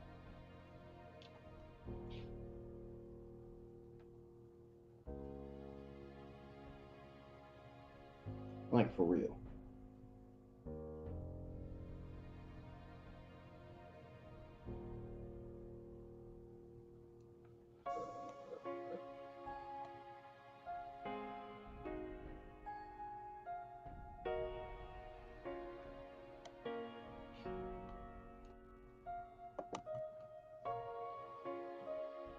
Folks, I do for your WWE Sunday night news.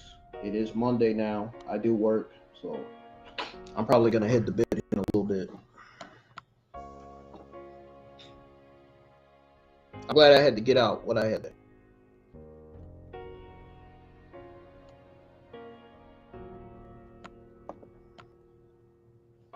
WWE has ruined Cody Rhodes' appointment. He was built for 2 years. They built him up for 2 years for this match against Roman Reigns for that Universal Championship. Now he has to wait again until next year, which is a bunch of bullshit. If anything, why didn't they just Roman? Why didn't they just book the Dwayne Johnson versus Roman for Elimination Chamber? Didn't JD mention something about that on his podcast? Oh no, but the geeks online want to complain and said, "Oh, but the Rock versus Roman not going to do anything." You don't know that until you see and find out for your fucking selves. Now, it was out that the Roman Reigns won't be advertised for Elimination Chamber. He's not advertised to appear.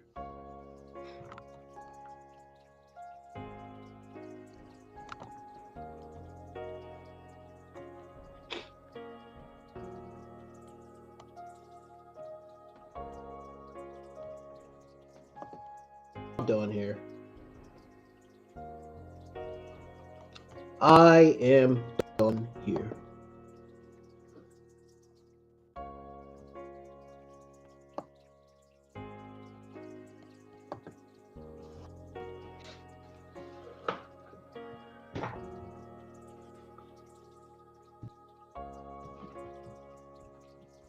There's some other stuff that I want to say that I probably should say right now.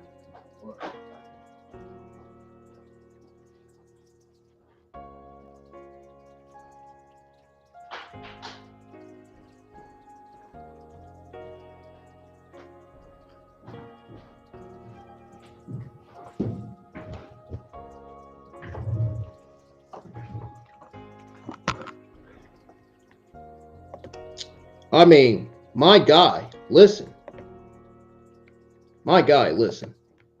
Everybody in the comments were right about what they said.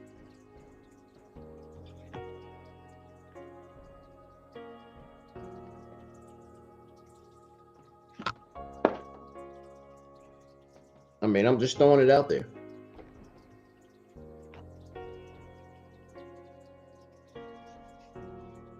But this comment that I circled here is unacceptable. Fucking-acceptable. People like this need to get a life. Seriously. Stop trying to get Cody Rhodes fans behind. Stop trying to get the Cody Rhodes fans to believe everything you say, because they're not. What was the point of this comment? What was the point of that? Really?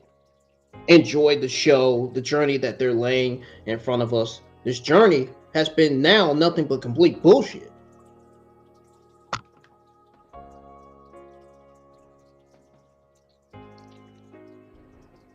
Oh, enjoy the show. Blah, blah, blah, blah, blah, blah, blah, blah.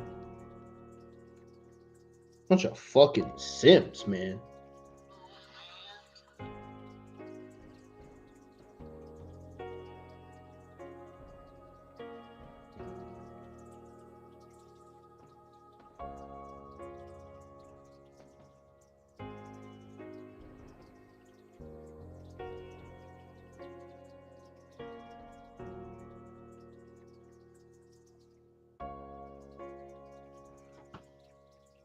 Point is, nobody wants to see Rock versus Roman. Get the fucking match off the damn card. WWE. Get it off the card. Nobody gives a single shit about the Rock versus Roman anymore. Get it off the card. The only match that people give a shit about is The Rock.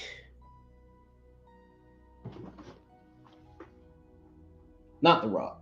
I'm just kidding. I'm just kidding. I'm messing with y'all.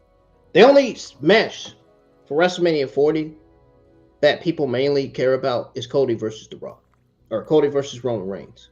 I keep saying The Rock. I'm tired of saying The Rock, man. Fuck The Rock, dude. The only match that people care about for WrestleMania 40, the only match that they mainly care about is Cody versus Roman Reigns for the WWE Undisputed Universal Championship. That's the only match they care about.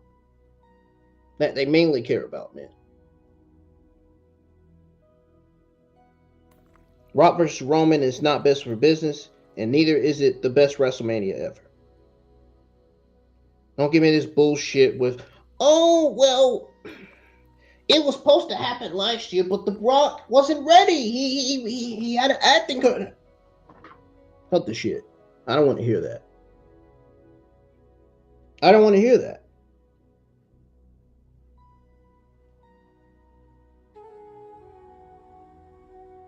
Wrestling fans were begging for The Rock versus Roman. The Cody Rhodes fans were begging for Cody versus Roman when that happened. When at the time when The Rock and Roman fans begged for Roman versus The Rock, Cody Rhodes fans were begging for Cody versus Roman. Newsflash, if you can't fucking do a long-term booking story, what's the point of you being in the fucking company? What's the point of you? What's the point of being head of creative? And I'm not referring to Triple H. No, I'm not when I say this.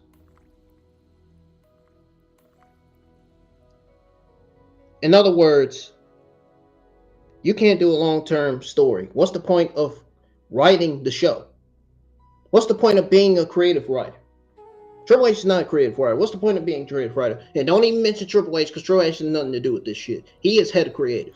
He's not a creative writer. What's the point of being a creative writer if you don't know how to book a long-term storyline or a long-term story? What it is.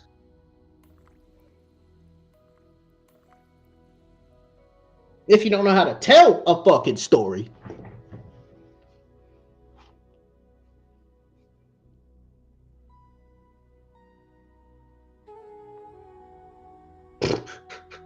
shit is BS, man. We want Cody. Exactly what we want. I'm fully supporting it. I'm fully supporting the hashtag. I don't give a fuck what negativity I get on social media.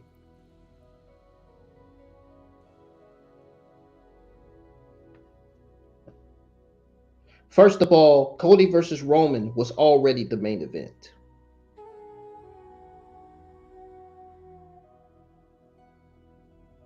It was already the main event for WrestleMania 40, in my honest opinion.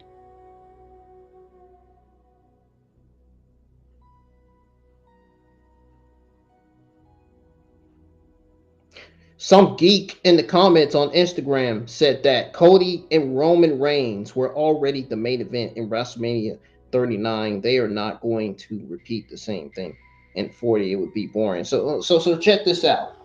Check this out.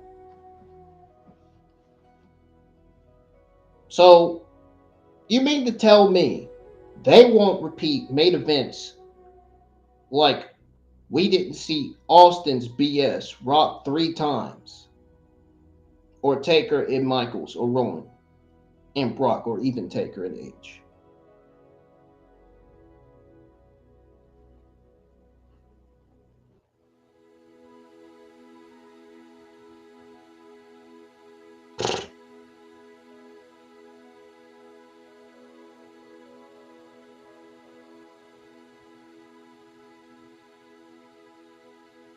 Cody is not stupid. Cody is not a mid-carder. He's a main eventer.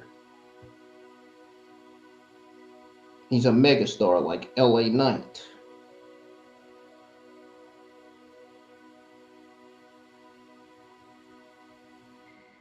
WWE is garbage for letting Dwayne Johnson take Cody Rhodes' spot.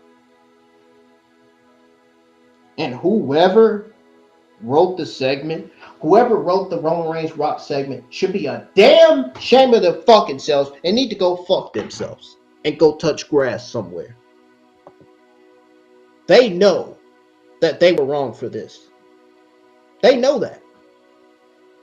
They go, but yet they go and write the fucking segment anyway. Like, oh, the fans are gonna like it. Like it was gonna be well received by the fans. Clearly, it was not well received by the fans because none of the fans liked it. None of the fans were happy with it.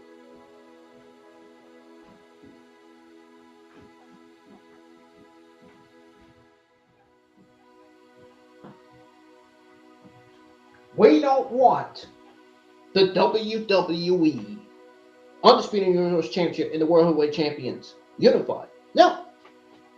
That ain't what we want. That's not what we want anymore. No. One title, one title should be on Raw, one title should be on SmackDown. Period. That's the point.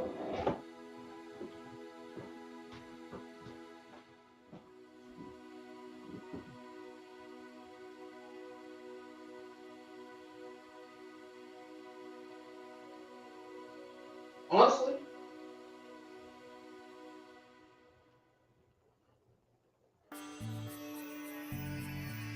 there's a lot of people in the wrestling community that don't understand why they want to come up with this idea of unifying titles. They have 2 world championships. What is the point?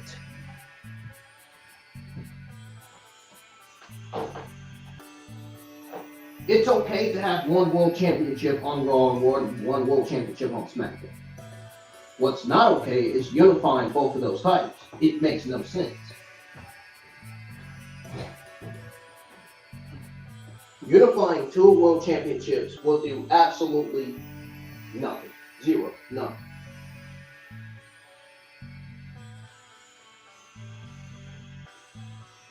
One full roster with 2 shows that are both 2 hours long and bring back 1 heavyweight Intercontinental and United States tag and do all the same for women's. It's not really that hard, man. It's not really that hard.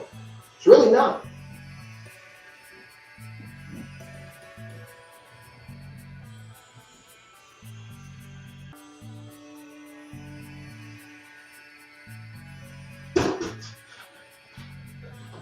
No one wants to unify 3 titles, bro. Or 2 titles, that matter. If they are going with the unification, they might as well throw the fucking Intercontinental Championship while they're at it. I mean, seriously. This shit sucks.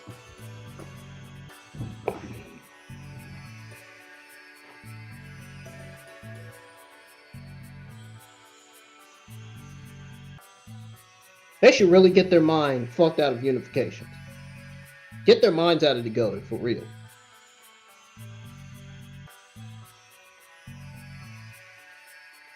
Oh.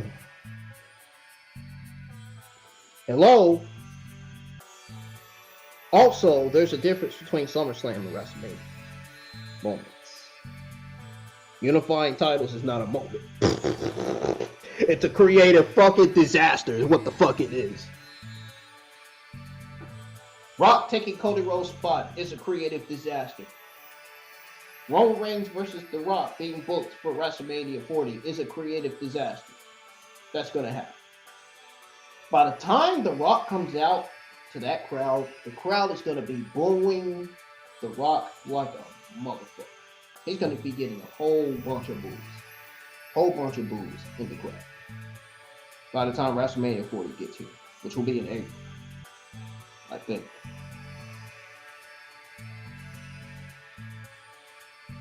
And you know what? The new titles from last year literally got introduced. You can't possibly come up with an idea of unifying them again. It's just stupid. It's a dumb move. Why?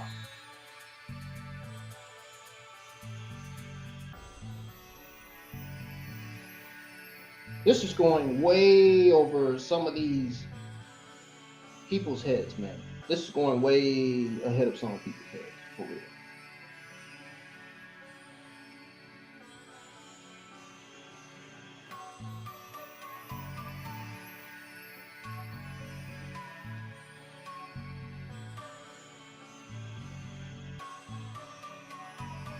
And you know what? It's people like that in the screenshot that believes anything on the fucking internet. And this goes to show what type of fucking wrestling fan this person is. Seriously. This person circled in a screenshot. And the post that was made by the person. His name is shown. His name is showing on the left side of the screen. His Instagram name.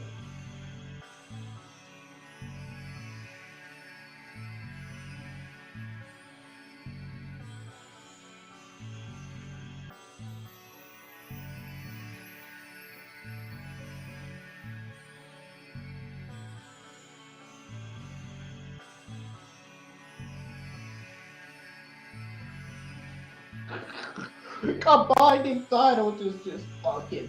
It's just. I said what I said, okay?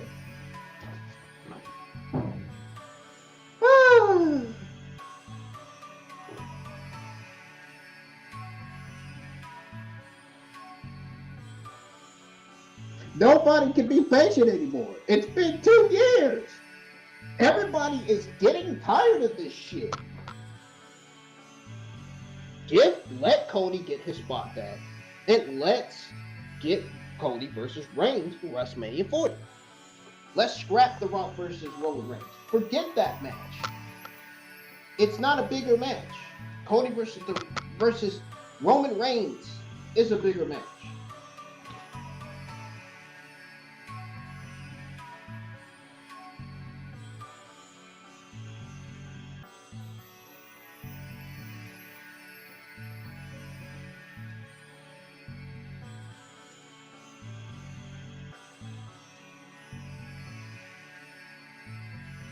Unifying the titles is a terrible idea. Period. Point blank. I'm over that. I'm done talking about it. I don't want to talk about it anymore.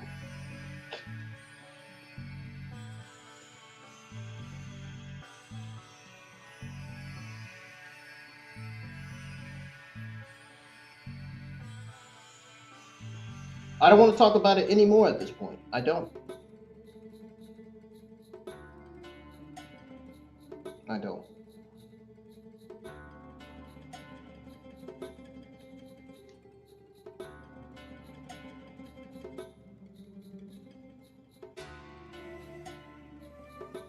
The Rock needs to be held accountable. Triple H doesn't. Triple H doesn't deserve this shit. I think it's The Rock that needs to be held accountable. That's how I feel about it.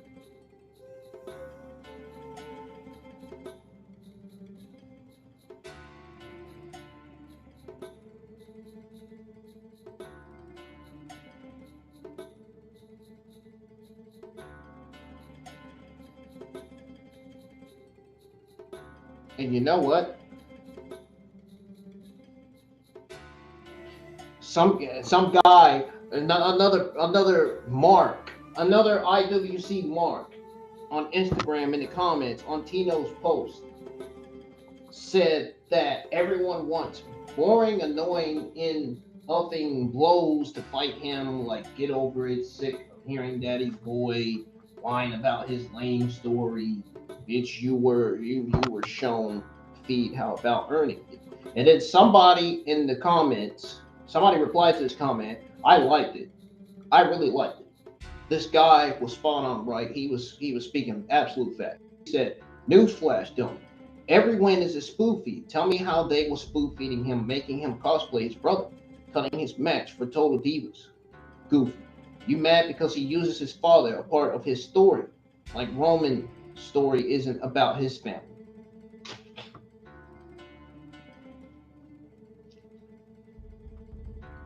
Absolute facts. I like that comment. That should be comment of the fucking year right there.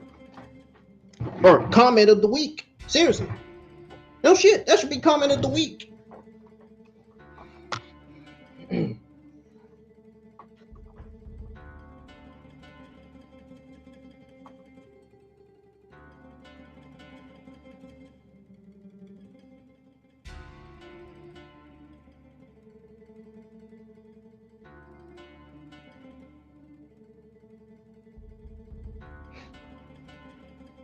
But Folks, I'm done. I'm getting out of here.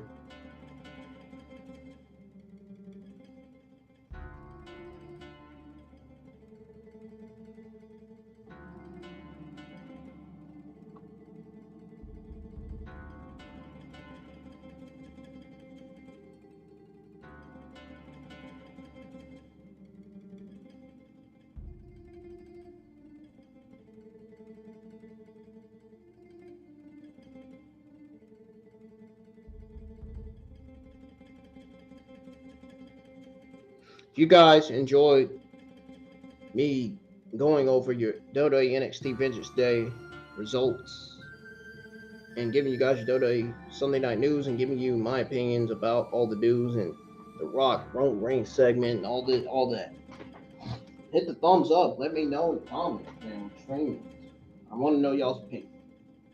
I want to know if you guys agree with me when I say the Rock versus Roman for WrestleMania 40 is the worst creative decision ever. He took Cody Rhodes' spot. The better match should be Cody versus the Roman Reigns for the WWE Undisputed Universal Championship.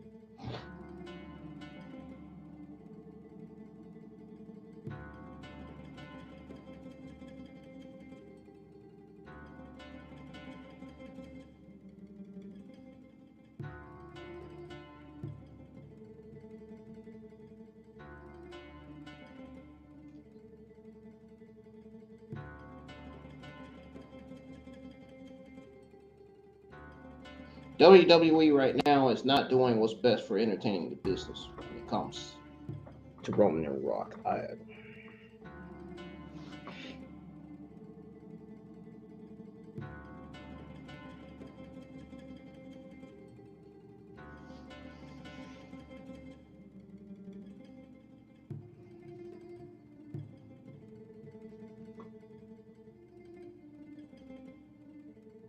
And nobody, and God no, nobody wants to see a triple threat match for the WWE Undisputed Championship. Nobody wants to see Cody versus Rock versus Roman. No. You might as well get that out of your heads because nobody's not going to want to see that. You can play that on the video game. You can play that on WWE 2K23, 2K24, but it's not going to happen on real television in real life. So get it out of your heads. You know that would be a creative disaster too. That would be a dumb decision too.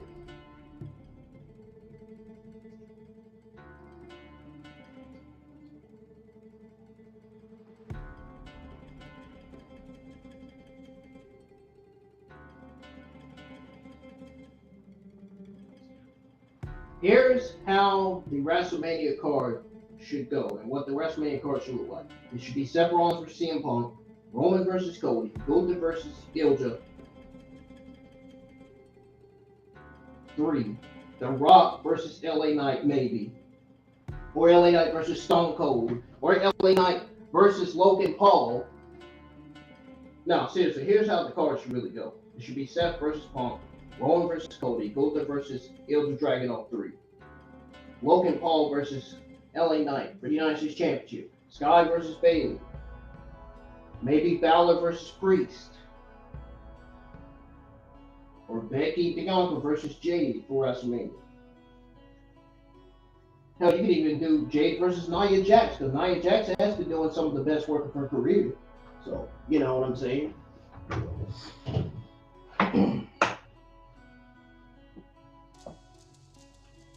These matches that are laid out and booked on paper are already good matches. You know what I'm saying? The Rock doesn't need any wins. The Rock does not need any wins at all. If you want to do The Rock versus Roman, have Roman retain over The Rock. Not have The Rock beat Roman Reigns to become the new WWE Undisputed Universal Championship. Then you're doing yourself no favors. You are making it worse and worse at that point.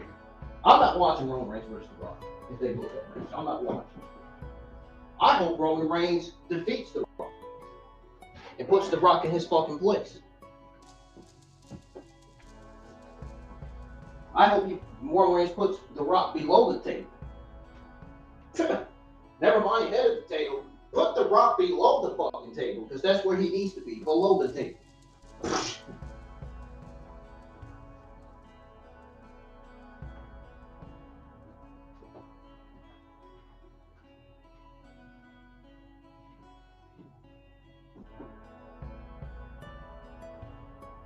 And let's be honest, even though I'm a CM Punk fan, CM Punk did nothing to earn a title shot against Seth Rollins. I'm just going to throw that out there right now. His injury is serious, but he has not done nothing to earn a title shot against Seth Rollins. And that's probably one of the reasons why they booked Cody versus Seth Rollins.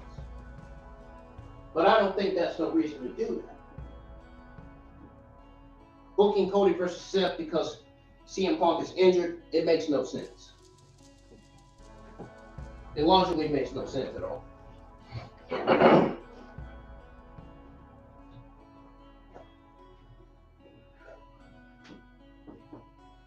I would have booked Seth Rollins versus Drew McIntyre for the WWE World Heavyweight Championship. At least Drew McIntyre is a heel.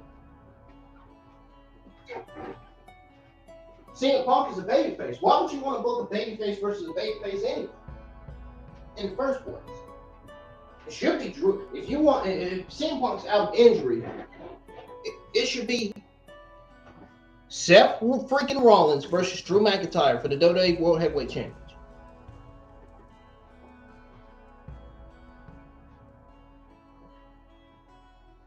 Why does it have to be Seth Rollins versus Cody? See what I'm saying? See how that doesn't make sense? It makes sense to go with Seth versus Drew. What I'm saying.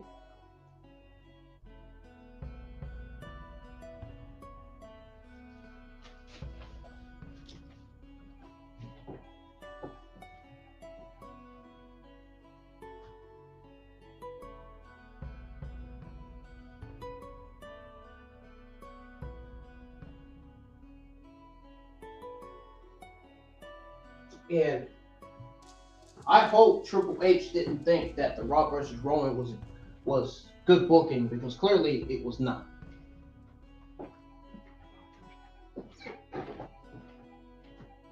And I hope this match does not happen.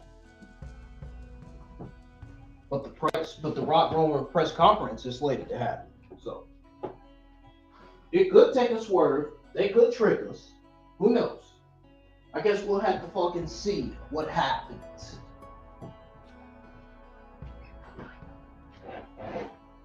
The Rock has power in WWE now. But Ariel Helwani is over The Rock. He's the real boss. He's the boss of The Rock, Nick Khan, Triple H, and Creed. Ariel Helwani is. He's the ultimate boss of everything in WWE. So, if The Rock even thinks about doing something wrong, you know Ariel Helwani's going to get rid of him right away. The Rock will be gone before you know it if he does something really wrong. If he gains too much power.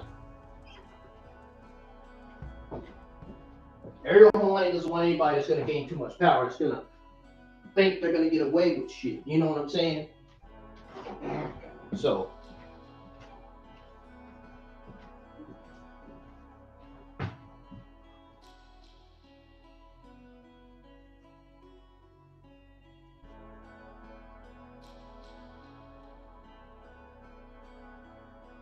you know,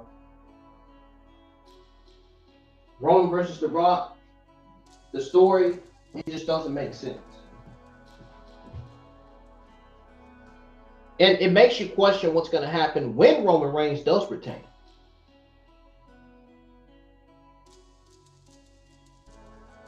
Roman Reigns does not need another year as champion. It's time for his reign to end. It's time for Cody Rhodes to. It's time to hand it. It's time to have Roman Reigns drop the title to megastar that's going to be an actual fighting champion, which I think, in my opinion, is Cody Rhodes.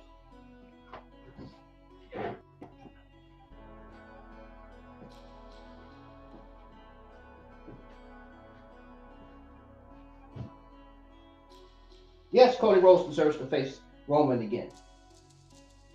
No, The Rock doesn't deserve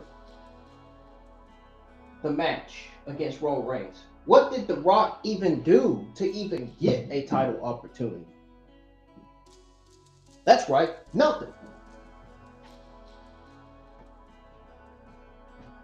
Same with CM Punk. What did CM Punk do to get a World Heavyweight Championship opportunity? Absolutely nothing. Even though it'd be a good match, CM Punk did nothing to earn a title shot, though. That's the point I'm trying to make.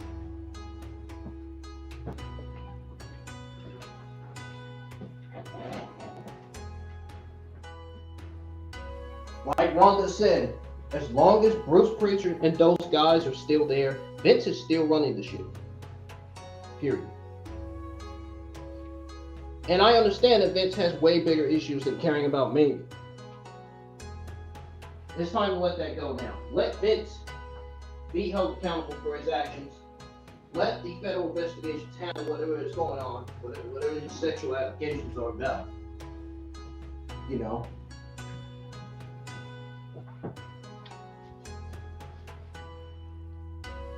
And for The Rock to be 50 years old, he sucks. He would suck in the ring his age right now. That's why I'm saying The Rock versus Roman should not happen.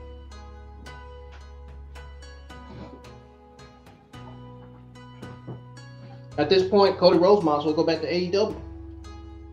WWE already treating him like shit. He was built up for 2 years for this match against Roman Reigns, and now they're already treating him like shit.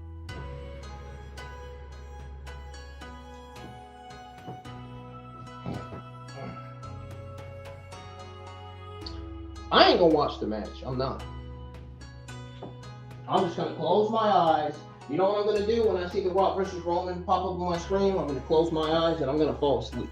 That's exactly what I'm doing. That's exactly what I'm doing. Falling asleep. Falling asleep like the match never happened.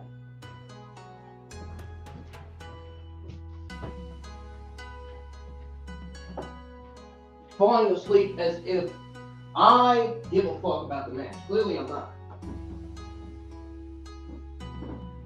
But thank y'all for tuning in. Thank y'all for being here. I appreciate y'all listening to me give you your WWE NXT Vengeance Day results and your WWE Sunday Midnight News. I'm getting the heck out of here. I hope y'all enjoyed. I hope you guys enjoyed the new week.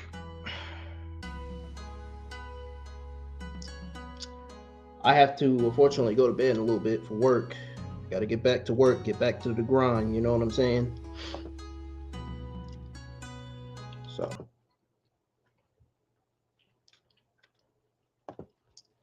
I don't know why I highlighted that, why I pushed that button. And I appreciate it. Shout outs to Gatto ASMR Exposed for agreeing with what I said on the stream yesterday. I really appreciate it.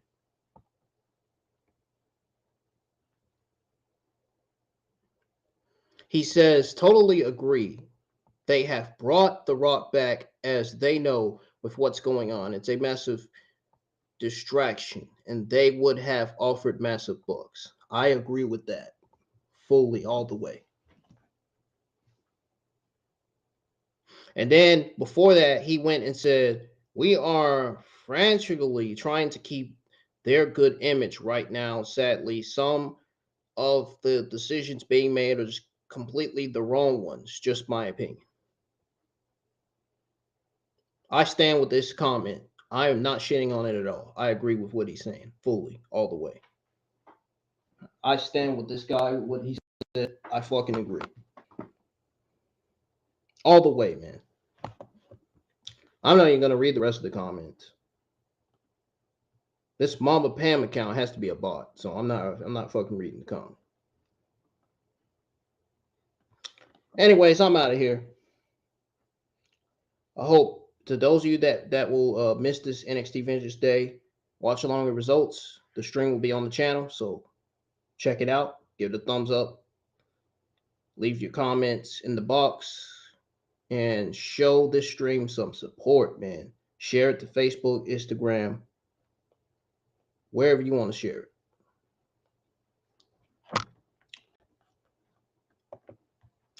I'm done talking for real this time.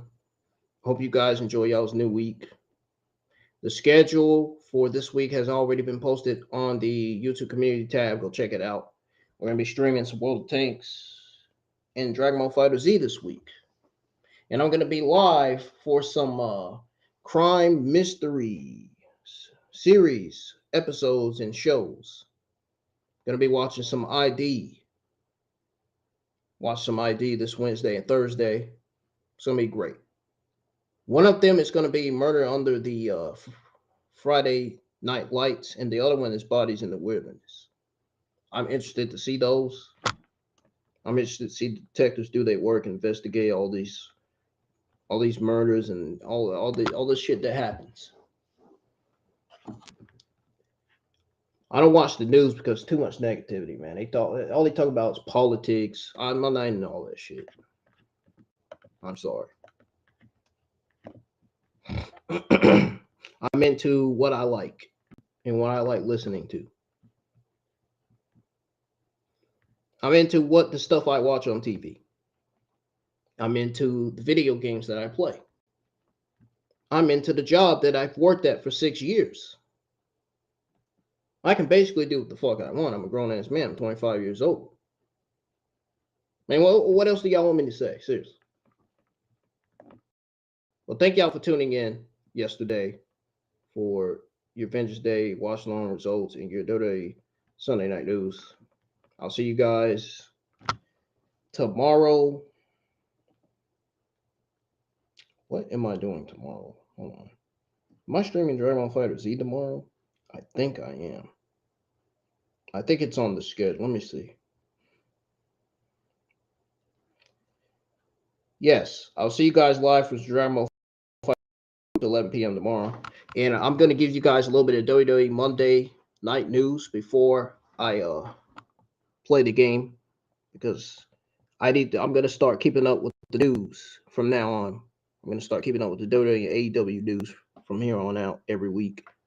So that way I can keep you guys up to date with what's going on in the world of professional wrestling, because I don't know myself, man. All this news and information that I gave out from yesterday was very important for you guys to listen to, for you to hear. Oh, and I'm also streaming Ultimate Marvel versus Capcom 3. I'm not doing any online battles on there. I'm just going to do some training on there. I will be doing some online battles on there eventually. And on Gran Turismo 7, I'm going to let Gran Turismo 7 finish downloading. By the time I come home, it should be done. I may end up changing my mind Saturday. I may end up streaming Gran Turismo 7 online, doing some online battles on there. Or online races, should I say, on there. Because I play Gran Turismo Sports, I know how to play the game. I know how to drive the car.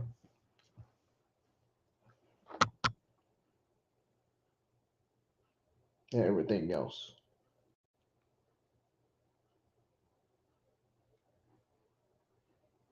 But anyways, y'all enjoy y'all's Monday, and I'll see you guys live for some more Dragon Ball Fighter Z content here on the IWN YouTube channel. And I will be posting all of your Monday afternoon news probably when I come back home from work, and then I'll give you your Monday night news, your WWE Monday night news a little after I give you guys your WWE Monday afternoon news. I'm going to start keeping you guys up to date from here on out. Peace. I'm going to get some sleep, and I will have a good day at work. I will definitely have a good day at work. I'm going to enjoy it. I'm going to enjoy it the best way I can. It's probably going to be, I don't think it's going to be too busy. I'm hoping it kind of doesn't. I'm hoping it does, and I'm hoping it doesn't at the same time. I'll have enough energy to last till I'm ready, until I get home from work. That's why I be going to McDonald's, getting them frappes and coffees, man, to keep myself going. You know what I'm saying? That keeps me going. It doesn't keep me. It doesn't keep me sleepy. It keeps me going, and it really does. Yeah, McDonald's food keeps me fucking going.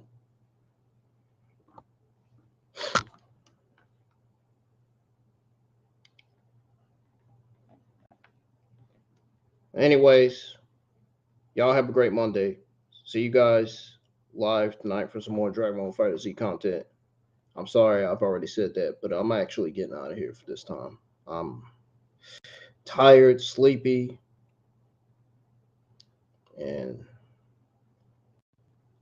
I'm ready for work. I'm going to be ready for work by the time I get up. By the time next year gets here, it'll be 7 years that I've worked with KFC. I'll still be here. I'll still be working there. Be working there for a long time. So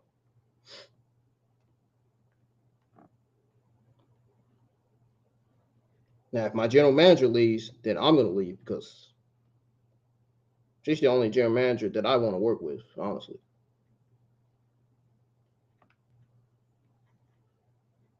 People I work with, and people I really like to work with start leaving, quitting, I'm going to quit. I'm going to leave. Because I don't want to be there with people that just ain't going to help me. You know what I'm saying? I don't want to be there with people that's not going to help me. You know what I'm saying? People that don't know that I'm autistic and shit and not going to help me out. No, I ain't.